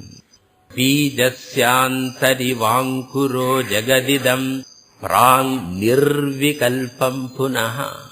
Nirvikalpam means undifferentiated, unmanifest, in an untransactable form. And I will use the word causal form of matter. Matter in its causal form, which is the source of all forms of energy and all forms of matter. That's what the scientists are trying to arrive at, one basic principle which can explain all the subatomic particles also, that which can explain the micro and macro. The general theory of relativity at macro level, quantum physics at micro level, they want to reconcile by a theory of everything. TOE. According to our scriptures, that basic stuff, which is the source of all forms of energy, as well as all forms of matter, which includes all the particles and molecules and the things in the creation, we call causal matter, and the causal matter is called Maya. So Maya is equal to causal matter, which is the source of all forms of energy and all forms of particles, all forms of matter, all forms of things, which include Shariratrayam also. Which means, before the creation originated, one thing was there, Maya. Now, borrowing the idea from the previous class, we have to include one more thing before the creation. In the previous class, we saw Atma is the consciousness principle, which is the non-material spirit, which doesn't come under matter, and therefore which doesn't come within time and space. That consciousness is beyond time and space, is said, which means consciousness has to be eternal, nityaha, which means before the creation, consciousness also existed. So now how many things were there before creation? We have arrived at two.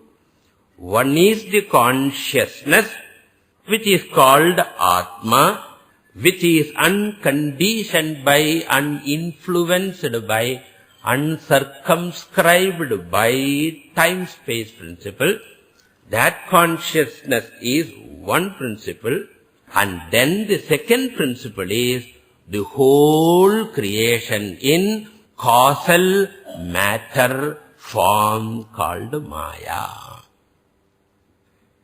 Therefore, Atma plus Maya existed. And in the context of cosmology, in the context of creation, consciousness is given another name. In the context of the individual, that is micro, consciousness is given the name Atma. Microfield. The very same consciousness at macro level. Consciousness is not different, but the nomenclature, the name used is Brahma or Brahman. Therefore, Atma is equal to Brahman, is equal to consciousness. Why two names? If you can have two names, not too many names, one at home, one outside, and among friends, one nick. So why can't consciousness have two names? One name is Atma, another name is Brahman. And what is the basis of these two names? One is from micro angle Atma, from macro angle Brahman. And meaning also is almost the same. Atma means apnoti sarvam iti Atma. The boundless one, all-pervading one is Atma, derived from the root ap, to pervade. And the word Brahman means infinite. It is derived from the root brih, to be big. Therefore, Brahman means the big one, the absolutely big one. So therefore, the study cosmology begins with two beginningless principles known as Brahman plus Maya, consciousness plus matter, spirit plus matter. Tattvabodhathila appadithaan ஆரம்பிக்கிறோம். Brahmashraya sattva rajastamo gunatmika maya asti. And what is common feature of both Brahman and Maya? Common feature is both are beginningless. They have no origin. Both are beginningless. And what are their differences? Differences are more to be noted. Brahman is the non-material consciousness, whereas Maya is material principle. Consciousness is propertyless principle. It doesn't have any physical or chemical properties because it is non-material in nature. So Nirguna, whereas Maya is matter, therefore full of potential properties, saguna. And Brahman, the consciousness being beyond time and space, it is never subject to change. Consciousness is never subject to change, therefore it is changeless, whereas Maya, the matter principle, can never remain the same. It is ever dancing woman. That's why Maya is Srilingam. Ever changing Nartha. And the consciousness principle is nirvikalpa, not subject to spatial division. That here one consciousness, there one consciousness. Consciousness is divisionless, being beyond time and space. Whereas Maya, the material, is subject to multiplication, division. Like amoeba, they say it multiplies by division. Similarly, Maya is like amoeba. It can multiply into the cosmos by division. These are the basic differences between Brahman and Maya, and out of this mixture alone, the universe is not created, the universe manifests out of the seed that is Maya. So therefore, in our scriptures, the word creation is always replaced by the word manifestation. Srishtihi nama abhivyaktihi. It's a beautiful word. Abhivyaktihi means what? Coming to manifestation. For your recognition. Like you churn and bring out the butter. It is tangibly available for your transaction. Now in the scriptures, the evolution or the manifestation of the cosmos is presented in two stages. Like a seed becoming a plant in the middle stage, and the plant becoming a full-fledged tree in the final stage.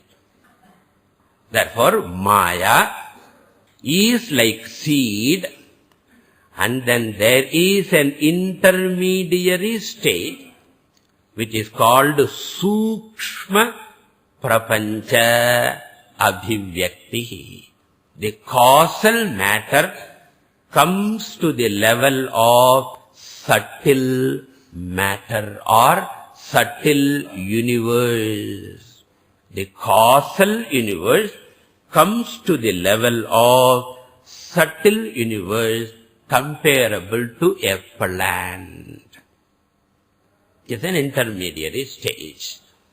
And then the subtle universe later evolves or again manifests to become the gross universe, fully available for all forms of transaction. If you have to understand what is the difference between the subtle and gross creation, you can compare your body and your mind. Mind is also a creation or manifestation. Body is also a manifestation, but mind is a subtle manifestation, not available for all.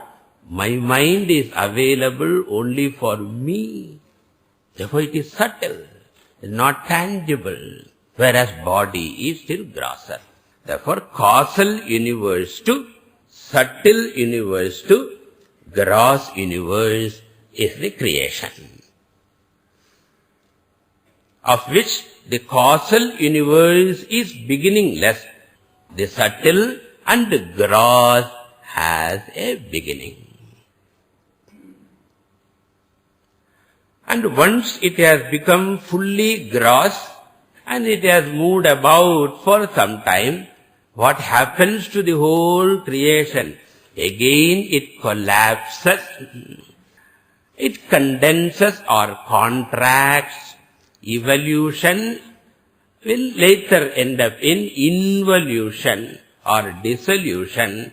The gross becomes subtle, and subtle again becomes gross.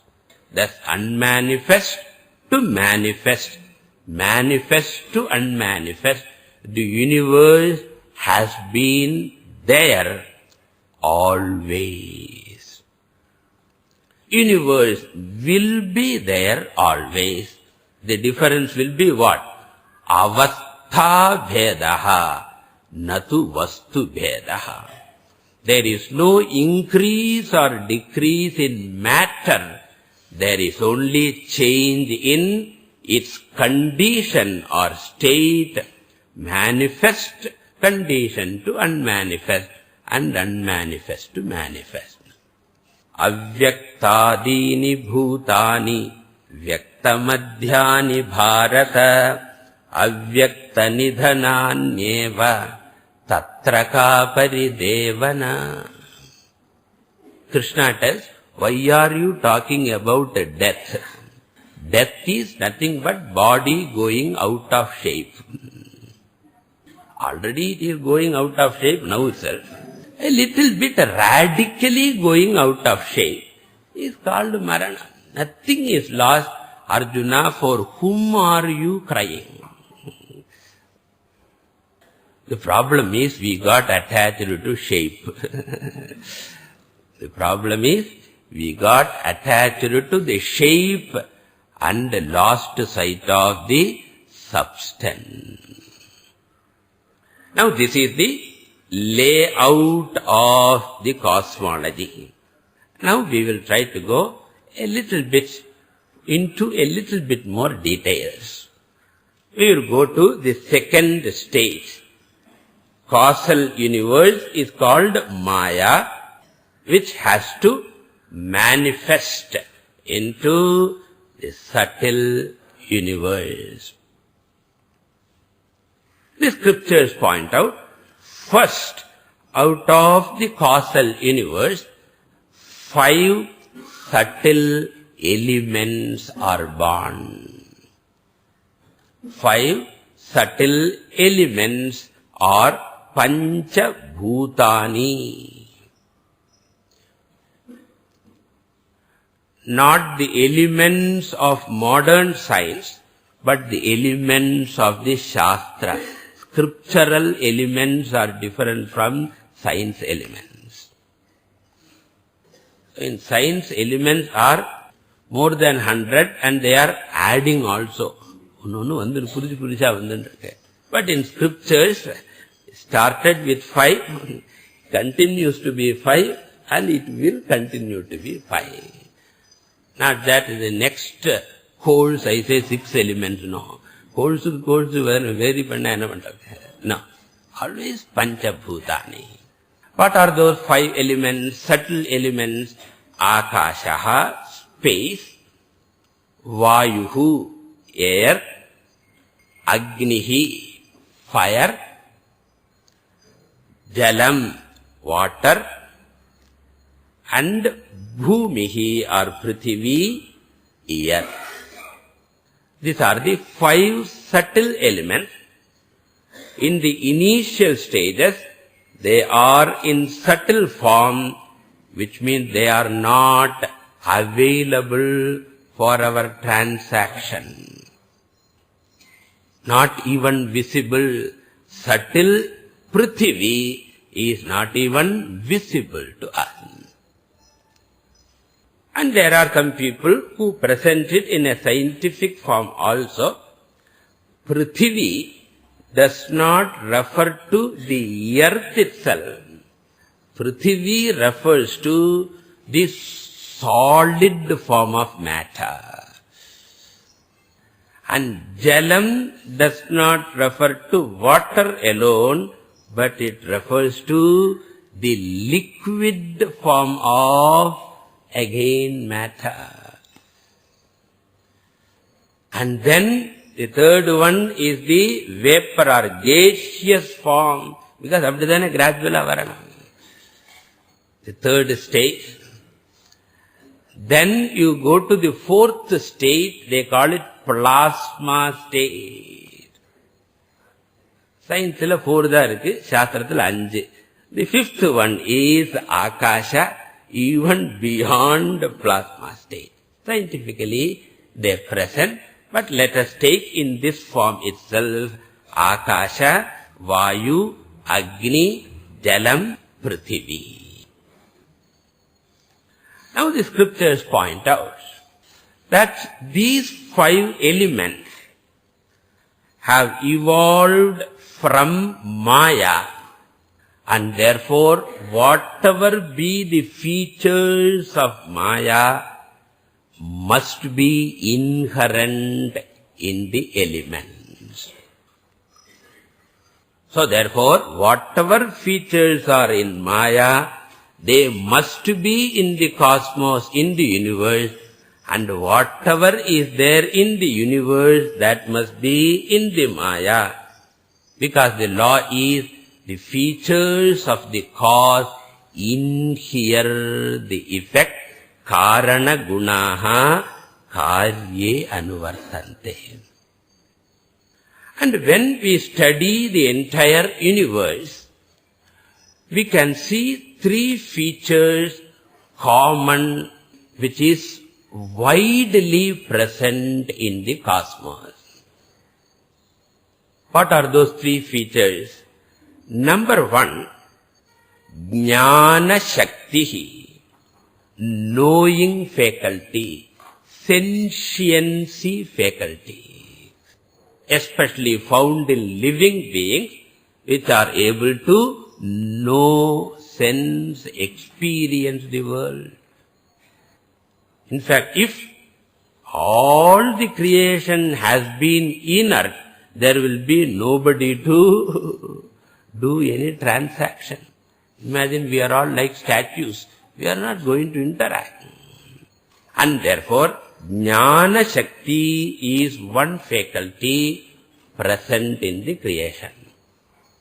Then another faculty or feature that we see is kriya shakti, dynamism, capacity to be active, motion, dynamism, kriya shakti.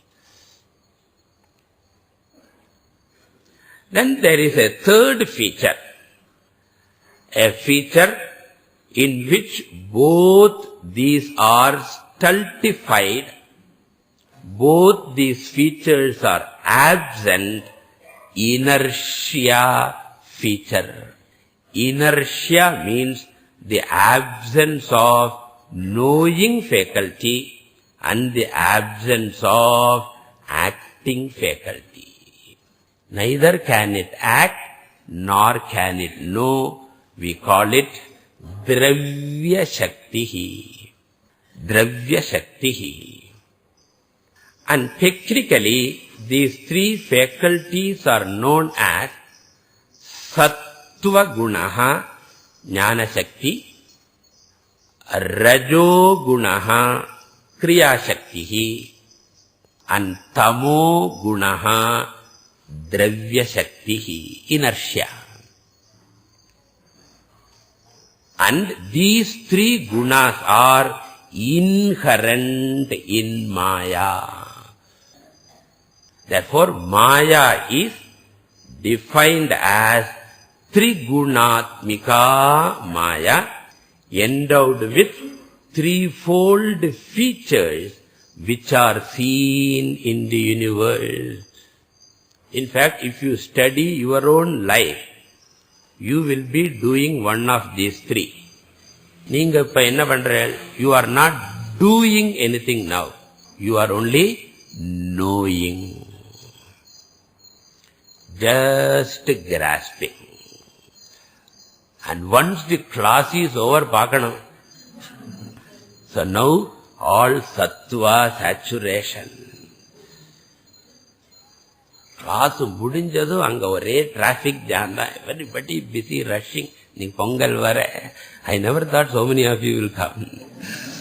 I thought you will snub me. பொங்கலுக்கு class வச்சேடா சொல்லி. So you all have become embodiment of Rajoguna. So either you know or you do, and in the night, neither you know things nor you do, you are asleep. What Shakti is in operation? Dravya Shakti, kattaya mari kadakaran sollana illo. Kattaina Dravya Shakti nartham. So if these features are seen in the cosmos, they must be there. Therefore, Maya has 3 gunas, and these 3 gunas inhere the 5 elements also. Here the word guna, interestingly, you should not translate as property. They are to be translated as the components of Maya. They are not properties. They are components. That is, 3 gunas are like the 3 strands of a string. If you take the 3 strands, Sattva strand, Rajas strand, Tamas strand, you just intertwine. Like in the olden days, the ladies, ladies used to, plaiting. அதெல்லாம் இன்னுமே மியூசியத்தில் தான் இருக்கு பாருங்க. தலையே இல்லையே, இருந்தா தலை இல்லை மீன்ஸ் நோ ஹேர். தலையெல்லாம் இருக்கு, no hair. So hereafter men should start. I think they have already started. Inge kore as the ladies here is coming, when it is gradually increasing. So just as they do that, here also 3-stranded string is Maya, and that is why in dictionary if you see, the word guna means a string. One of the meanings of the word guna is string. In this context we have to take the word string only. Therefore, Maya is the source of creation. Essentially means it is the string theory, I don't know whether you are keeping track in the newspaper. They are trying to find out a string theory which can explain entire creation. So there are only strings, and the vibration of string, different forms of vibration will make proton, neutron, electron, gravity, everything should be explained with the help of this fundamental string. That's what we do. Maya string irukoliyo, Trigunatmika Maya. Again Triguna parunga, proton, neutron, electron. Correct ah pochu. 3-stringed Maya. And these 3 features or gunas are there in unmanifest form in the 5 elements also. So thus we have got sattvic form of space, rajasic form of space, tamasic form of space. Similarly, sattvic form of air, rajasic form component of air, tamasic component of air. Similarly, sattvic, rajasic, tamasic fire, sattvic, tamasic, rajasic water, sattvic, tamasic, rajasic earth. SS, TS, RS. SS means sattvic form of space. Middle la T போட்டிருக்கேன். Tamasic form of space. RS, rajasic form of space. SA, TA, RA. S, T, R. The first letters எல்லாம் குணத்தை குறிக்கிறது. Sattvic, tamasic, rajasic. Sattvic, tamasic, rajasic. The vertical second letter refers to the 5 elements: space, air, fire, water, air. So you have got 5 into 3, 15 items. Top 1, sattvic, rajasic, tamasic form of space. Similarly, air, fire, water, air. So what is the first form of creation? Sukshma bhuta srishtihi. The creation of, the manifestation of the subtle element. Then the scriptures point out that out of these 5 subtle elements alone, all the subtle bodies of the individual, all the subtle bodies of the individual are manifested out of the subtle elements only. Okay, how very interesting. It's very nice to reflect over how they have beautifully presented. We have got 5 organs of knowledge. Pancha Jnana Indriyani. The 5 organs of knowledge have got what faculty?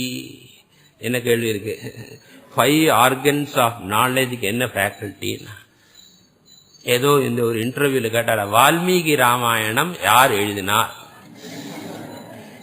And this person said Kambar.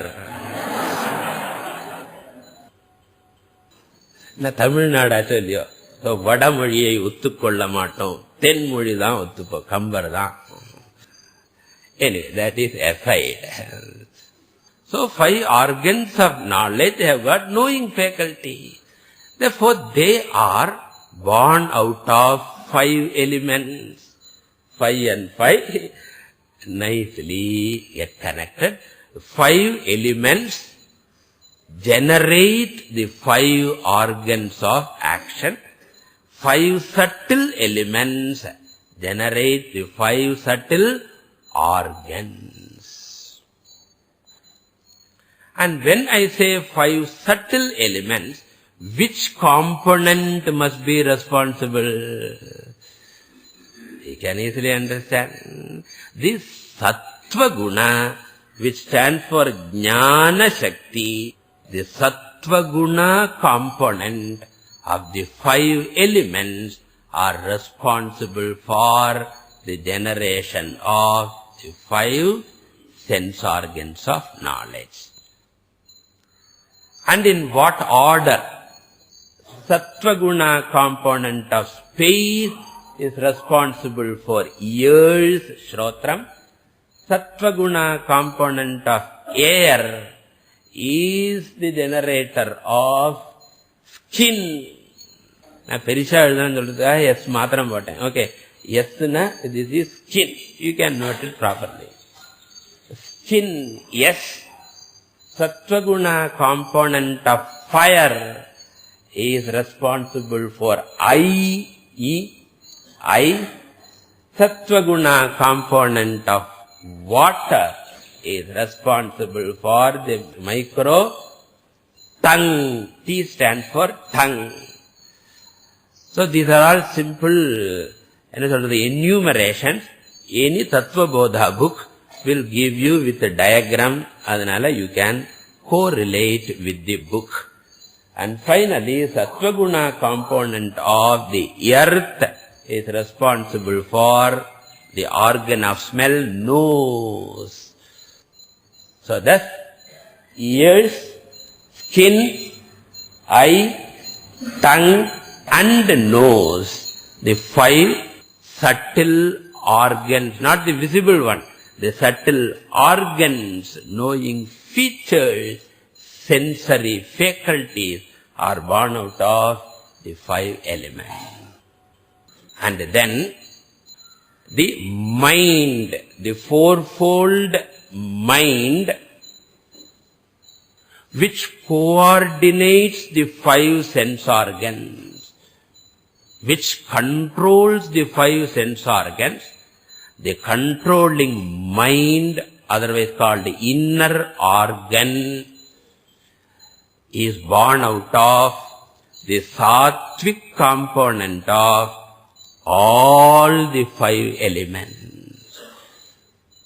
So the inner organ or the mind is born out of the sattvic component of all the 5 elements. What is the reason? Because the mind has to control all the sense organs. In fact, a sense organ functions only when the mind is behind. You can hear only if the mind is behind your ears. If your mind is not behind your ears, you are here, but you can't hear. Not that you are deaf or anything. Nanna irukku. Therefore, mind has to be behind eyes, ears, nose, tongue and skin. And therefore, it requires the sattva guna of all the five. Therefore, bottom I have written, the inner organ, I-O, is born out of inner organ, means the mind, is born out of the sattvic components of all the five elements. Extending the same principle, we have got pancha karmendriyani. Idhe extend panna vendiyadha. Five sense organs of action. They also are generated out of five subtle elements. But what component? The kriya shakti component called rajas component. So that's why I have put an RS, RA, RW. So RW and RE. புரிஞ்சா சரி.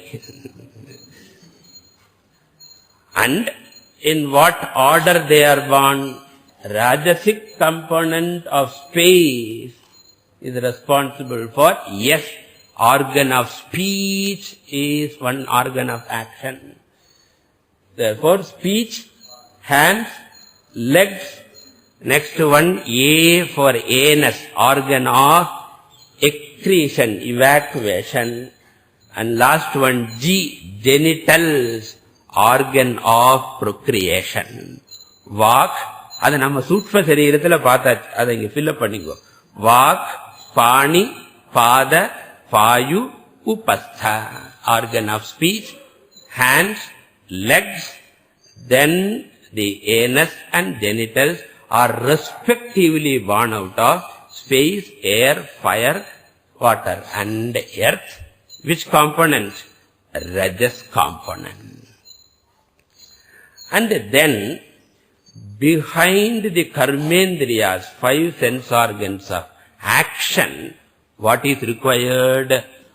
Prana Shakti, life force is required. Without Prana Shakti, no organ can act. Action na energy vanamalyo. That's why when you are sick, you have not eaten, you have fasted. Then you cannot even speak. Even sound doesn't come out. Then where is the question of walking, talking, all of them? And therefore, the prana shakti, pancha pranaha, which supports all the karmendriyas, must be born out of the rajasic component of all the five elements.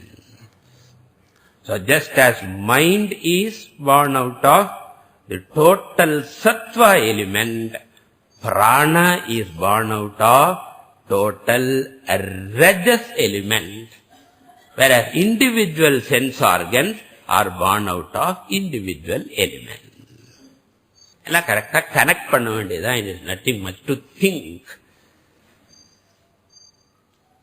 So now the entire sukshma sharira is born out of the sattva guna and rajo guna of the five subtle elements. Therefore we have seen sukshma bhuta srishti, sukshma sharira srishti. In short, the entire subtle universe we have seen. And if there are any other subtle creation, subtle worlds are there, they are all born out of what? By the combination of subtle elements only. Then we have to come to the third and final stage of creation. What is that? The gross, visible, tangible universe. How does it come? The scriptures point out. We have utilized the sattva component of the five elements. we have utilized the rajas component of the 5 elements. We have not yet used what? The tamas component of the 5 elements. So the scriptures point out the tamas component of the 5 elements alone get grossified to become the 5 gross elements. Pancha sthula bhutani. So the 5 gross elements are born out of, manifest from the tamoguna of the 5 subtle elements. Etesham pancha sukshma bhutanam tamo amshat pancha sthula bhutani. And what the scriptures point out is, until grossification, each element was isolated and pure. That means what? One element is not adulterated or mixed with others. Each one is isolated. But when grossification takes place, the tamoguna of these 5 elements gets intermixed. A salad is formed. For salad, Bhagavane create பண்ணிருக்கார். ஏன்னா individual சாப்பிட்டா ஒரு ருச்சி. They have got some beauty. That's Sukshma Prapancha. Sukshma Prapancha is what? Like eating banana separately, grapes separately, papaya separately. Grossification means salads. So once you come to 5 grossified elements, each element has got a mixture of all the 5. So earth has got 5 elements, space has got 5 elements, fire has got 5 elements, air has got 5 elements. Each element is a mixture of 5. Now the question will come, if each element is a mixture of 5, how will you name the element? How will you name the element? The scripture says, based on the predominance of the element.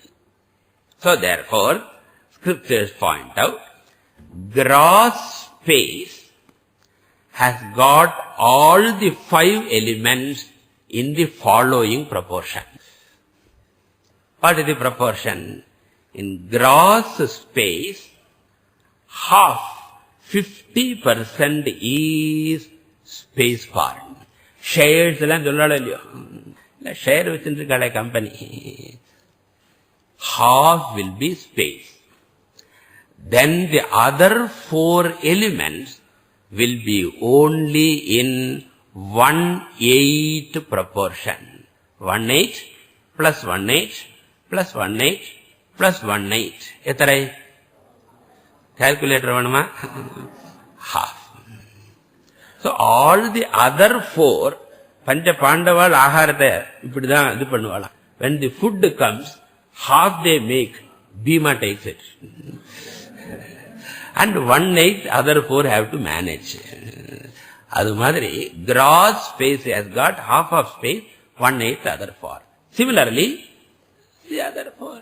Gross air has got half of air and 1/8 of the other.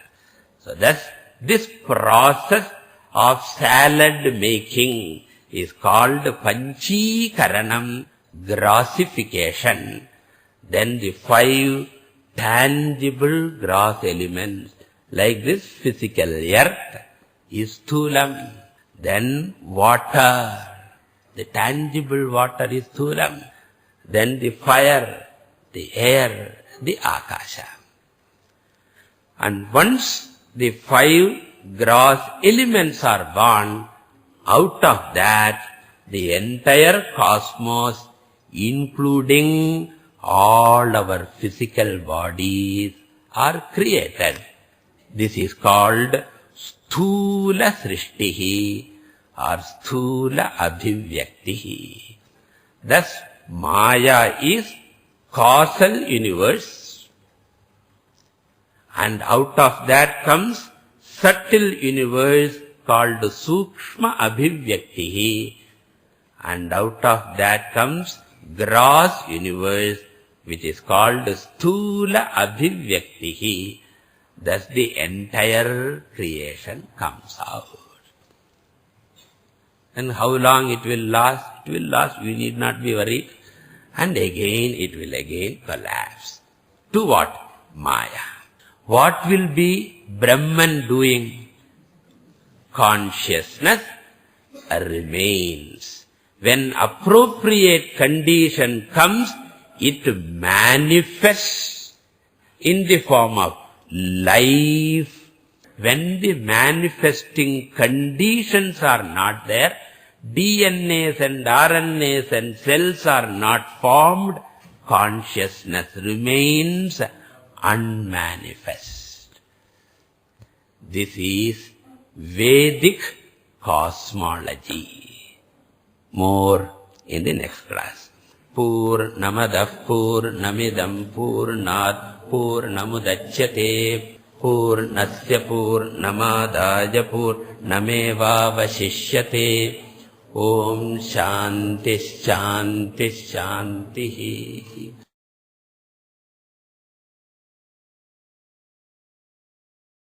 In the last class, we saw the main theme of the Vedantic teaching, namely Jiva Ishvara Aikya Jnanam, otherwise called Jivatma Paramatma Aikyam.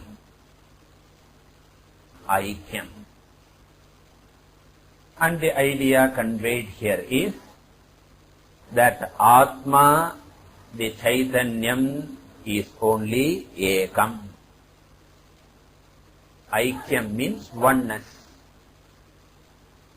Therefore, Atma, the Chaitanyam, is only one, and that one Chaitanyam alone is expressing through the matter principle.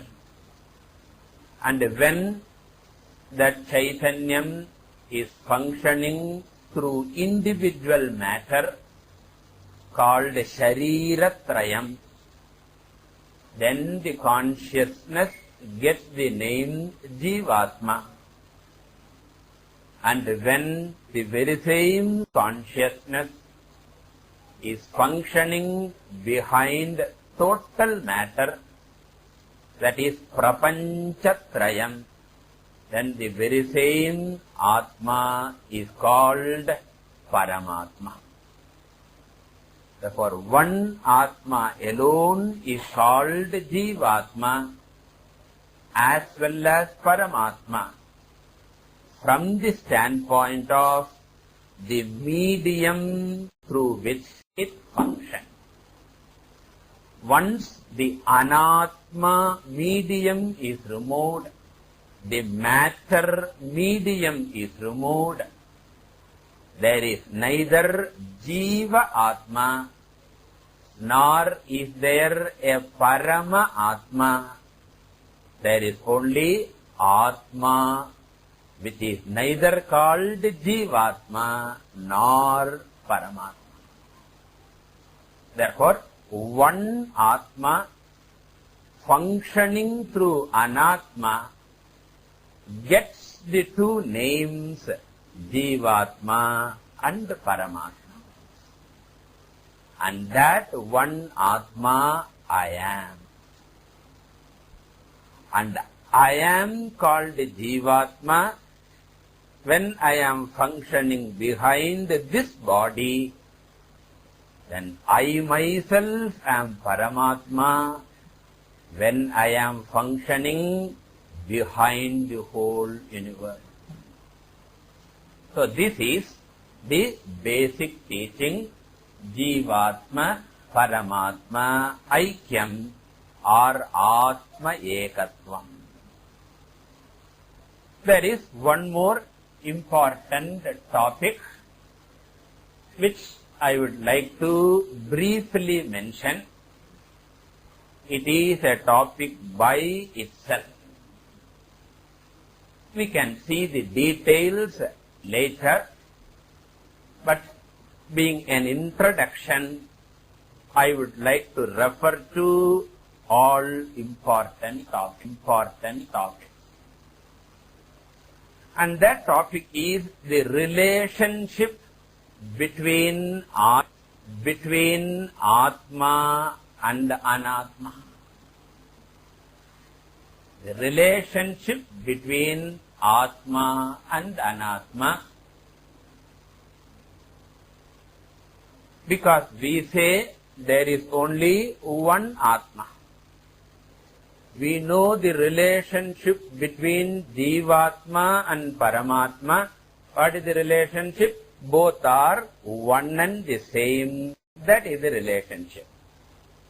Now we are asking, what is the relationship between the Atma and Anatma, the spirit and matter?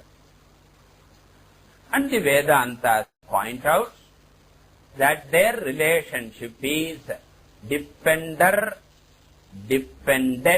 relationship, supported relationship, which means matter depends upon consciousness. Matter depends upon consciousness. Even to prove its existence, it depends upon consciousness. Isn't it true? To say there is a clock in front of me, I have to see the clock to prove whether it is existent or not. To prove the existence of anything in the creation, I have to see it or know it directly or indirectly. Whereas, to show or to prove that I am existent, I don't require any proof, because my existence is very evident.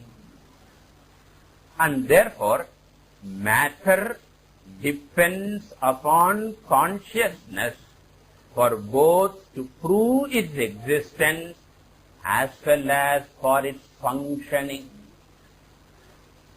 Matter depends upon consciousness to prove its existence as well as for its functioning.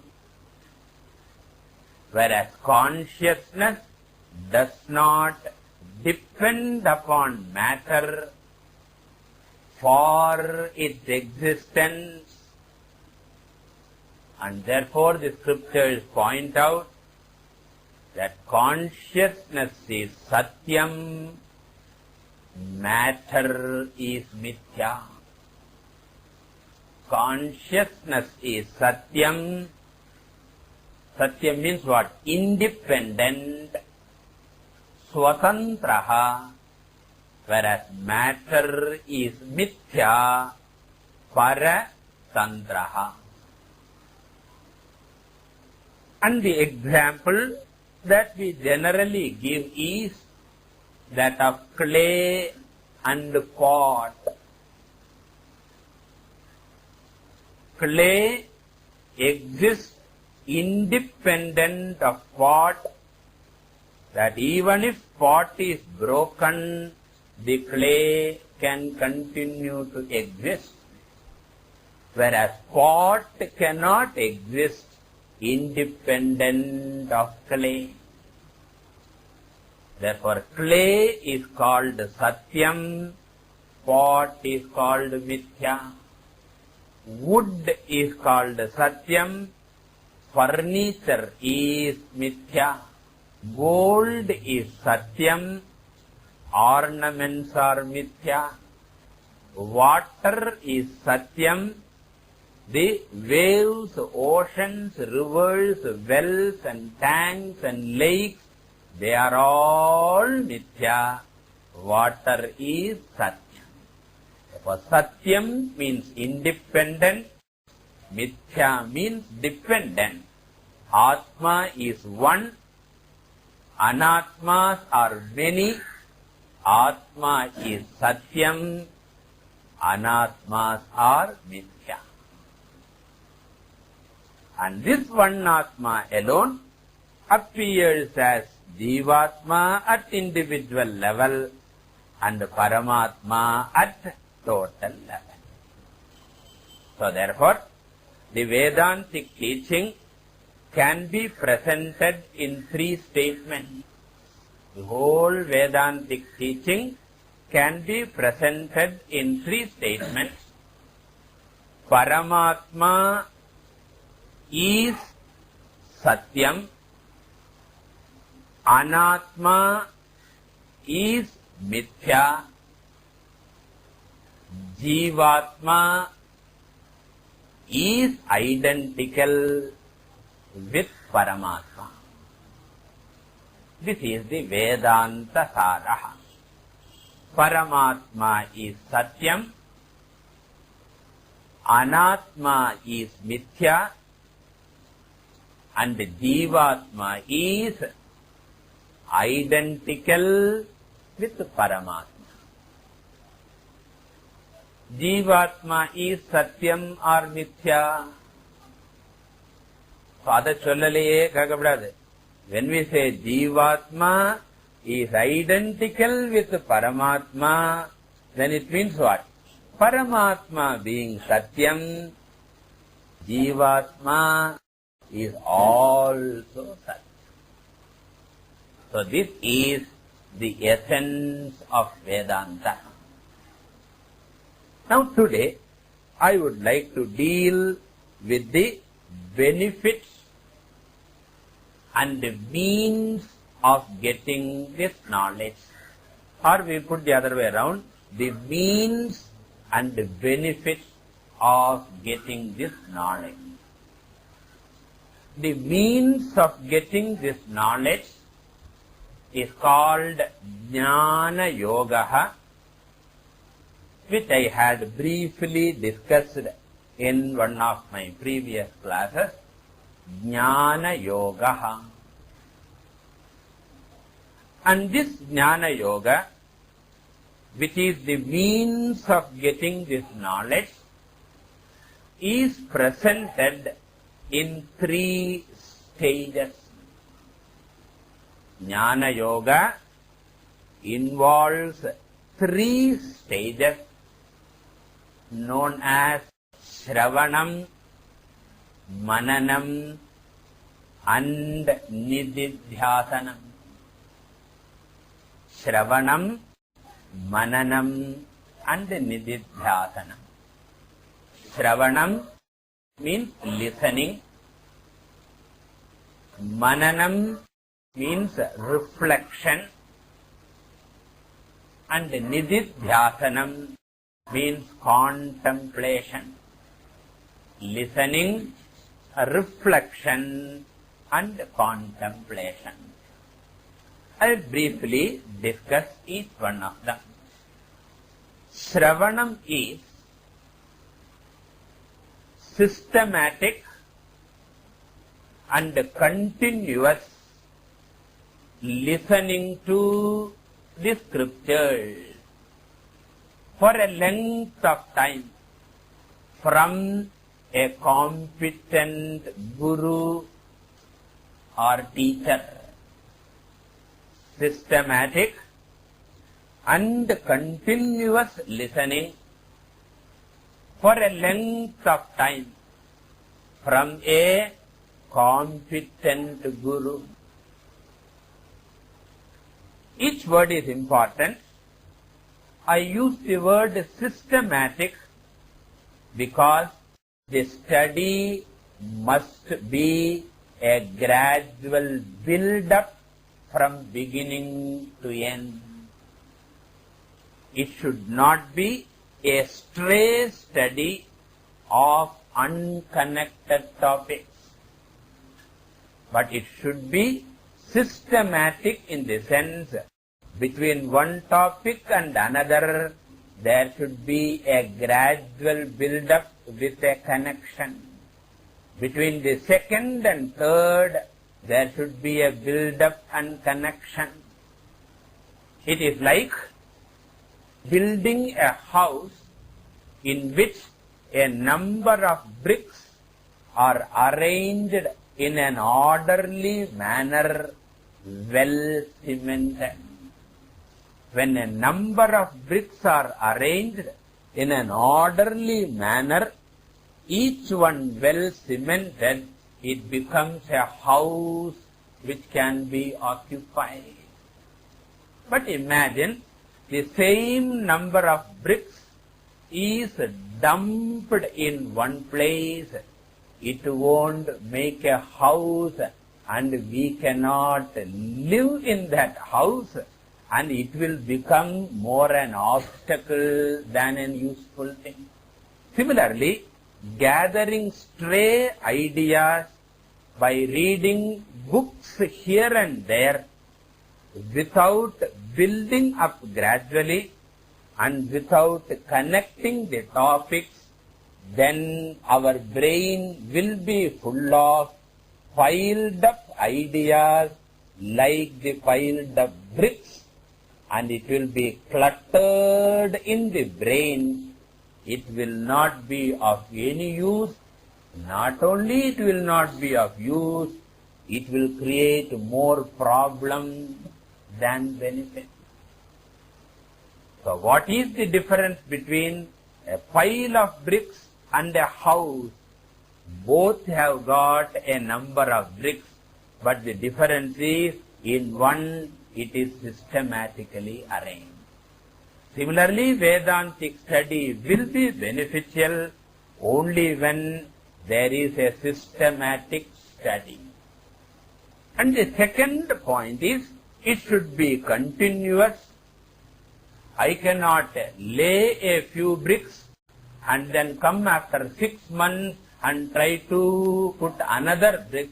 It would have become dilapidated one. Again you have to start from scratch. Otherwise the cement would have become hardened. Before the cement hardens, you have to place the next brick, then put the cement, and before it hardens, you put the next brick. And therefore, without gap, it should be continuous. Therefore, systematic study is important, continuous study is important, and also it must be for a length of time. Only then sufficient bricks can be placed to complete the roofing. Only roofing is not there, building is over now. How can you live? Therefore, the study must be completed, and the completion requires a length of time. Therefore, the time factor is important. So, it should be systematic, it should be continuous, and it should be for sufficient length of time.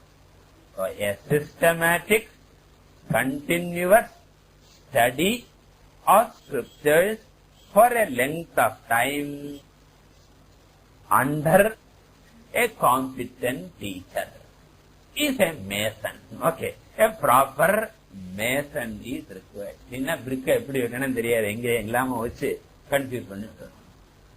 This process is called Shravanam. And during Shravanam, I only gather the ideas, I don't ask questions. If questions come, I keep them aside until one comprehensive study is over. Until I complete this study, comprehensive study, I keep my questions aside. Because every statement in Vedanta can raise 100 questions. And therefore, keeping aside doubts, I gather the ideas and keep. This process is called Shravana. Then afterwards comes Mananam, the second stage. I try to tie all the ideas of Vedanta and make a garland out of the teaching, so that every idea fits into the grand building of Vedanta. Every brick has got a role to play in the house. Every window is part of a grand scheme. Every tile is a part of a grand scheme. Similarly, every idea of Vedanta should become part of the grand design of Vedantic teaching. The study of the individual, the study of the total, the study of the Aikyam, the study of Sadhana Chatushtaya Sampatti, every topic should be well connected. And as even I am connecting, if I have given about 10, 12 talks, I must be able to go back and take all the 12 topics that I have discussed, and I should know where they all stand. What is the role of Karma Yoga? What is the role of Upasana? What is the role of any sadhana for that matter? Everything should fall in its place. When I look back like that, lot of doubts come. When I take a topic individually, it may not create doubts. But when I try to connect one topic and another, there may be seeming contradictions, or one topic may not find its place properly. Therefore, doubts arise. And my job is answering all the doubts. How can Jivatma be identical with Paramatma? How can Jivatma be different from the body? How can Atma be Satyam and Anatma be Mithya? Any question that arises in the mind, I should be able to answer until no doubts remain, until I am convinced I have to answer my question. Some of the questions are answered by independent reflection. Some of the questions will have to be answered with the help of the teacher alone. And therefore Vedanta encourages any number of questions. Vedanta is not a faith. Vedanta is not a belief. Vedanta is knowledge. In a system of faith, questions are discouraged. It is considered to be disrespect to the teacher or the teaching. Whereas Vedanta, being a body of knowledge, any number of questions are allowed. And how long we should ask questions? Until all questions subside. And how do I know all the questions have subsided or not? I must be able to say, I am the Paramatma, Aham Brahmasmi. I am immortal. I am all-pervading. I survive the death of the body.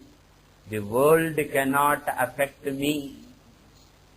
Each one of the statements I must be able to make from my innermost core of heart. And when I ask my own intellect, are you convinced? The intellect must say that I am convinced.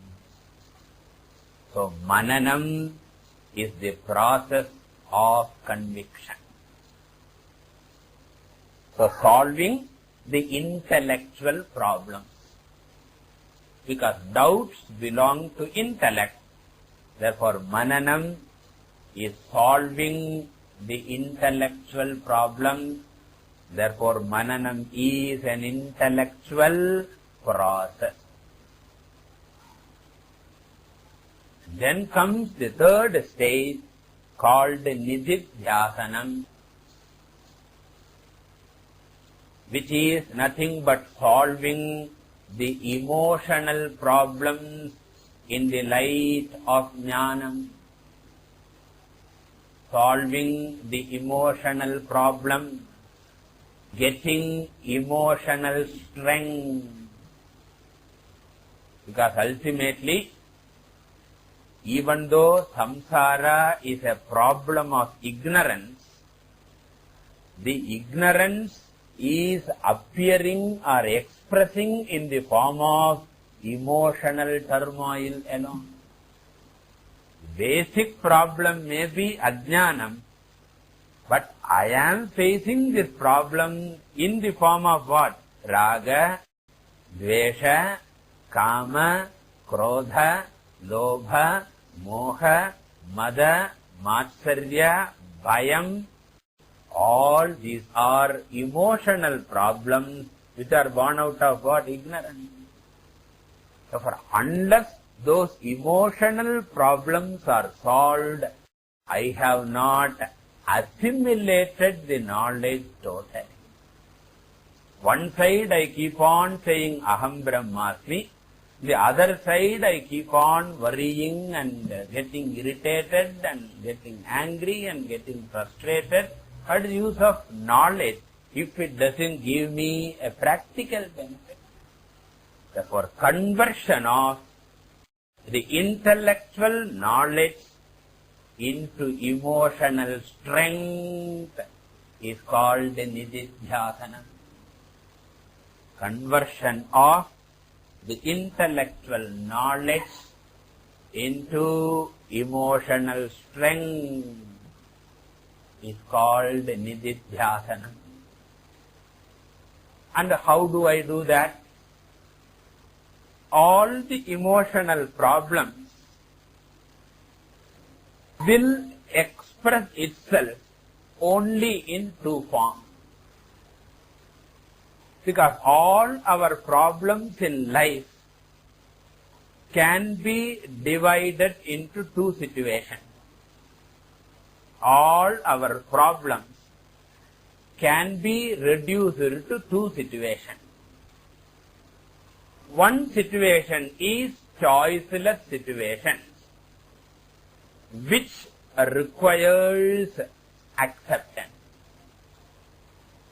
We should have sufficient emotional strength to accept whatever is choiceless situation. Then what is the second situation? Choiceful situation, which means which can be changed or improved, where the mind should not obstruct my effort to improve the situation. The mind, the emotional mind, should not obstruct my effort to improve the situation. A weak mind creates problems in two ways. When there is a choiceless situation, the weak mind goes on saying, don't accept it, don't accept it, don't accept it. Which means I go on grumbling, mumbling, brooding, worrying, fidgeting. All the time we know that all these things will not change the situation because it is choiceless. Therefore, strengthening the emotional mind is, the mind should say, I accept. So therefore, I should use this knowledge to strengthen the mind so that the mind says, I accept the situation. Some sickness to me or a member of the family, some incurable sickness. The doctor has said you have to live with diabetes. There is no cure. Therefore, learn to adjust diet, walk, whatever you have to do, you do. It is hereditary. Unga appakku irundirukku, taathaakku irundirukku. What is the use of worrying over that? I accept this situation. And something is permanently lost. Maybe a situation, person or possession. Going on brooding over the person is not going to bring back the person. Therefore, I may worry for a day, I may worry for a week, but the mind should become resilient enough that sooner or later it says, this is a choiceless situation, crying is enough, worrying is enough, brooding is enough, I accept and forget. Therefore, the mind must be strengthened to accept the choice. Now the second is what?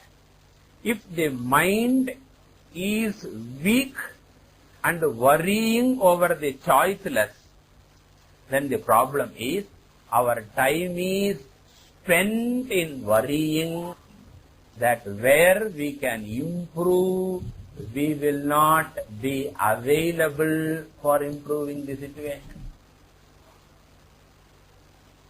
Worrying over the choiceless becomes an obstacle in improving the choiceful, in improving where the improvement is possible. And therefore the second part of emotional strength is what?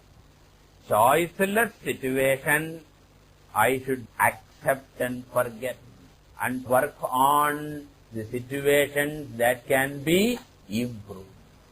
This is called emotional strength.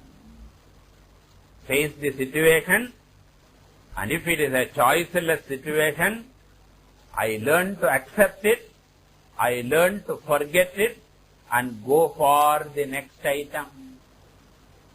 And I try to improve it, and I improve to the extent possible. And there also there is a limitation. And once I reach another choiceless situation, and again I understand it, and I go for the next. Like a bulldozer, I face the day-to-day life with emotional strength. And this emotional strength is possible only when the knowledge is presiding over my day-to-day life. So therefore, I keep this knowledge and learn to face the situation with emotional strength. This is called nididhyasana. And the greatest advantage is that the jnanam gives a mind which can face situation and change as a prayer. Alcoholics Anonymous prayer. This is a beautiful prayer. O Lord, give me the strength to accept what cannot be changed. Give me the will to change what can be changed. And give me the wisdom to know the difference between what can be changed and what cannot be changed. It is this we gather at the emotional level by the power of knowledge. And this process is called nididhyasana.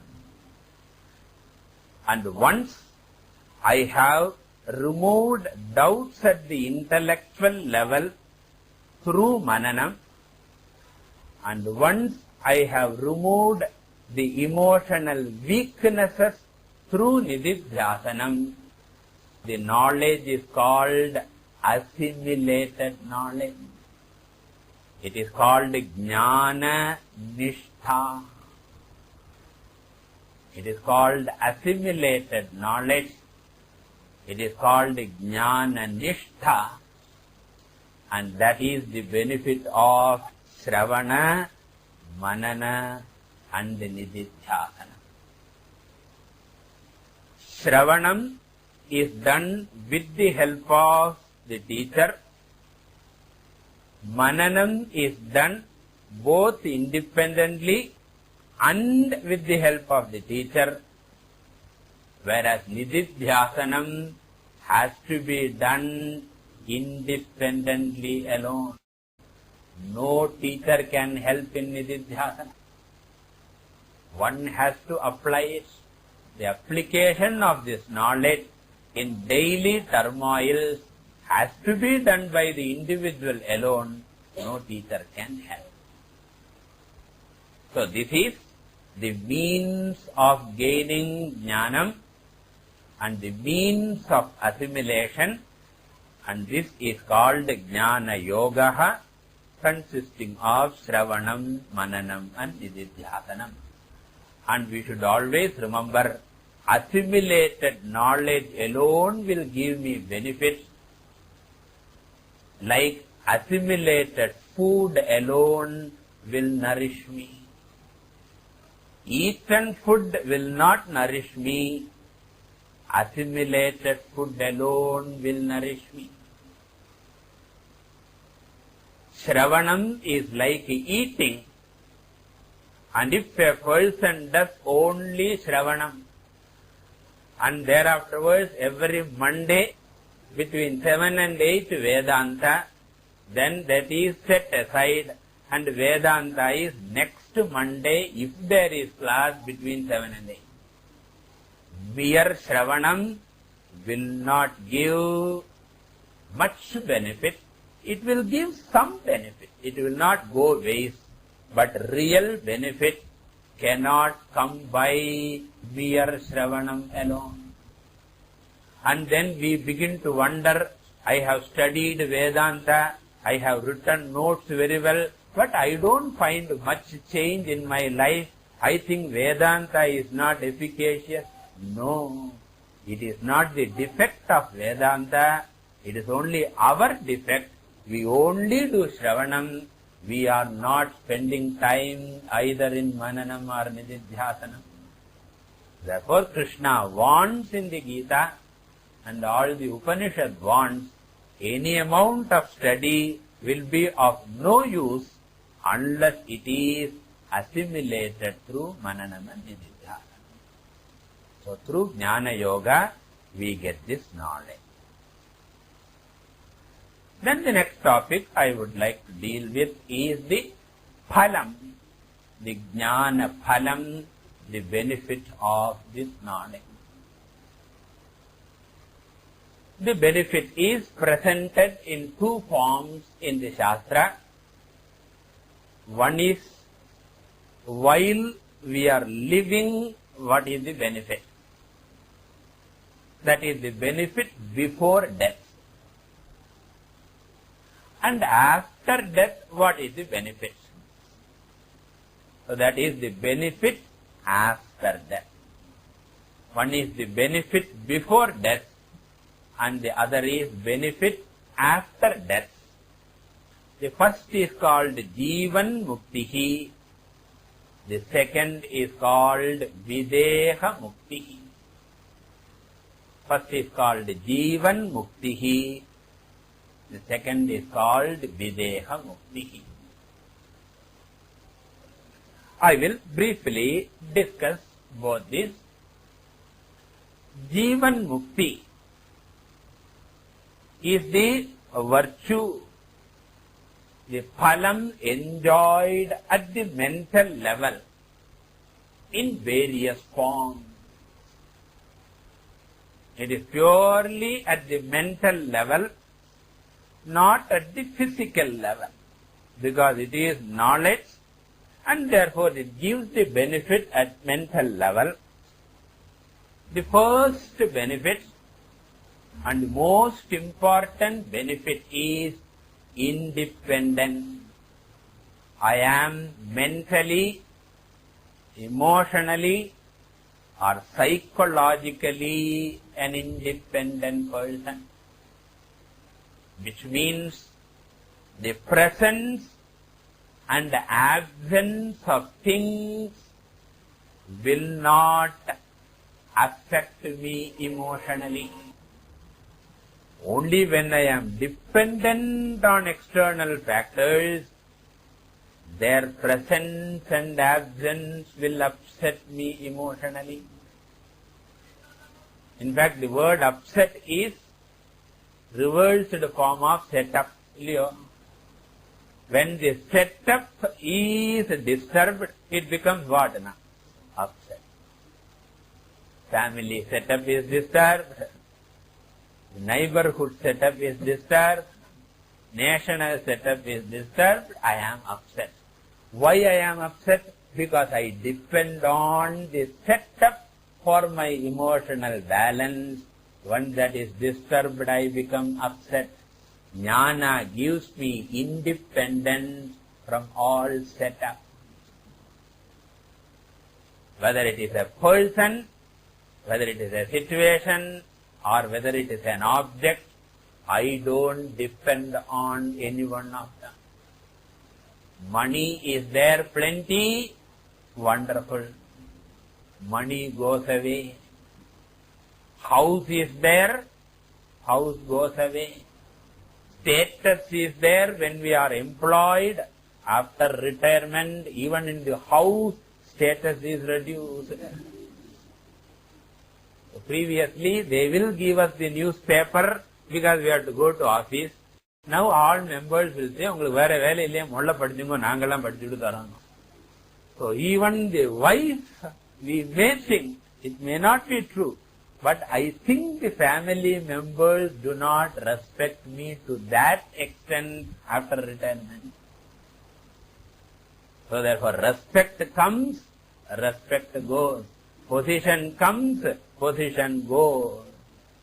I am not dependent on them, therefore the presence and absence do not affect me. So therefore I don't seek company. I don't feel loneliness. One of the fear in old age is fear of loneliness. I may not have companion. As we grow old and old, our contemporaries will quit. So older we are, the lonelier we are bound to become. Because the next generation, there is a big generation gap. There is no wavelength. What I say, they don't understand. What they say, I don't understand. So therefore, the problem of loneliness, the problem of lack of companionship, all those worries will not affect because I am independent. I am not afraid of company, but I don't need company. Independence is one benefit. The second benefit is Purnatvam, sense of fulfillment in life. Because I know I am the Atma, which is not confined to this body, but I am the Atma which is Sat, Chit, Ananta Swarupaha, and therefore I am free from limitation. Nothing is away from me.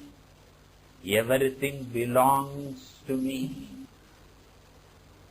There is no sense of isolation, no sense of rejection. Because if I am a person, I can be rejected. and nobody can reject me because I am all pervading. Therefore, sense of isolation, sense of limitation, sense of rejection goes away. Just as space cannot be rejected by anyone, I, the Atma, cannot be rejected by anyone. Therefore, the second benefit is what? Purnatvam, fullness, completeness. Then the third benefit is samatvam.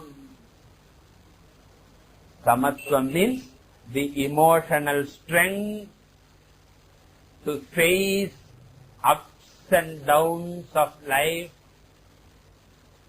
Jnanam becomes a great shock absorber. Like a vehicle, when it drives through the road, there are lot of potholes. We cannot repair the potholes because they are not under our control. The government alone has to do, and you know the government generally doesn't do that. And even if they lay a new road, then will come the telephone department or some department and again they will dig. I have no control over the potholes of the road, but I can put a shock absorber in the vehicle, and once I have the shock absorber which is under my control, the potholes will be there. I don't stop them, but it doesn't affect me too much. No doubt the car will move, so therefore I will also move a little bit, but it is not too much. Similarly, in the life, I cannot control my future situation. In fact, many things are beyond my control. How my wife will or husband will behave next moment, I do not know. How the children are going to behave once they grow up, I don't know. And how they will behave once they get married, I will never know. Many parents complained is, my son was very good until he got married. Jamata dashamo grahaha. They say son-in-law is the 10th planet. Because planet is that which will affect me, but whose movements are not under my control. In keeping with this definition, son-in-law is the 10th planet, whose lifestyle I cannot control, but whose lifestyle will affect me through the daughter. Therefore, I do not know what type of son-in-law will come, what type of daughter-in-law will come. Therefore, every situation is a pothole beyond my control. Therefore, instead of trying to control the whole world, put a neat jnanam shock absorber, convert into emotional shock absorber, so that anything happens, gurunapi dukkhena na vichalyate. Krishna says, even the greatest tragedy, he will be perhaps affected slightly, but it is not going to overpower him. Like a cyclist losing the balance sometimes, just the handlebar turns here and there, but sooner or later he adjusts and drives. So this is called Jivan Muktihi. It can be presented as independence, fullness and balance of mind. So Swatantriyam, Purnatvam and Samatvam. Swatantriyam means independent. Mental, psychological. Physically we have to depend upon the world. We require food, we require clothing, we require shelter. Physical independence we will never get. As we grow old, we may require some stick or some person to walk. Physical dependence nobody can avoid. Psychological dependence is avoided. So this is called Jivan Muktihi. How long? As long as I live, I enjoy this benefit. Then comes the second benefit called Videha Mukti. The word Jivan Mukti literally means freedom while living. Freedom while living. Now what is Videha Mukti? We have to see. To understand that, we should know what happens to an ignorant person after death. Then only we can understand what happens to a jnani after death. I will first see what happens to ajnani. Now, in the case of ajnani, at the time of death, the physical body is dropped. There is separation from the physical body. In fact, the very definition of death is separation from the physical body. And that is why the physical body decays and merges into the Panchabhutas, the five elements.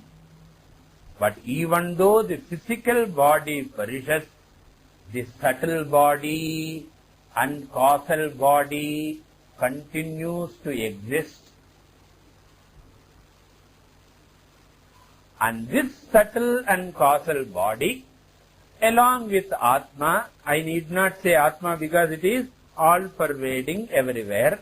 So this subtle body and causal body continues to survive even after the fall of the body.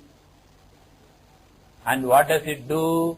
It acquires another body to continue the journey. Which acquires another body? The subtle body and causal body. And it may acquire the body here itself, or it may acquire the body elsewhere, and therefore an ajnani travels after death. In the sense, his sukshma shariram and karana shariram travels and acquires what?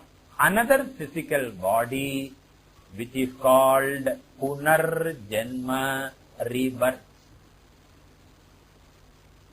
So what is the definition of death? Dropping one body is death, and acquiring another body is rebirth. And then what will happen? Again go through life, and again die, and again acquire another body. In the Bhagavad Gita, Krishna will say, just as a person changes clothes very often, some people change in one day itself several times. Several times. Some people change, even week they don't change. Okay, the jeans எல்லாம் இருக்கோல்லையோ, இந்த jeans அது வாட்டரையே கண்டு யுகம் ஆயிருக்கு. And the dirtier it is supposed to be great. I don't know what kind of philosophy it is. And the more torn it is, more dirty it is, the more faded it is, the more value it has got. All perception. Anyway, similarly the body genes. For some people it is very old, dilapidated, faded, it continues. They don't change. Some people quickly change. But death and birth is only at the level of the physical body. That's why Shankaracharya says, Punarapi Jananam, Punarapi Maranam, cycle goes on for an ajnani. Whereas in the case of a jnani, it is said in the scriptures that at the time of death, all the three bodies merge into the samashti. The sharira trayam will merge into the prapancha trayam. Sthula shariram merges into sthula prapancha. Sukshma shariram merges into sukshma prapancha. Karana shariram merges into karana prapancha. That means Jnani does not survive as an individual. Jnani does not survive as an individual, but he survives as the samashti, the total. And he is no more called Jivatma, because only when the body is there, the name Jivatma can be applied. When the Shariratrayam is gone, the name Jivatma we don't apply. He is one with what? Paramatma. So Jivatma has now become Paramatma, losing the individuality, just as a river loses its individuality when it merges into ocean. Before merging, you call it Ganga, Yamuna, Saraswati, Godavari, Narmada, Krishna. They have got a name, they have got a form, they have got function.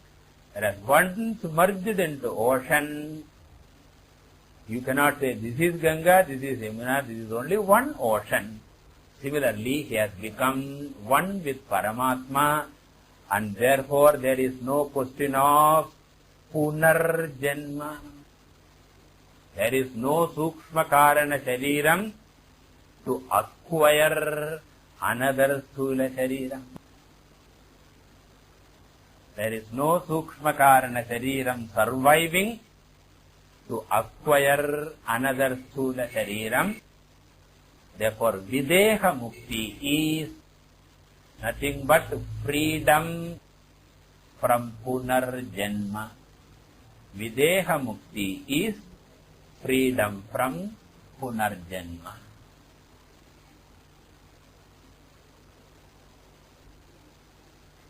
And how does Jnanam give these benefits of Videha Mukti? The scriptures present this topic in a particular way. They say, Jnanam stops Punarjanma by destroying all karma.